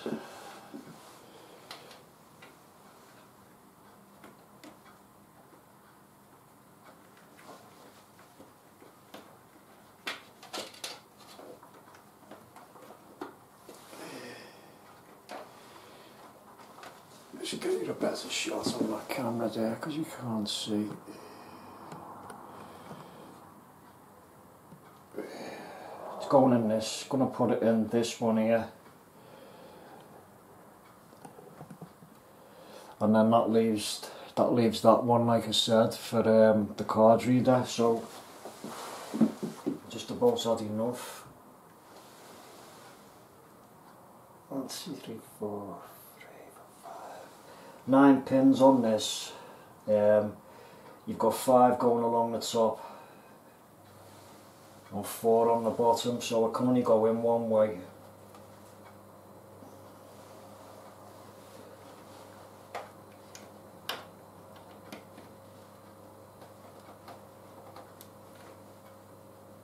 And and that's for the USB 2 ports on the front of the case.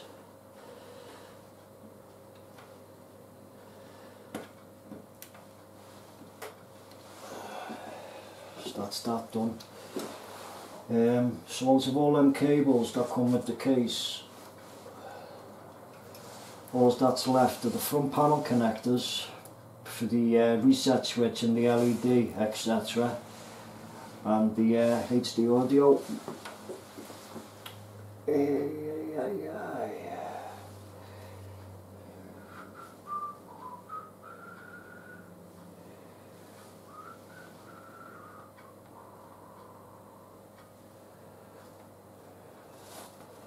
Not sure which one the HD audio is, so I'm probably going to have to have a look at the manual.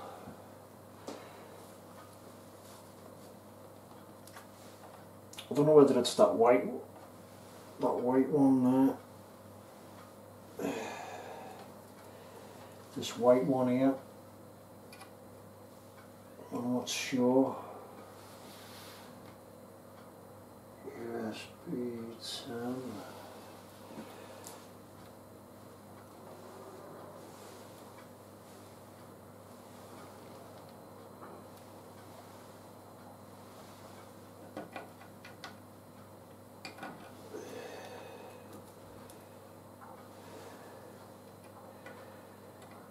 No, that's not that one anyway, it doesn't go in there. Hey, HD audio, where are you? I know it'll have it written on it.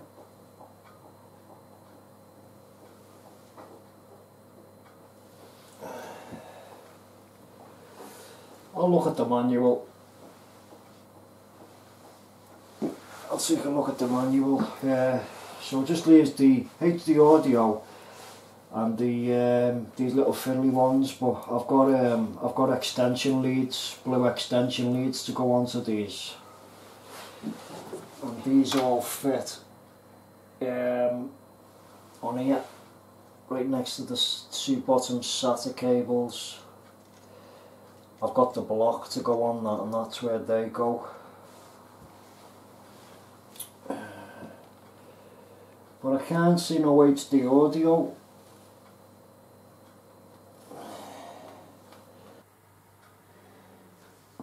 Okay guys, it's now we've connected all the SATA cables up to each of the four storage drives and the two optical drives. It's now time to connect power to them using these SATA power cables. So I just want to have a quick recap of what I've done up to now. Put the power supply in, then we fitted the optical drives.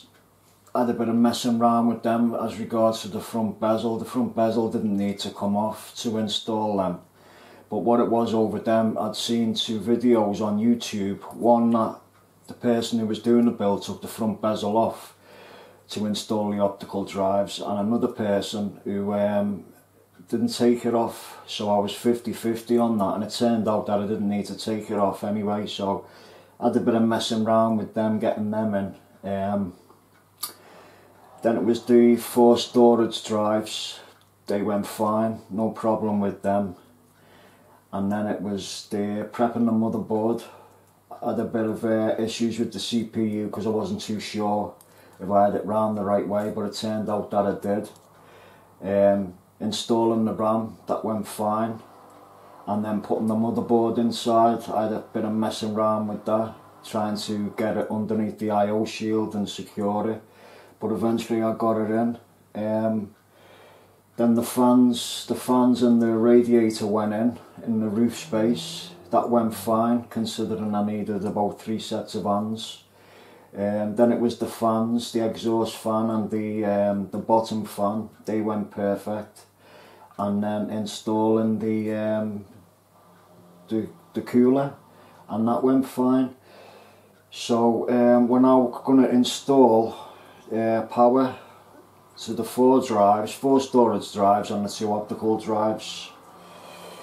And I'm just gonna work out which, because I'm gonna have one of these over, so we'll go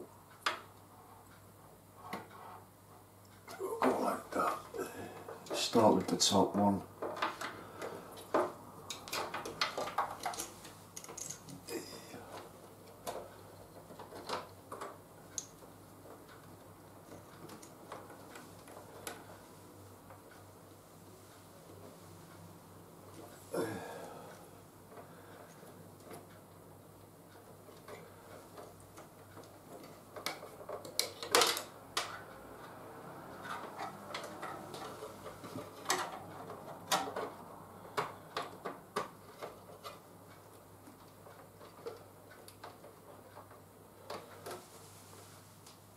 That's them two done.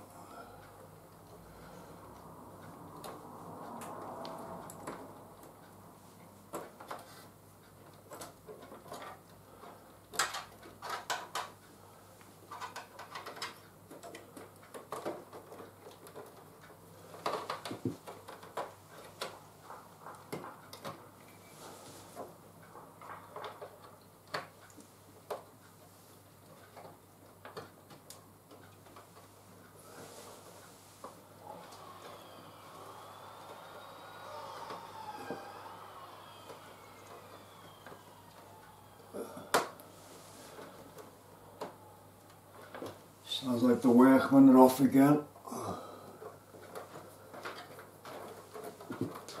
Just take that cable out the back.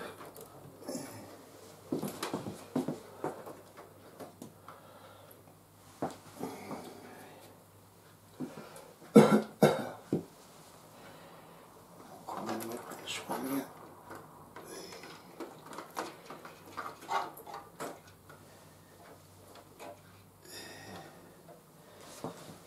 The top one's pulled out.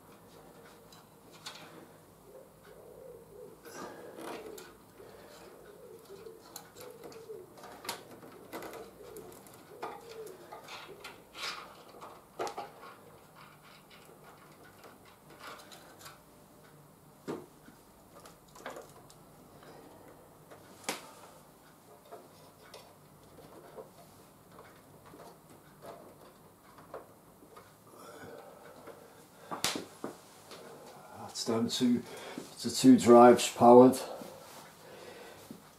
Yeah, now I'll do the storage drives. I'll just turn this round so you can get a better view.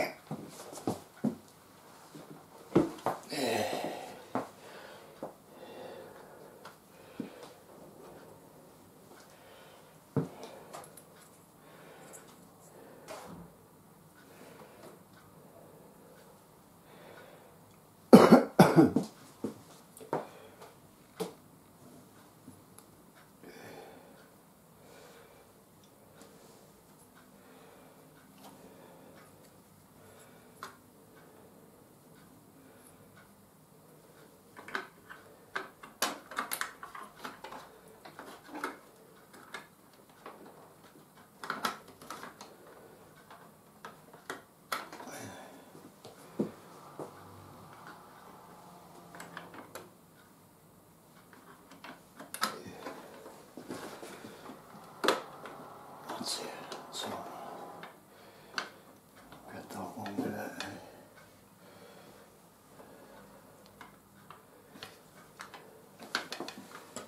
Just about.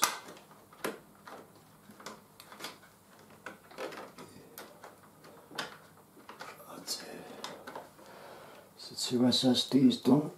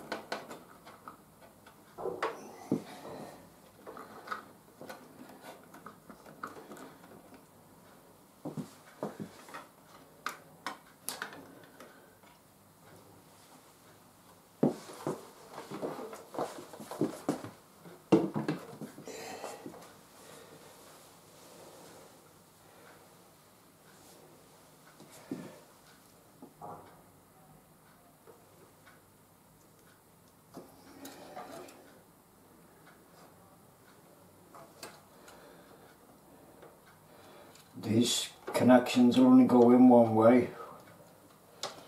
With the writing up, if you've got no writing on the block, you've got a catch on the back, just have that facing down. It's the 2 SSDs.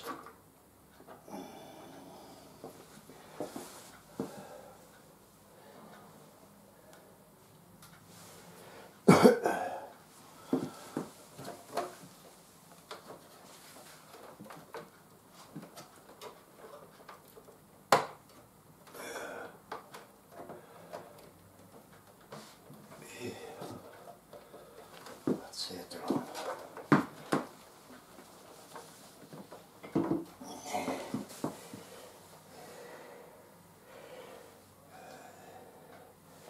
I'm going to have to take this out to get at the top drive.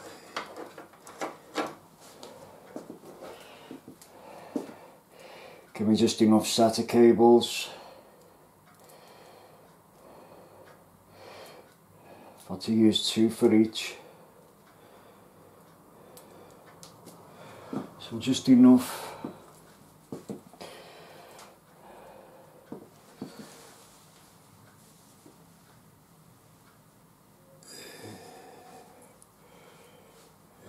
Let's see.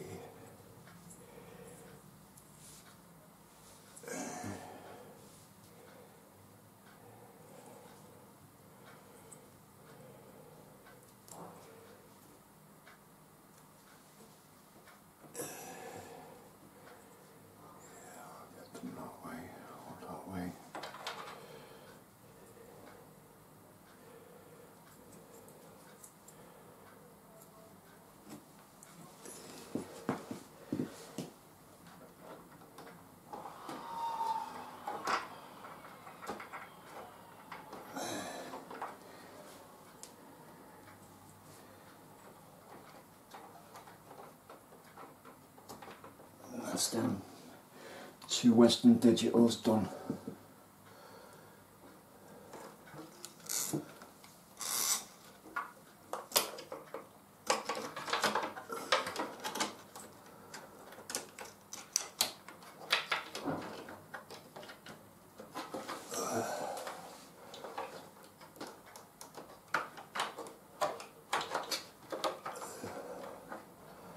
I may have to see, I think I'm going to have to take this out and not put it back in.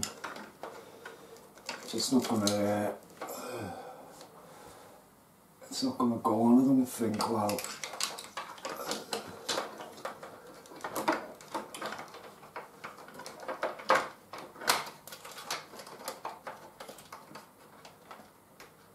Yeah, it's on.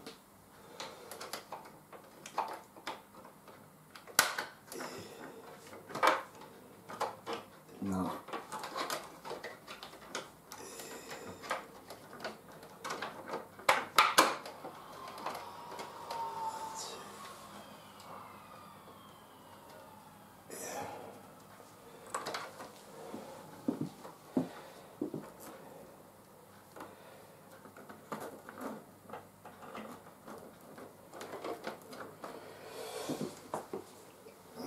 So that's the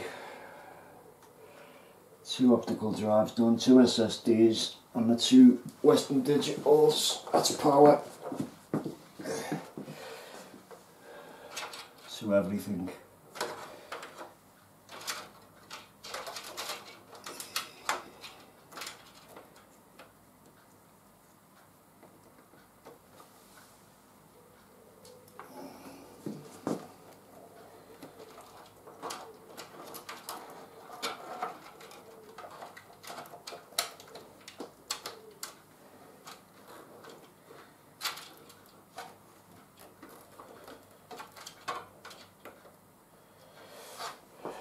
So that's all them powered up.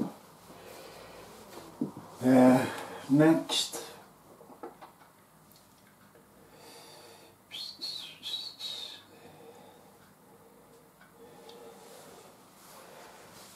just because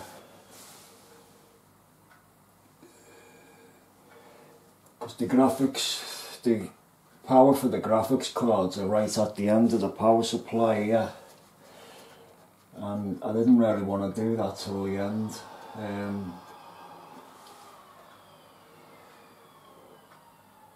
But I suppose I could just put. I'll just put the cables in for now, because I don't want to fit the graphics card till the end. So I'll just put the cables in.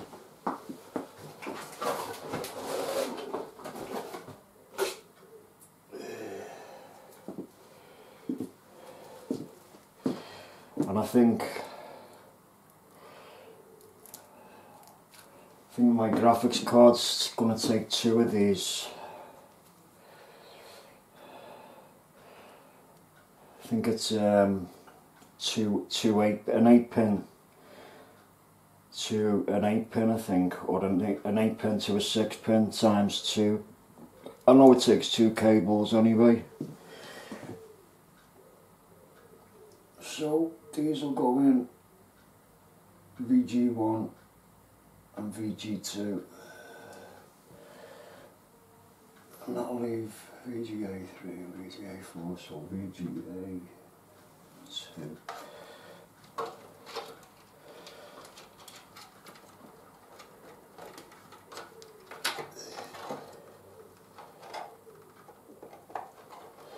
Okay, and these will only go in one way,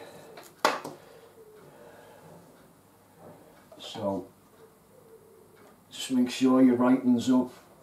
And as I said before, if you haven't got no writing on your leads, there's a clip on the underneath. Just make sure that's down.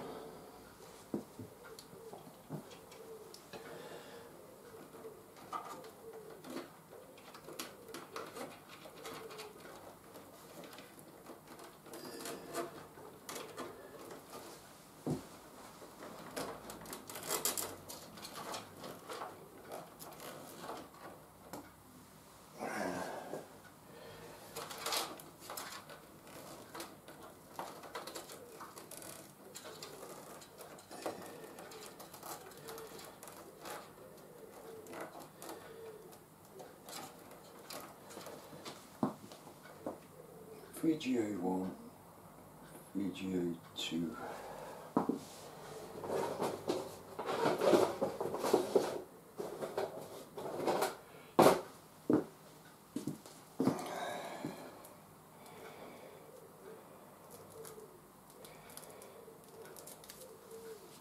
Don't forget to take your wire ties off, don't leave them on.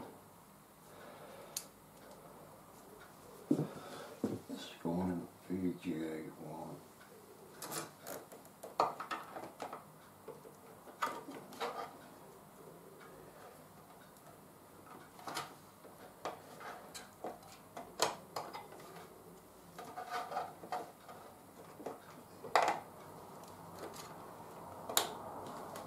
That's it.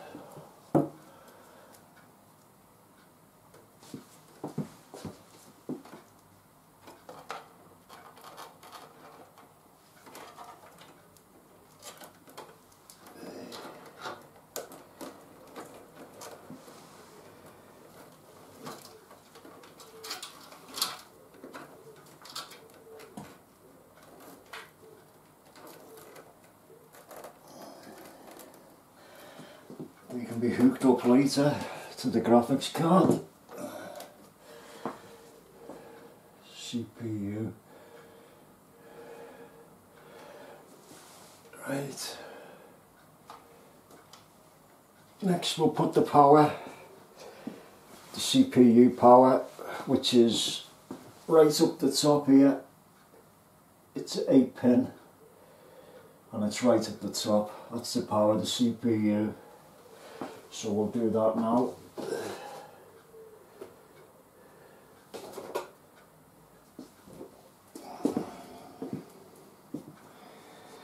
And then after that we'll put the biggest one in of all, the motherboard.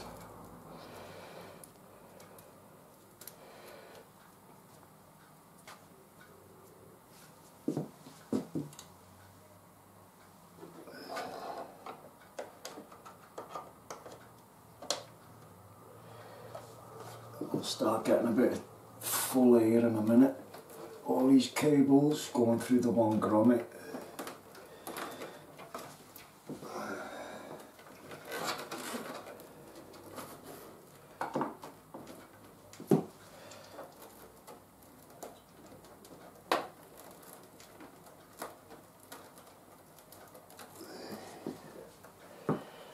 I'll try and bring this through the top if I can.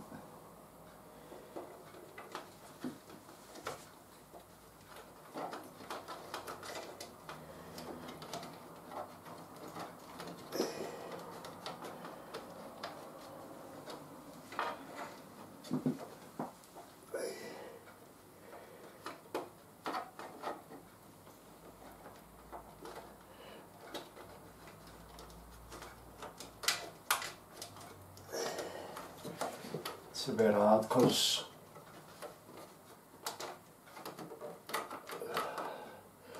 the fans are there underneath the radiator, because there's 4 fans on it. It shortens the distance a bit, but it will go through.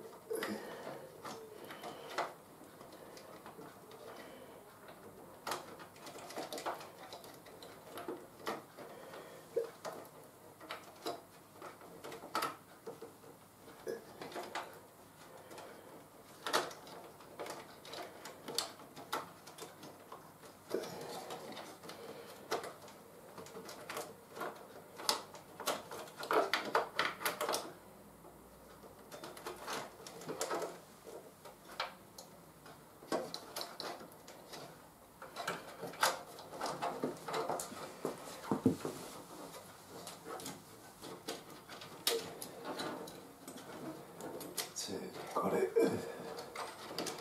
Now I'm not going to put this in yet because I have blue extension cables which I'm going to put in there, so I won't put that in just yet. And I have the same as well for the motherboard.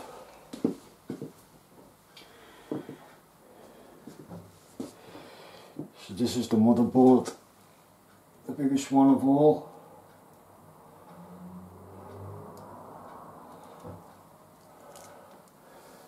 And I think that's it for the cabling. I'm not connecting no Molex up. Oh yeah, a Molex to power my LED strips.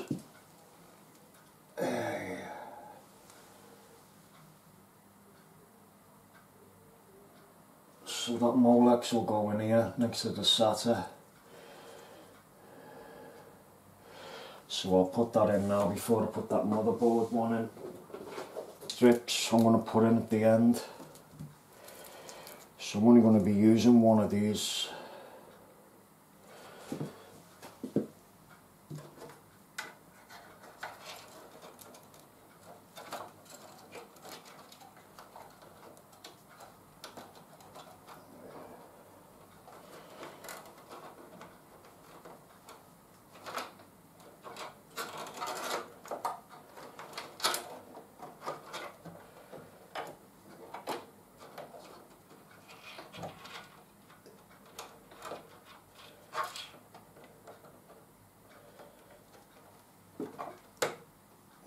and that'll come under, it says on my clip, peripherals. And you can tell the difference anyway. They do look a little bit like SATA power cables, but they're a lot more bulkier on the end, so you can tell the difference if your cables aren't there labelled. LED strips are going to go in the front, so this is going to be a little bit difficult to hide. I might have to come round the back of that drive cage. I'll just hide it like that, I suppose.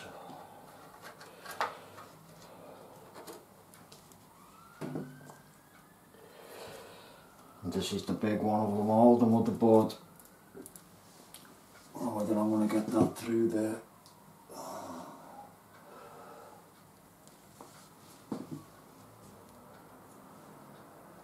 It's got to come through here. But again, I've got blue extension cables for this as well, so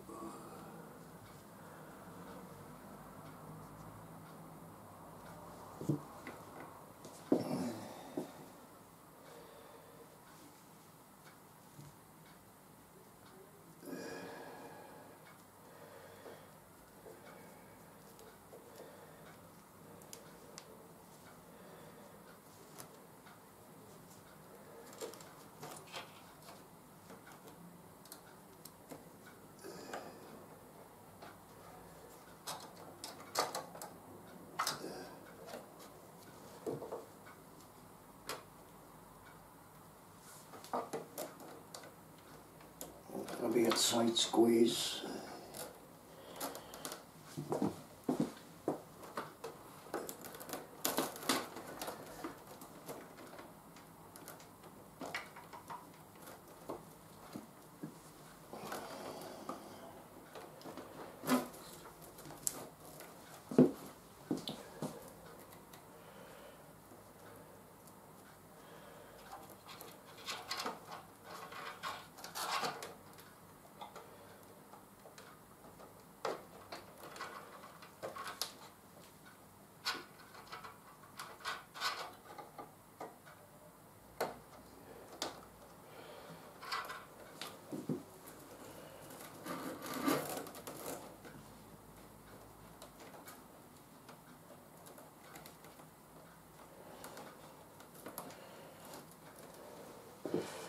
And that's all the power done from the power supply.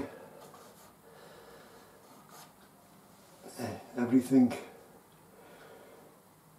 So next what I'm going to do is go and get me blue cables, put an extension on the CPU one and an extension on the motherboard one and connect them. So I'll just pause the video there for a second while I go and grab these blue cables, and then I'll come back and connect them up. So I'll be back in a jiffy. Okay boys, I've just gone and grabbed all my blue cables, blue extension cables, which I bought off a place on eBay. I forget what the name of the place is now, but they come off eBay brand new. And these are them. This is the motherboard one, the big 24-pin one.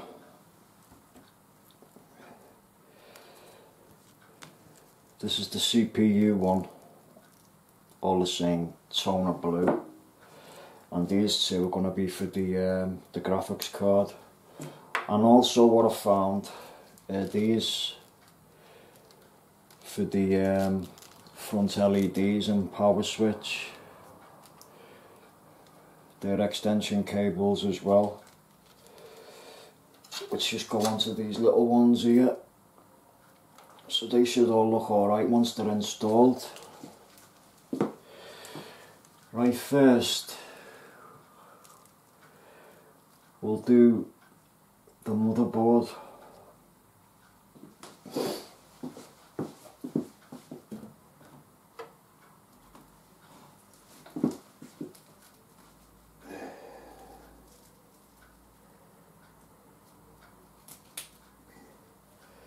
and you just basically clip in to the end of your motherboard. I don't know if that's going to come through. Gotta squeeze it well yet. So another reason why I got these cables is because of the size of the case basically. I wanted to make sure as well that the cables reached to where they had to go.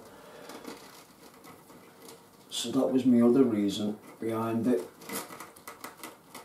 Now again, these will only go in one way. You've got a clip on the back and you've got a lip on the other side of the port on the board.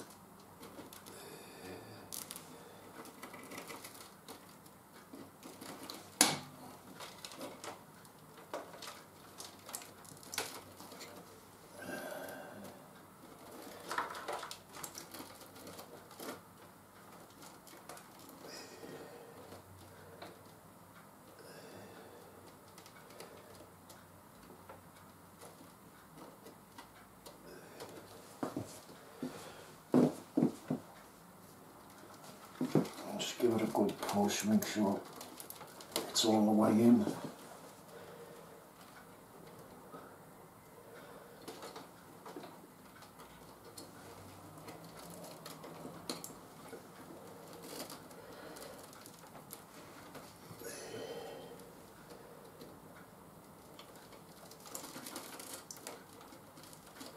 That's it.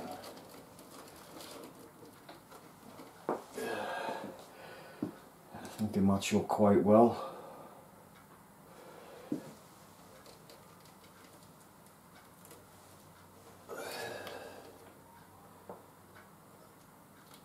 That clip doesn't seem to be all the way in. I think it's because they're new. You just need a good push.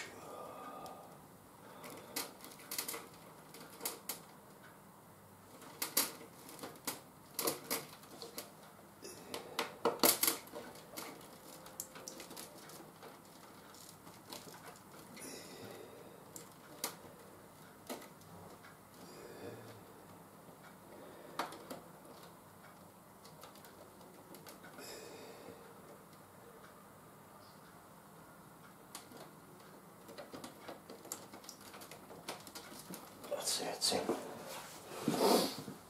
Yeah. Right, next it'll be the CPU one, which is right up there.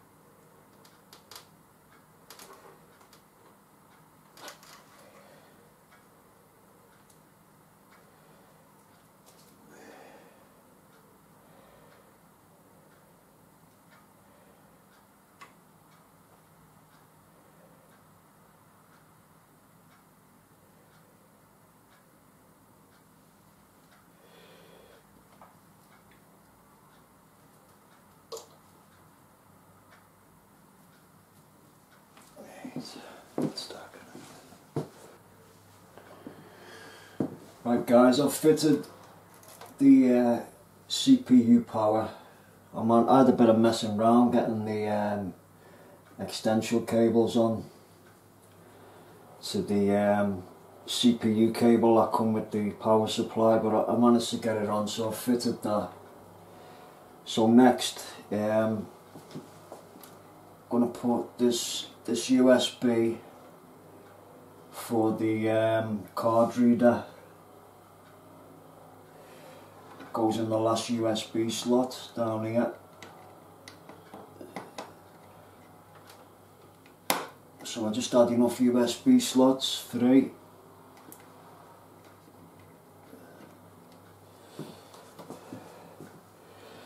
These are the LED strips I was talking about. I think they're about 12 inches long, something like that each. So I'm going to be putting a strip down this side and a strip along the inside of this lip on the bottom here.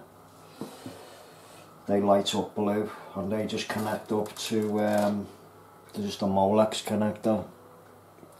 And they also, if you're short of connectors, they also put a Molex power connector on the end as well, so you're not using up your Molex. So I'll be fitting them probably at the end when all the cable management's done.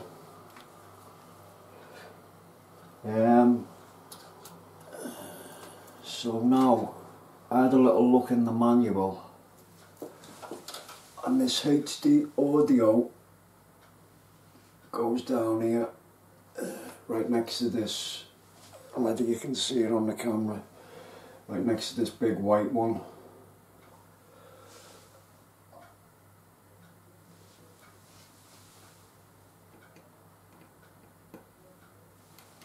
Which took me a little while looking for yesterday. I had to look in the manual.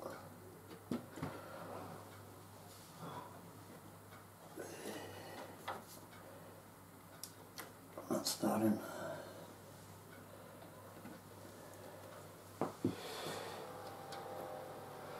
So now the majority of the cabling's done. Just got a few more things to connect up.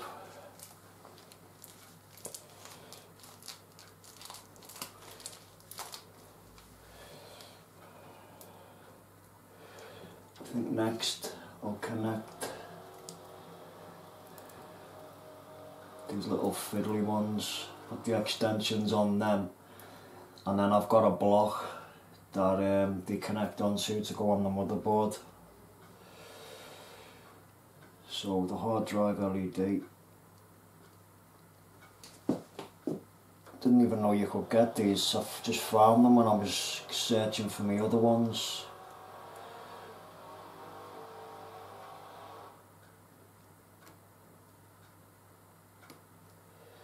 And they just connect up onto the ends of them. Reset switch.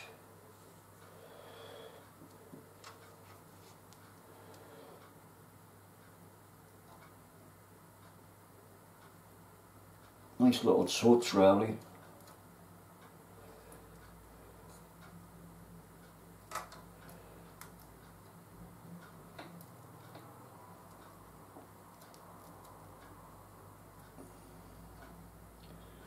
Power LED minus.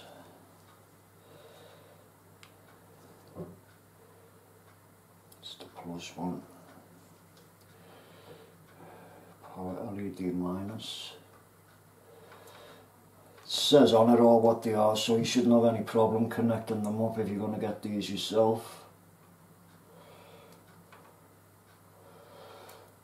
But the reason why I got the block to connect them all onto is because it's a bit fiddly connecting these onto the motherboard without that block. Power switch.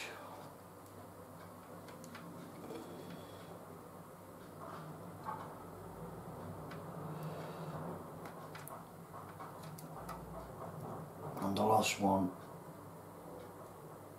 power LED. Power LED plus, power LED plus, and that's it, that's the lot.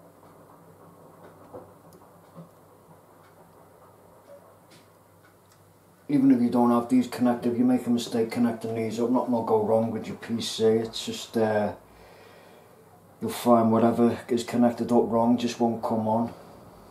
So just go back to them and recheck them. I'm just going to check over these ones. Reset switch, power LED minus, hard drive LED, power LED plus, power switch, yeah, they're all right.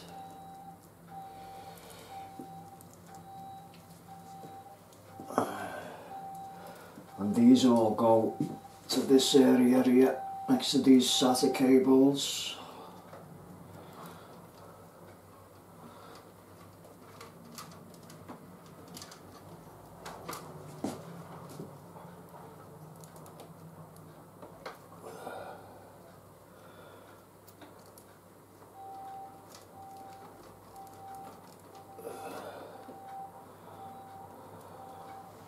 Does make a difference, like, instead of having them ones that were with the black ones, just looks a lot better with the blue ones.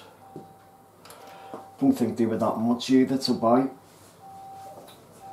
Right, so what I'm going to do now, I'm just going to go get my motherboard box, get this block, connect these up to the block and connect them up to the motherboard, and that's them out the way. Then I'm going to be fitting the graphics card and the wireless card, connect power to the graphics card, and that'll be it. That's everything done, and then it'll be the big switch on and see if I've done everything right. So I'll just go and grab this block and I'll come back in a minute. Right boys, just been and got this block. This is the block I'm on about, one of these. ASUS include one of these now in the motherboards, and you also get that one in it which is a USB connector, but that doesn't get used for nothing. I don't know why that gets included. We just use this one, the big one, and these cables I've just put on the extensions will connect onto these, and then you just connect the block onto these pins on the board. It just makes life a lot easier, getting all them thin cables onto the pins on the board. It's a bit fiddly, but with one of these blocks it makes things a lot better. I bought this off eBay as well. It was only a couple of quid. But as I say, ASUS include these now in all the motherboards, or in most of them I think. So it's a good idea. It has the writing on both sides where to connect up to. So just put the writing to the writing and you can't go wrong.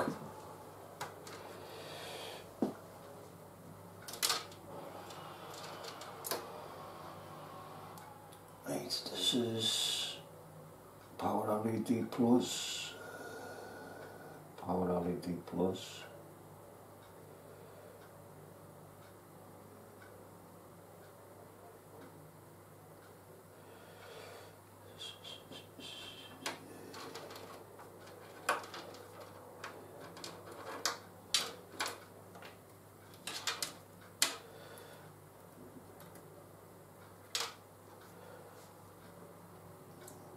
Power LED minus, power LED minus.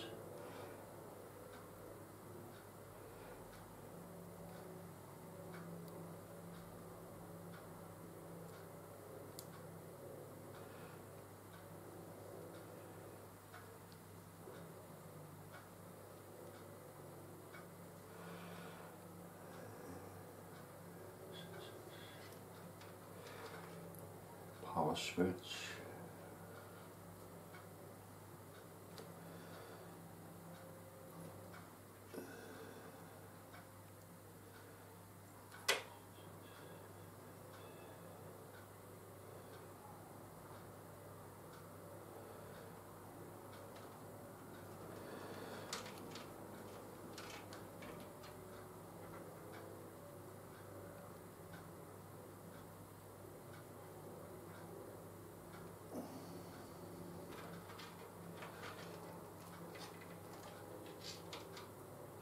drive LED.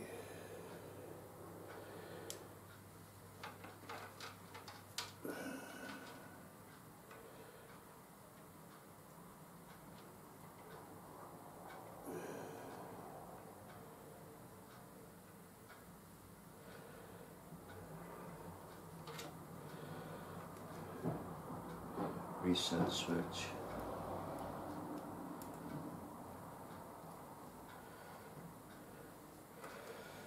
This one needs to go back on to come off.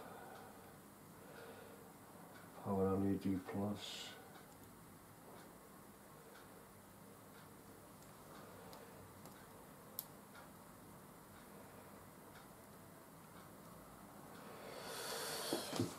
Right. All the ones on the top.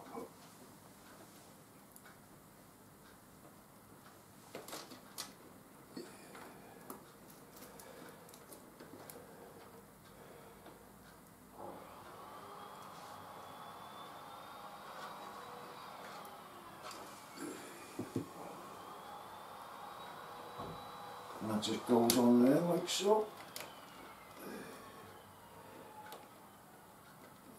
When you put it on, just make sure that they're all pushed down, because they don't connect very well onto these pins.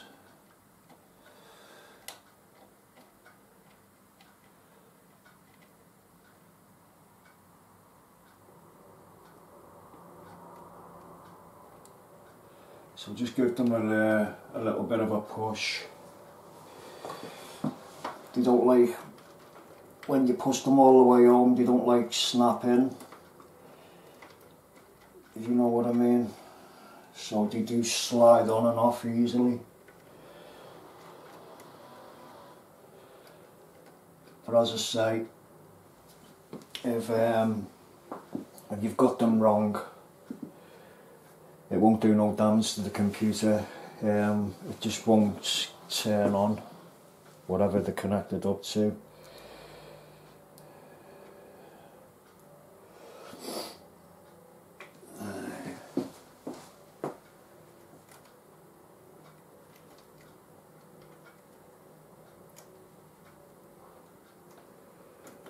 And also check around the back as well, none of it come off. Might be wise when you've done it on to maybe wrap a little bit of tape around the back ones just to give them a tight fit. That speaker one is not getting used because there's no speaker one there to connect onto it.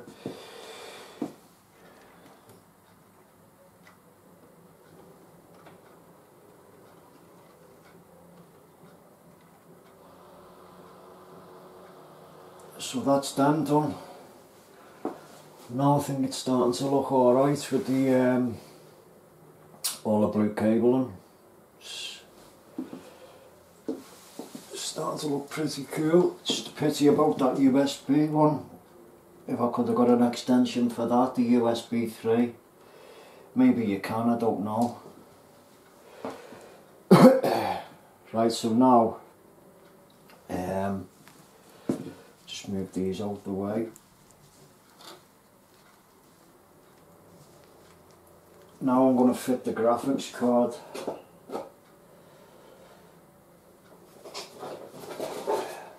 Put that in. And that'll just leave the wireless card.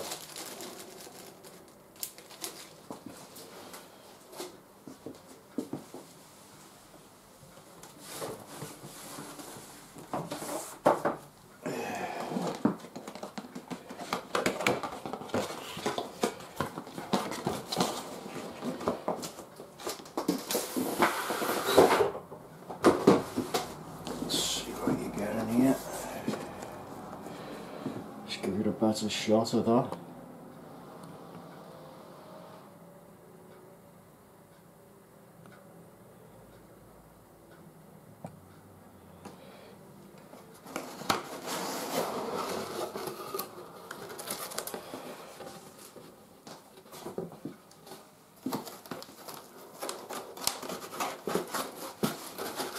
That's the card. I'll have a look at that in a sec. There's another box down below.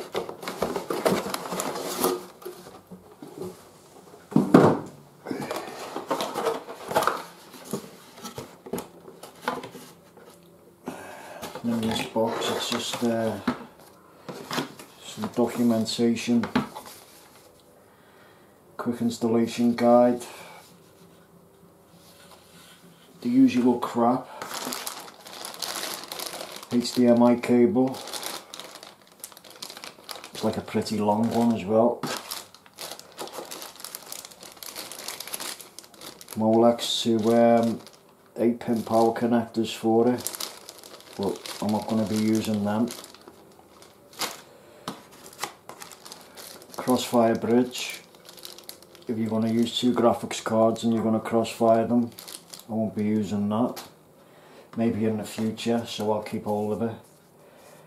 And the driver installation CD, and there's a little sticker inside there to put on your PC when it's done, if you wish to put it on.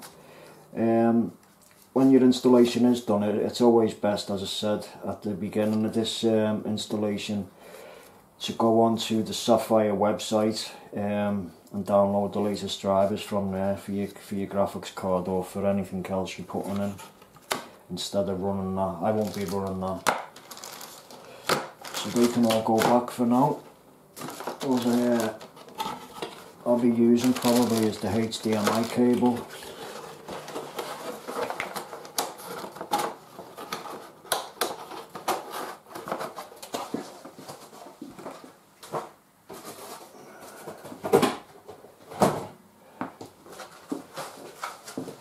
This is the bad boy.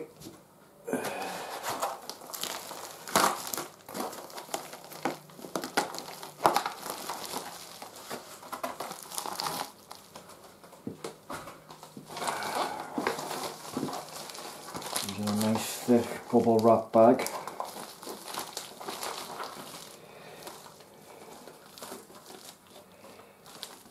When you're getting your card out, keep your fingers away from the plate at the back. Grab it on the edges.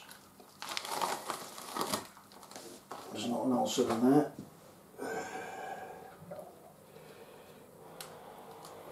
And keep your fingers away from down here as well.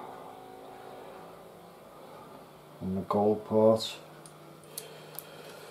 And that's the graphics card I'm going to be installing. That's the Vapor X 280X Tri-X. The overclocked edition. That's a nice looking graphics card. Couple of reasons why I got this card is one, I was put onto it by someone else really for the performance of it. I believe it's a top performer. It'll play most games on full settings. Also for the aesthetics of it, the colour blue, as I'm doing, you know, a blue theme inside the case. That was another reason, and also the price. When I first looked at this card to buy it, I think it was priced at £237, and then I kept watching it, waiting for it to come down a little bit. Then one day I seen it at £164. But I didn't have the money then to buy it, and the next day it was back up again to full price, £236. So I just kept my eye on it on Amazon, and a couple of days ago I seen it for £165. So I decided to get it then, and then after I did get it, the next day I had a look and it was back up to the £236 again, so it was a good job I grabbed it when I did. So I done alright really with this card. I got a good deal on it. This was the last piece in the puzzle, if you like, and now I've got it. It's a pretty big card as well. When I read some of the comments on Amazon and stuff, when I was doing a bit of research about it, people were saying how big it is. But it is, it's a cool looking, sweet looking card. Now on here, where this Vapor X is. It's got Vapor X written across there. Now when the card's powered up, that lights up blue. I've seen this powered up in a build, and that Vapor X logo there all lights up blue. Looks nice. If you do get this card as well, when you get it, you're not going to miss it anyway, but there's a load of plastic on it, plastic film, just to save the card from getting scratched. Don't forget to take that off, because no doubt this will get pretty hot, and you don't want it melting all over your the inside of your case. And while I'm on the subject of that plastic film, I forgot to mention earlier, on the Corsair logo here on the block, I'll just move this camera so you can see.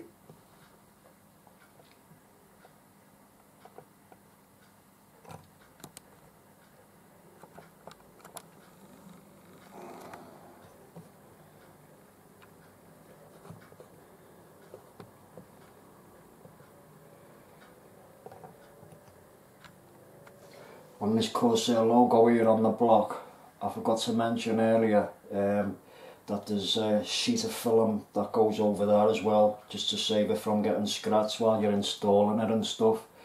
Don't forget to pull that off, because again that might get pretty hot, and you don't want that dripping hot plastic all over the inside of your case.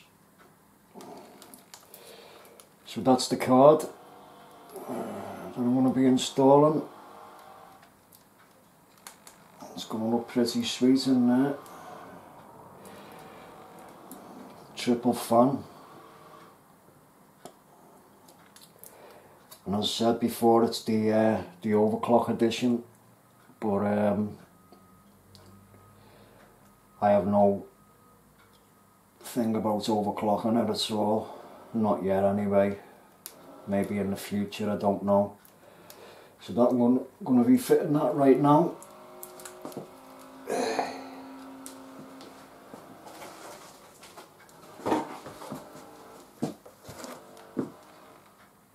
So I just put it down on its face. And the card, I'll just move this camera again so you can get a better shot.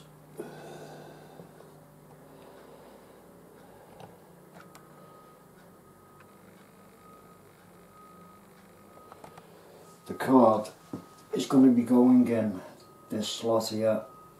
Yeah, sorry, this slot here, right underneath this heatsink. PCI Express 1. And when you do put your card in, before you put it in, on the end of the slot where it's going in, there's a little catch there.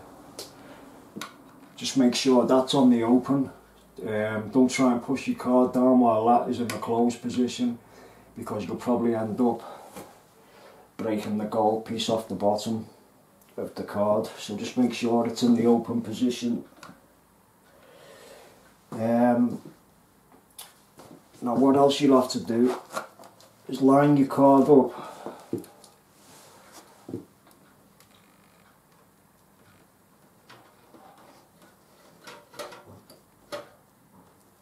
and see which of these you want to be taking out.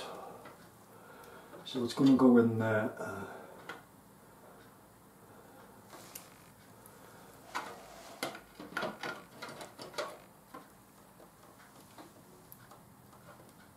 So I'm going to have to take out number 2 and number 3.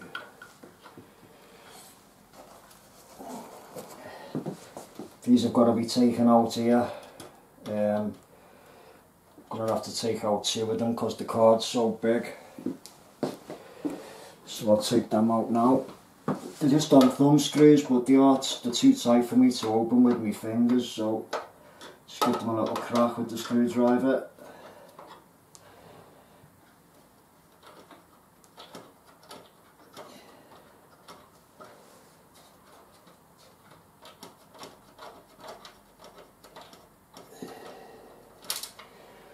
keep hold of your thumb screw because you're going to be putting that back in. Keep hold of them as well because you may need them if you ever change your card.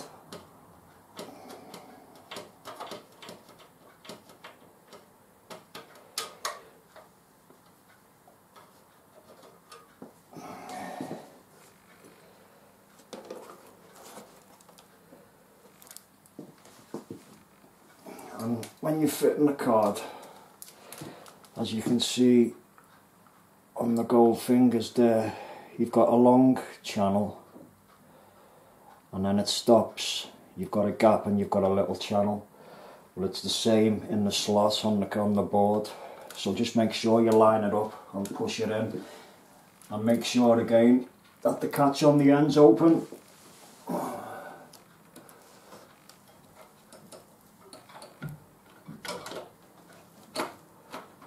And just get it lined up.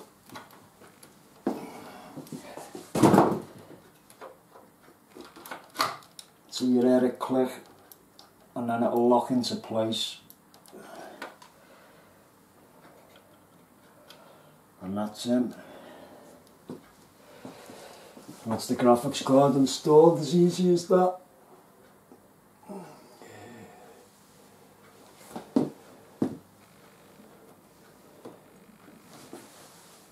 It is a big bulky card though.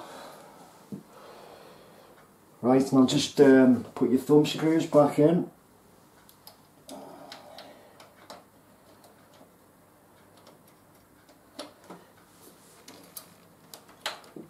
You may have to give it a little shove down from the end, and just put them in finger tight to begin with.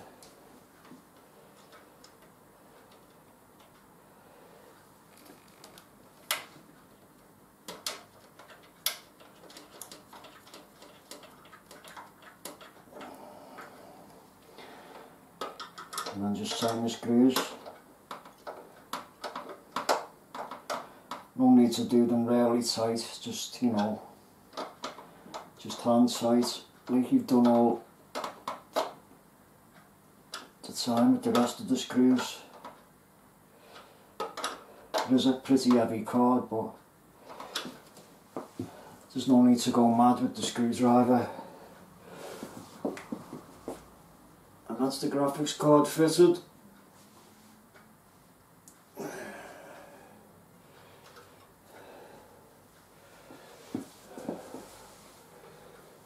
So now all I've got left to fit is the wireless card. And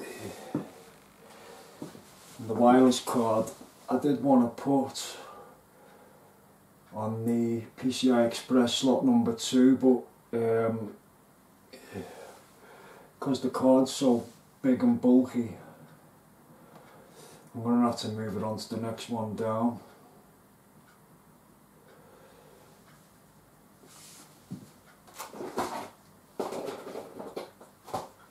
And these are going to go in there.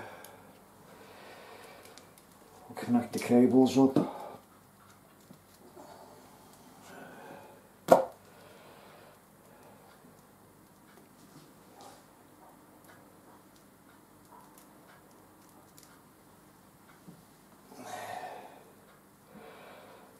It's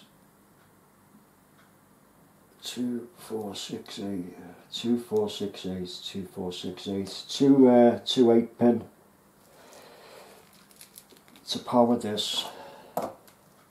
Some graphics cards may have just one slot to power it, some may have an 8-pin and a 6-pin, they all vary.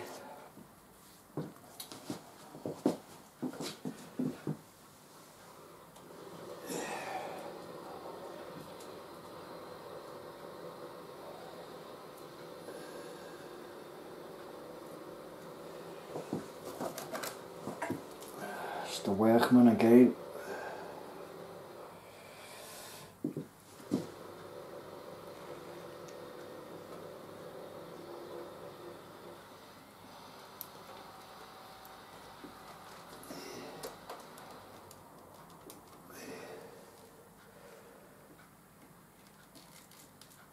because everything's new.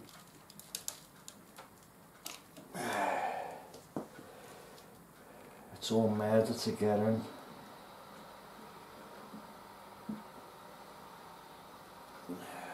I'm sorry about that drilling if you can hear that, but there's not much I can do about it, I'm afraid.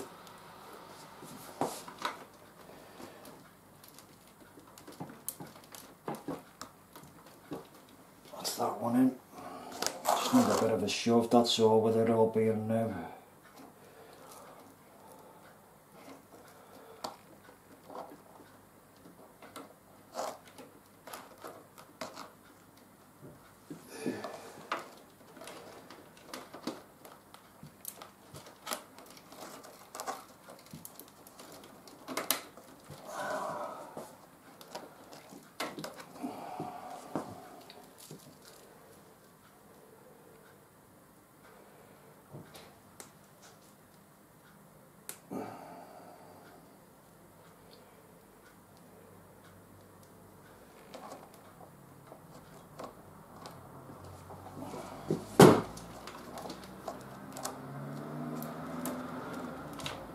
That's it. Just need a little bit of working. And they're gonna go. I'll probably take them off that grommet there. Like that.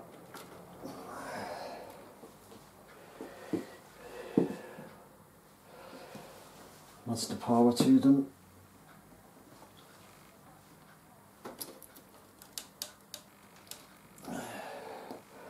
Blue cables look pretty sweet now, I think. Now that they're all in. They just set the build off completely. Instead of having all black ones, they just make a complete difference. Whatever theme you're going with, whether it be red, blue, yellow, green. I just think spending that extra money on the coloured extension cables is worth every penny for the look it gives. And I keep looking at them plugs going into the card, but they are in properly. So I'm just going to connect these up around the back to the ones coming out the power supply.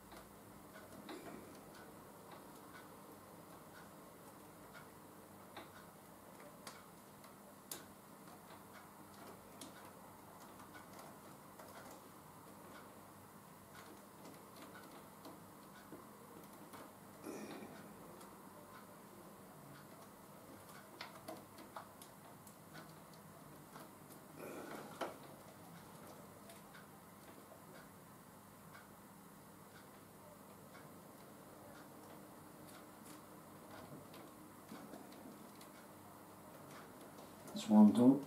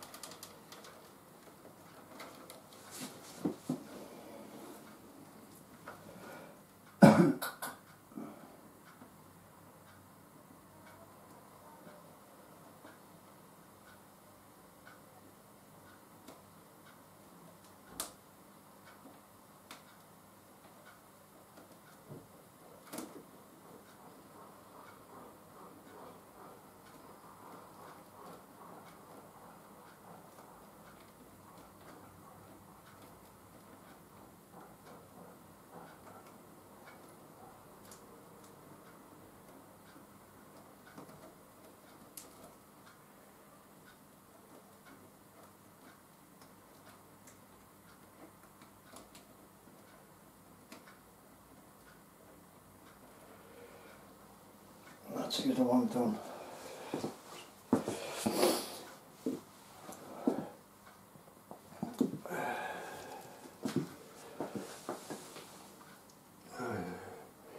So the last job is to put this wireless card in.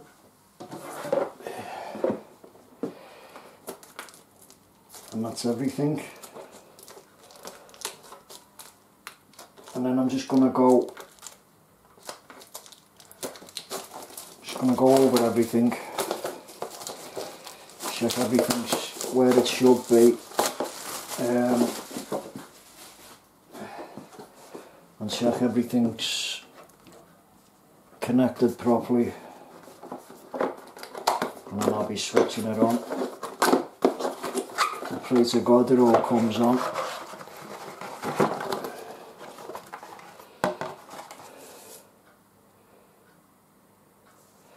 Right, this wireless card, this is the Netus wireless card, 300 megabytes per second one. Just got a bit of the quick installation guide, and the driver CD, and that's it. Documentation wise.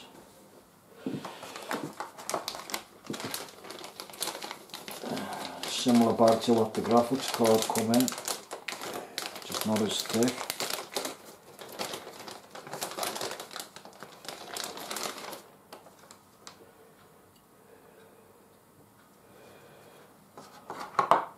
And your two aerials. That's just a spare. Your two aerials just screw on there. Like so.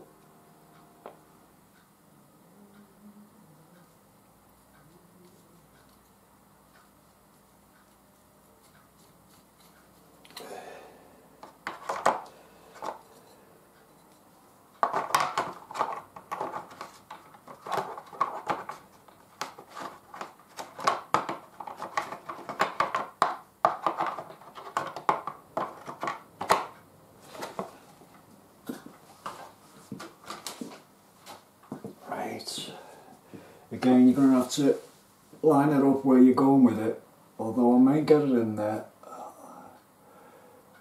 I might come too close to that fan.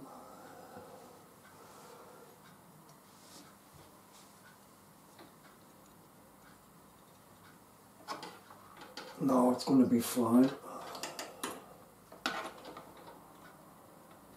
Yeah. So line it up where it's going and see which one of these you've got to take out.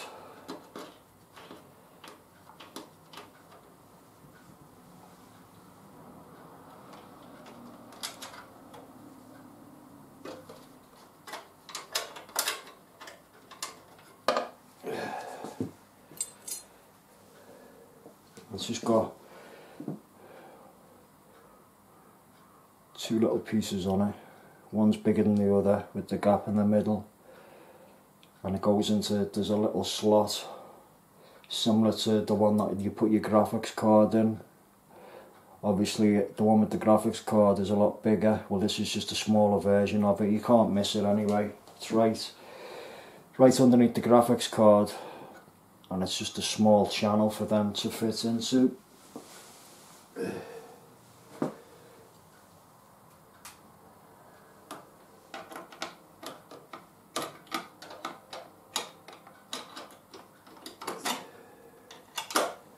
And it just clips in.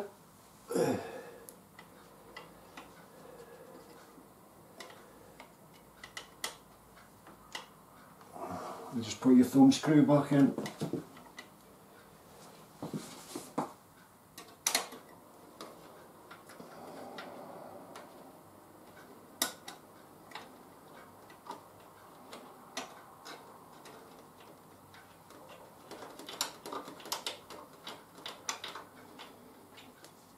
Tighten it up.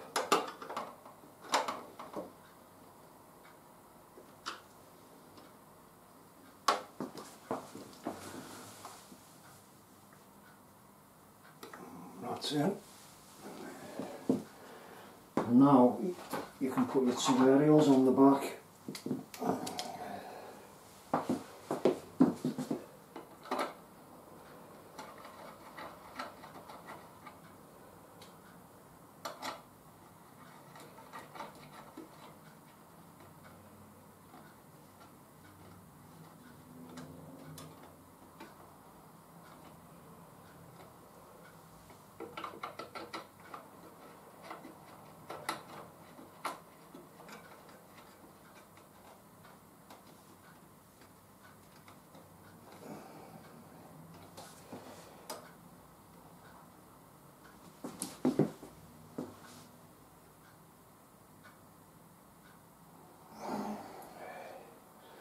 Nice and straight with the OCD.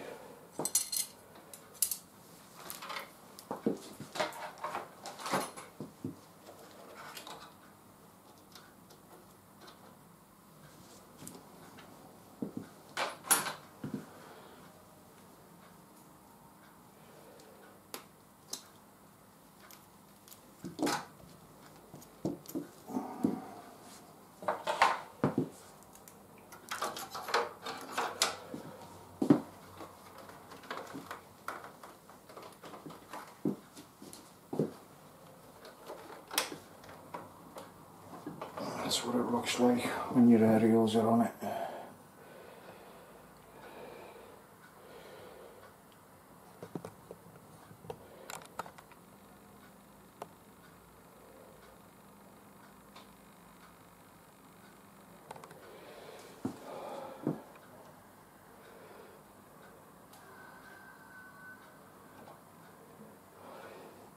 And this is the back of the graphics card just put in with these two slots. You've got your HDMI there, DVI, DVD, or two DVI. I think it can support up to 4 monitors as well, that graphics card. Them aerials may be in the way, they may have to go like that to plug the monitor in. Probably will do, it's not a problem, no.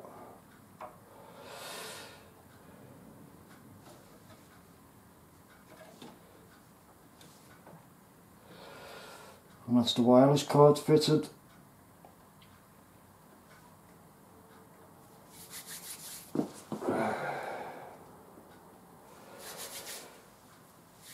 And I'll just show you what the back of the case looks like with all the wiring.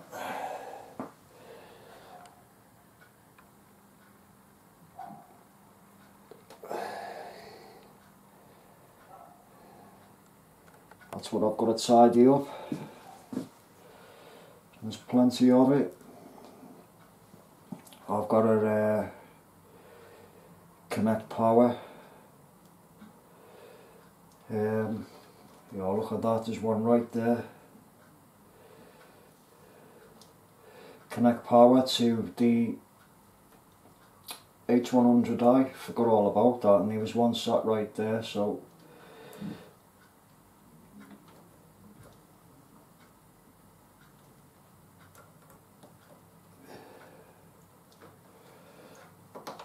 that's that done. That's the power to pump. I'd have forgot all about that if I never turned that round then and seen it. Yeah. So that's everything.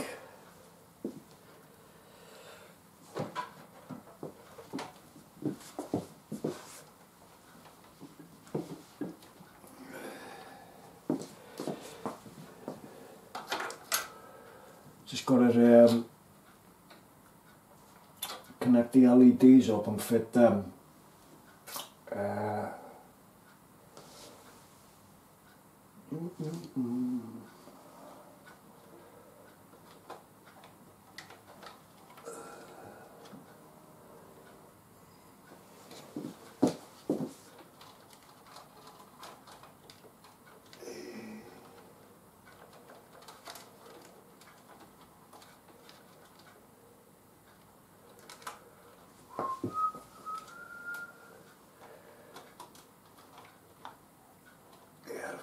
I was just checking that I connected that fan connector that's coming off the block.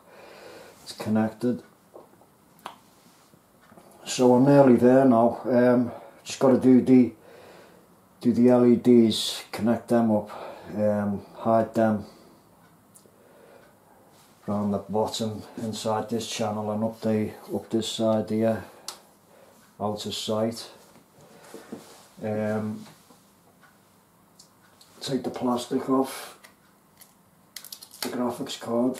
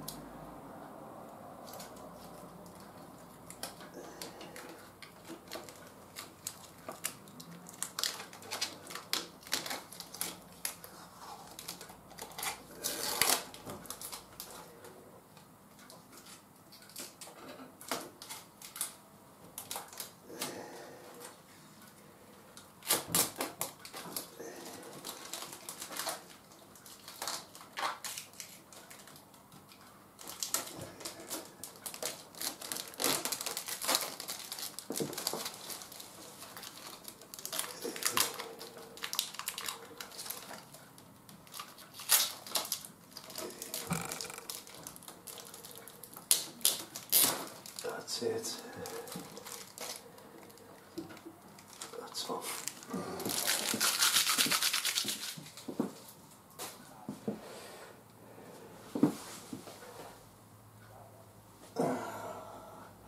It's a nice card that. Looks the business in there, mate. Looks really nice. Just wanna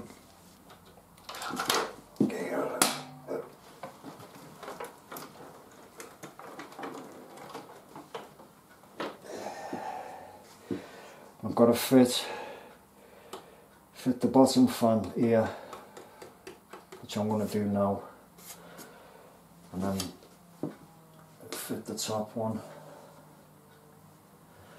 So I'm just going to go and grab the fan, the filter, sorry, and I'll be back in a minute. Okay, these are the filters. This is the one that's going to go on the roof, on the top when that plastic cover comes off. The custom made filters from Dempsey Flex. So they do a full kit to cover the whole case, but I only needed two, so that's the one for the roof, and this is the little one which is going to go here. It's for this fan. They have a magnetic strip on them, so it's just a case of lining it up and sticking it onto the case. As easy as that.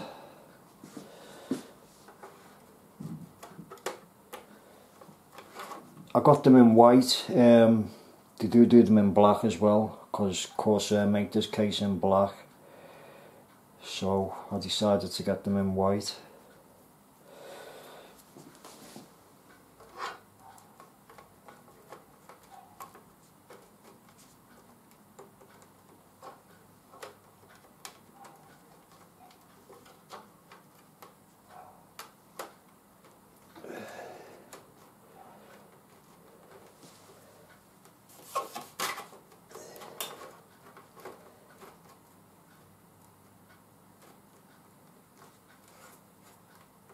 That's it, it's on.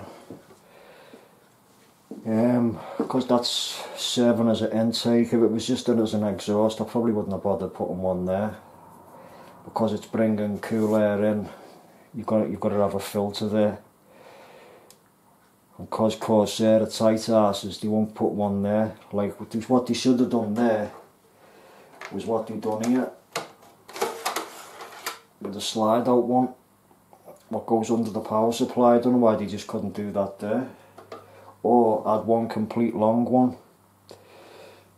Just made this a little bit bigger to match the size of this mesh here. So it was just one complete long one, which which would have been a lot better, but never mind.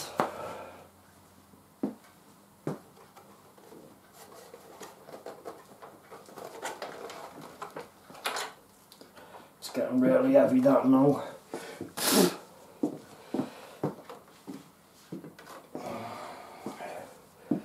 This cover comes off,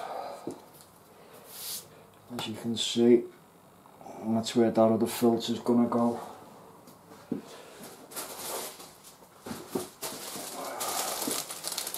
Because the way it is, I don't like the look of it,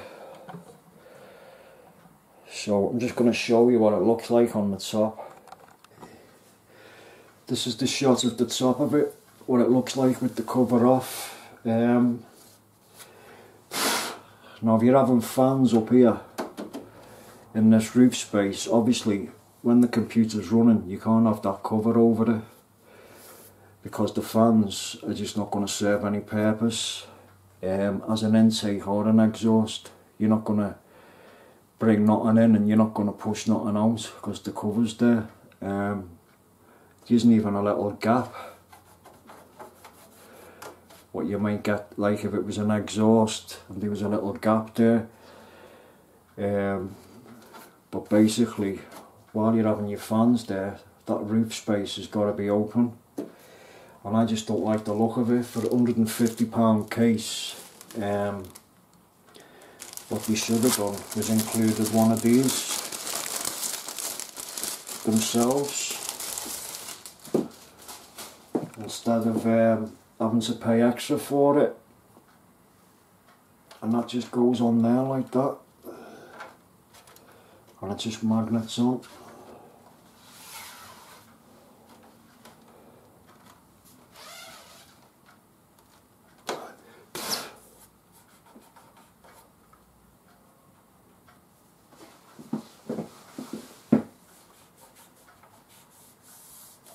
Which doesn't look, I don't think it looks too bad. I think it looks better than not having no filter there at all, just having the mesh metal there.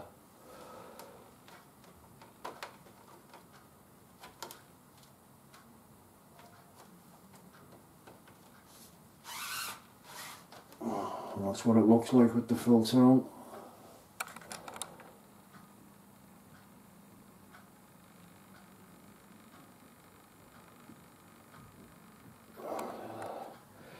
So you make your own mind up. It's a bit wrinkly like, but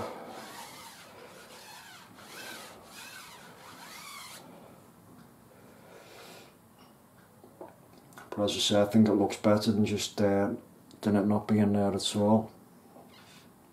You can also get them white mesh and black frame, or black mesh and white frame, whatever you want, they'll make it for you. But they're the filters anyway, from Dempsey Flex Filter, all the way in Cape Town in South Africa.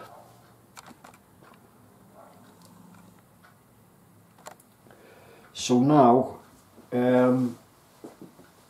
it's going to be the LEDs, fitting them, getting them out the way.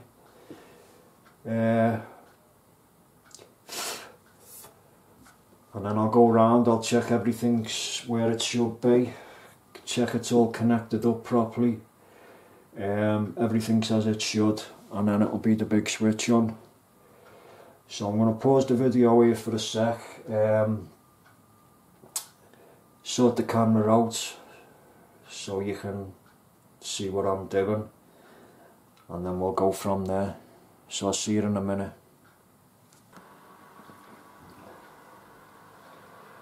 Okay everyone, I'm back now. Just gone and got these blue Velcro straps. I bought 2 packets of these. There's 2, 4, 6, 8, there's 10 in a packet. And they're just basically Velcro straps in blue. You can get them in a lot of colours. You get them in about half a dozen different colours to match your build. And it's just like a little Velcro belt. It goes through the hole round your cable and just pull it. So I'm going to use these on the front of the build, just basically for aesthetics purposes. For all the cable and management round the back, what you're not going to see, I have got blue plastic ones, zip ties, which I'm going to use for all that. I've got a bundle of them I bought off Amazon. I bought a bundle of 100, even though I'm probably only going to use about maybe 20 or something. They only come in bundles of 100, they cost me a couple of quid, so I'm going to use them for around the back. No one's going to see around there, but I still want it as tidy as possible, like, because that's just the way I am. Some people would probably just cable manage the back dead quick and put the back door on and leave it at that, but I couldn't do that, so I'm going to sort it all out. It's probably going to take me a couple of hours to cable manage all the cables at the back. At the front, as you can see, it isn't going to take me that long. I've just got to do the LEDs and tidy them up, and basically tidy up them fan wires down the bottom there, and I think everywhere else looks pretty tidy. It's just a case of wrapping these Velcro straps around them. So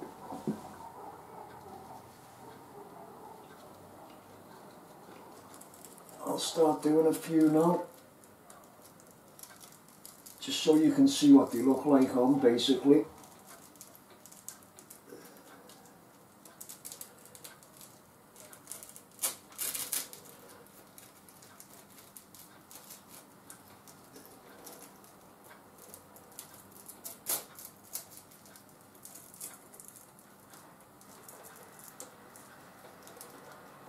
And once you've got it tightened up on it, it's just a case of wrapping it round.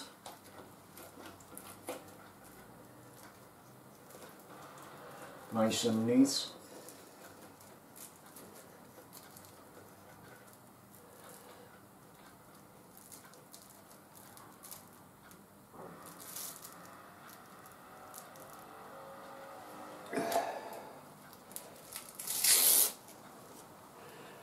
I'll put another one here.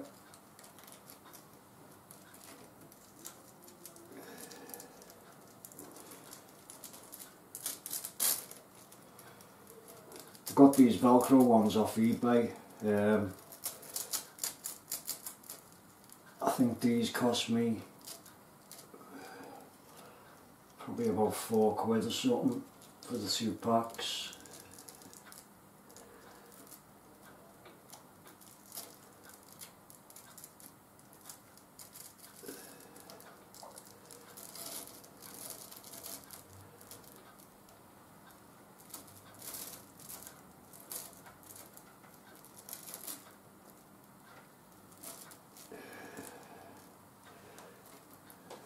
And that's roughly how it's going to look.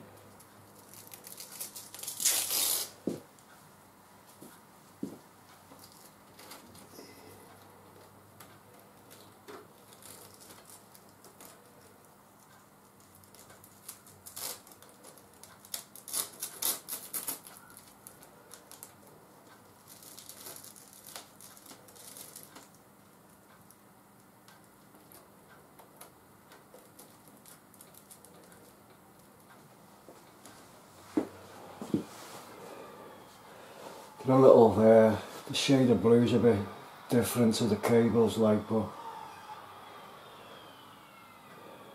they don't look that bad. And, I didn't need 2 packets, I know that much. So that's what the front's gonna look like. I don't think I'm gonna put any more in there.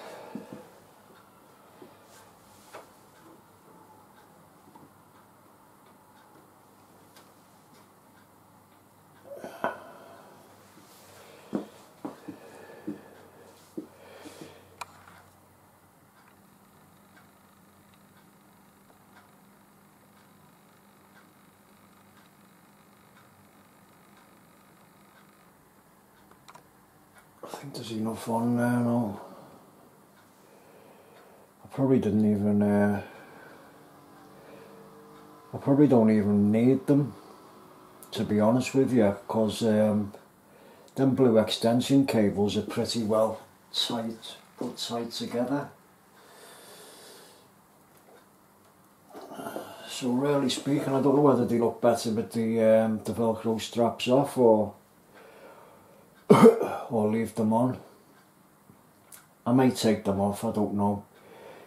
So what I'm going to do now,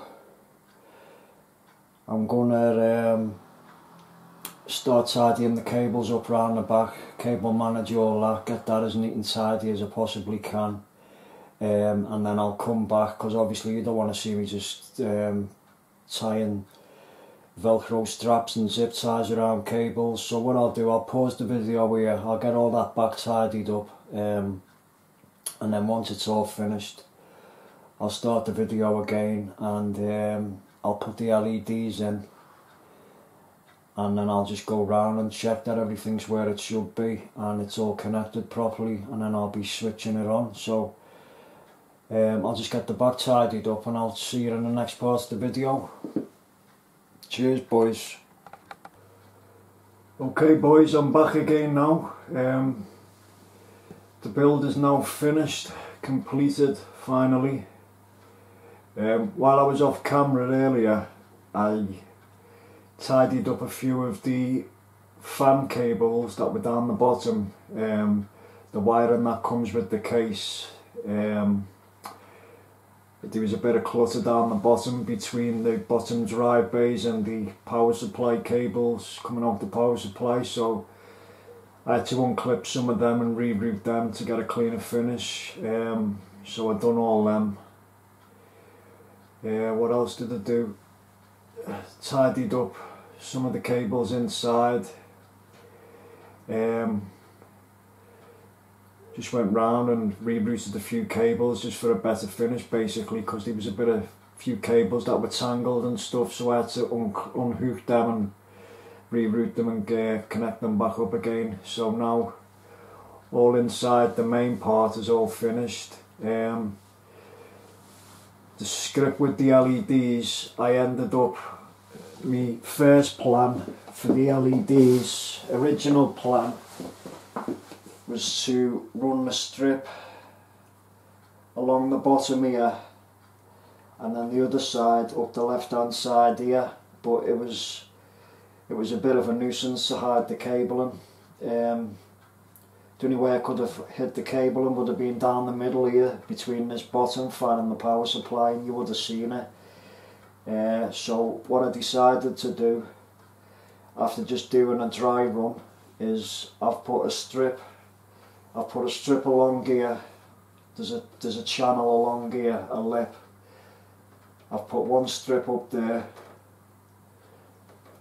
out the way, you can't see it, and then I've run the other strip down this side here, down the right hand side at the front, also inside another channel, totally tucked out the way so you can't see any of them. And then what I did with the wiring to hide the wiring, I took the wiring right over this this drive bay here, right over the Blu-ray, or right over the top and out the back, and connected it up to a Molex. so totally hid the wiring completely, can't see none of it. So I'm quite happy with that, because I was thinking about not fitting the LEDs, because I didn't really want to put them anywhere else but on the bottom and up the left hand side to get some light coming in from the front, going towards the back of the case. But after a little bit of thinking, I decided to put them where I've put them, so I'm happy with that. So as you can see, that's the end result of the business side of the case, and I think it looks very sweet.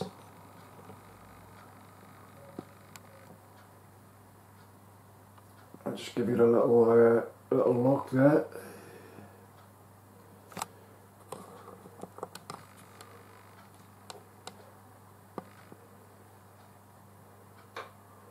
I think the blue cables look cool inside that case. Everything's all nice and clean and nice and tidy. There's not a thing out of place, which is the way I like it.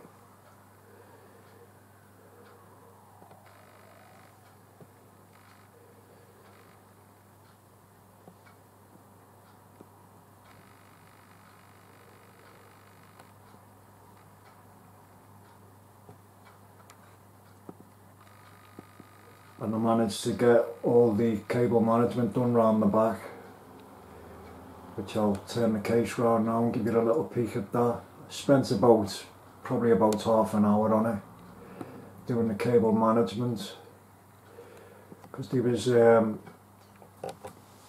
that much cable, and I think I've achieved the best cabling that I could.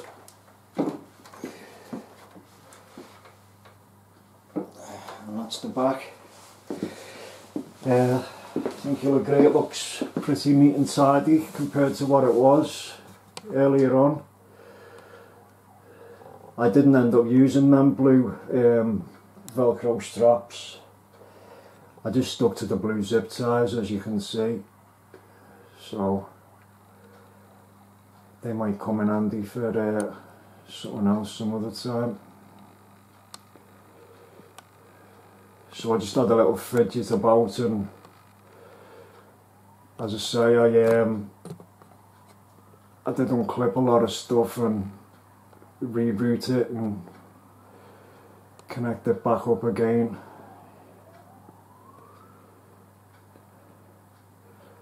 But I just done the best job I could do. It's the first time I've done it. I haven't done no computer building or cable management at all. So I don't think I've done that much of a bad job really. Looks pretty neat and tidy, I think.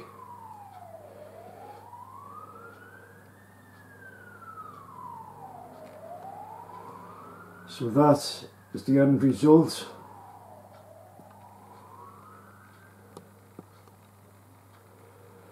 Don't know how long I've took to build it, because I've done it. To be honest, with you, I've done it over a couple of days, because I've had other stuff to do, going out and stuff. So I think in all, the whole build, if I'd done it all in one day and I'm not had to go anywhere, I'd say I'd guess it took me about possibly 6 hours, something like that.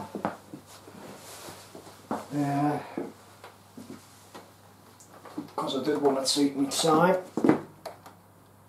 and that's the front of it, with all the drive bays sorted out. Yeah, I'd say about 6 hours in total.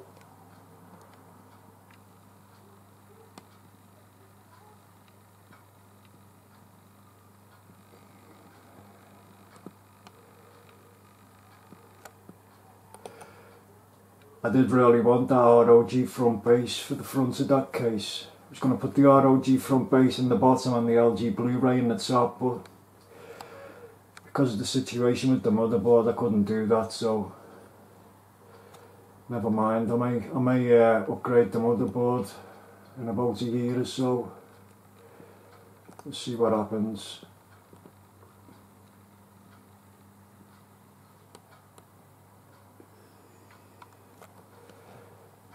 So that's the finished product. So now I'm not gonna put the doors on yet. I believe it's bad luck if you put the doors on and then power it up. So what I'm gonna do, I'm just gonna have a quick check over it, make sure everything's connected and it is where it should be, and then I'm gonna power it on. And I'm going to power it on first time, so you'll be seeing it first time just like myself. I haven't already tried it and know it works or whatever, so you'll be seeing it for the first time just like me. So I just check everything, make sure everything is what it is, and then you'll see it power up if it does power up. So I'll see you in a minute. Okay boys, it's now got to that stage where I'm going to be switching it on to see if this all works after all my hard work. What I've done, I've connected my monitor up to it, as you can see. I've connected my keyboard and mouse up to it, just so I can go into the BIOS and check everything's being picked up and the temperatures are fine. I've connected the power lead up and put a HDMI cable from the back of the monitor into the graphics card, just to make sure the graphics card's working on it. So I'm now going to turn it on and you're going to be seeing this for the first time just like I am.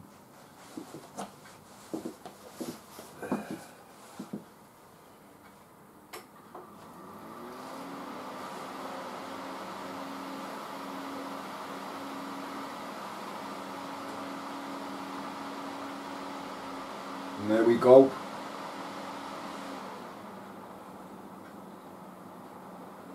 All working.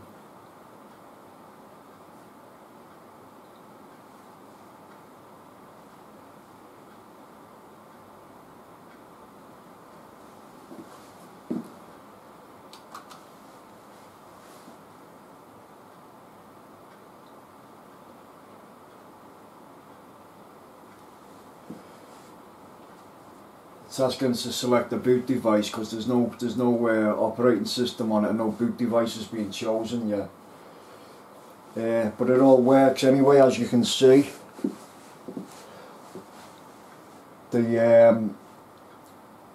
All the fans are working, the LEDs.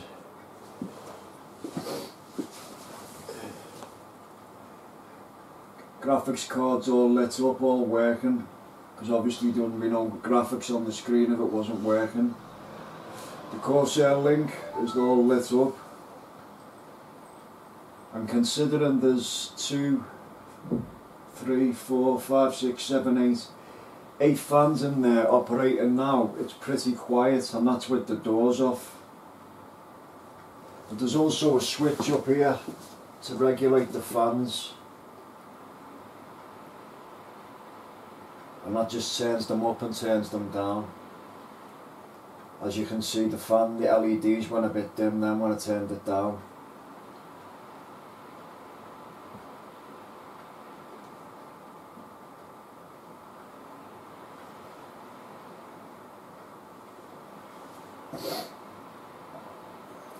So it's all working, which I'm very happy with. And I'm really pleased with the look as well. I think it looks brilliant. That's why I've shut the curtains and turned the lights out, so you can see what it looks like all lit up. I'm just going to get you a close up of that.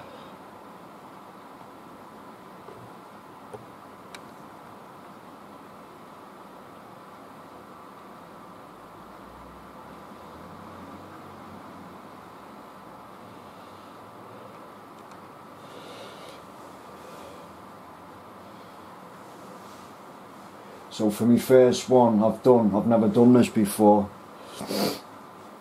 I worked on it for a few hours over 2 days and I'm really pleased with it. I was a bit scared to press that button to power it up in case it didn't work, but as you can see it's all working fine.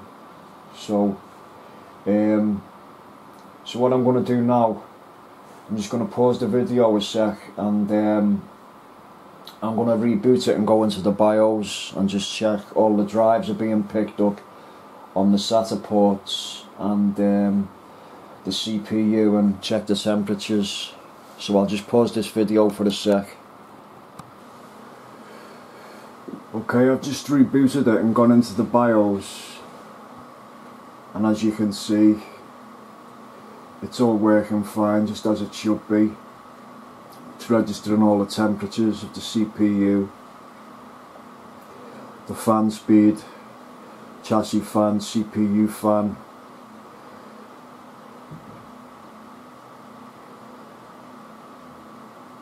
CPU type, AMD FX835 8-core processor. Everything about the board, the voltage.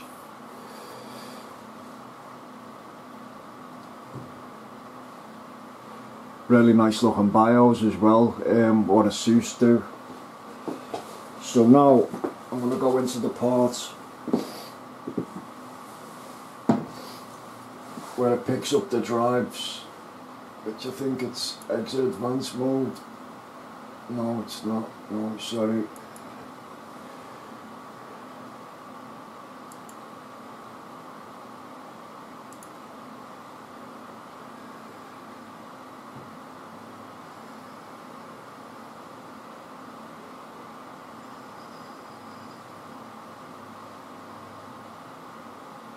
Select screen, change out to previous blind shot.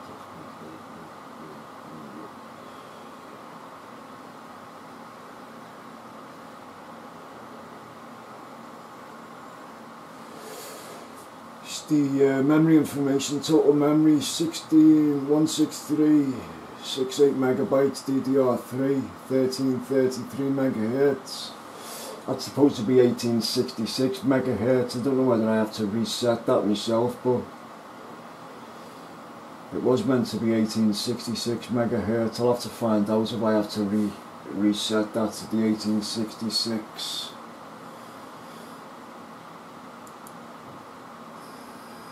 SATA configuration. Yeah, as you can see there at the top, it's picked up all the drives.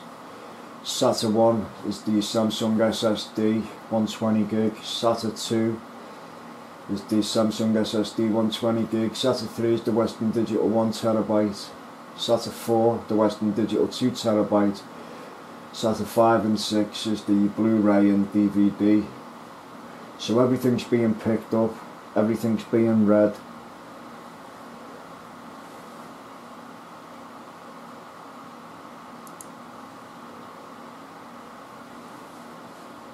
Everything seems to be working perfect, and as I said before,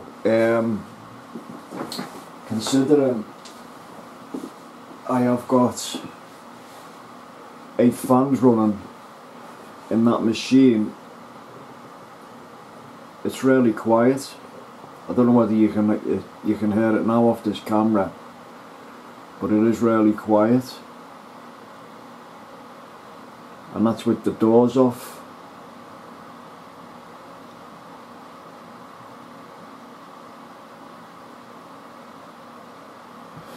So I just want to say, guys, because this is the end of this video now, thanks for watching if you've watched it from the start, and if you could please take the time to give me a thumbs up or a thumbs down, whichever you thought the video went, whether you liked it or disliked it. And please leave a comment in the comments box. I look forward to reading them. Do you think it was a disaster from the start waiting to happen? When you seen the list of parts that I had to work with, also with it being my first one. So do you think it was just a disaster waiting to happen? Or do you think I worked well? Doing my first build, I took my time, I stayed pretty patient. So please leave me your comments on what you think, because they really do help. And also, if you thought the video was okay, please give me a thumbs up and hit that like button, and please subscribe for future videos. I have got some good videos coming up in the future on stuff, some cage fighting stuff, some computer stuff, boxing stuff, all live stuff regarding the cage fighting and the boxing, which is getting done in my local gym, which is Gym Will Fix It in Rochdale. They're just waiting to open new premises now. It's going to be 3 floors. One of the floors is going to have a big cage and also a boxing ring, so I'm going to be looking forward to doing some videos inside there. I've already asked the owner if it's possible for me to do it, and he said yeah. So I've got them coming up in the future, so I'll leave the video there. Say again, thanks very much for watching, and I'll see you soon. Thanks everyone.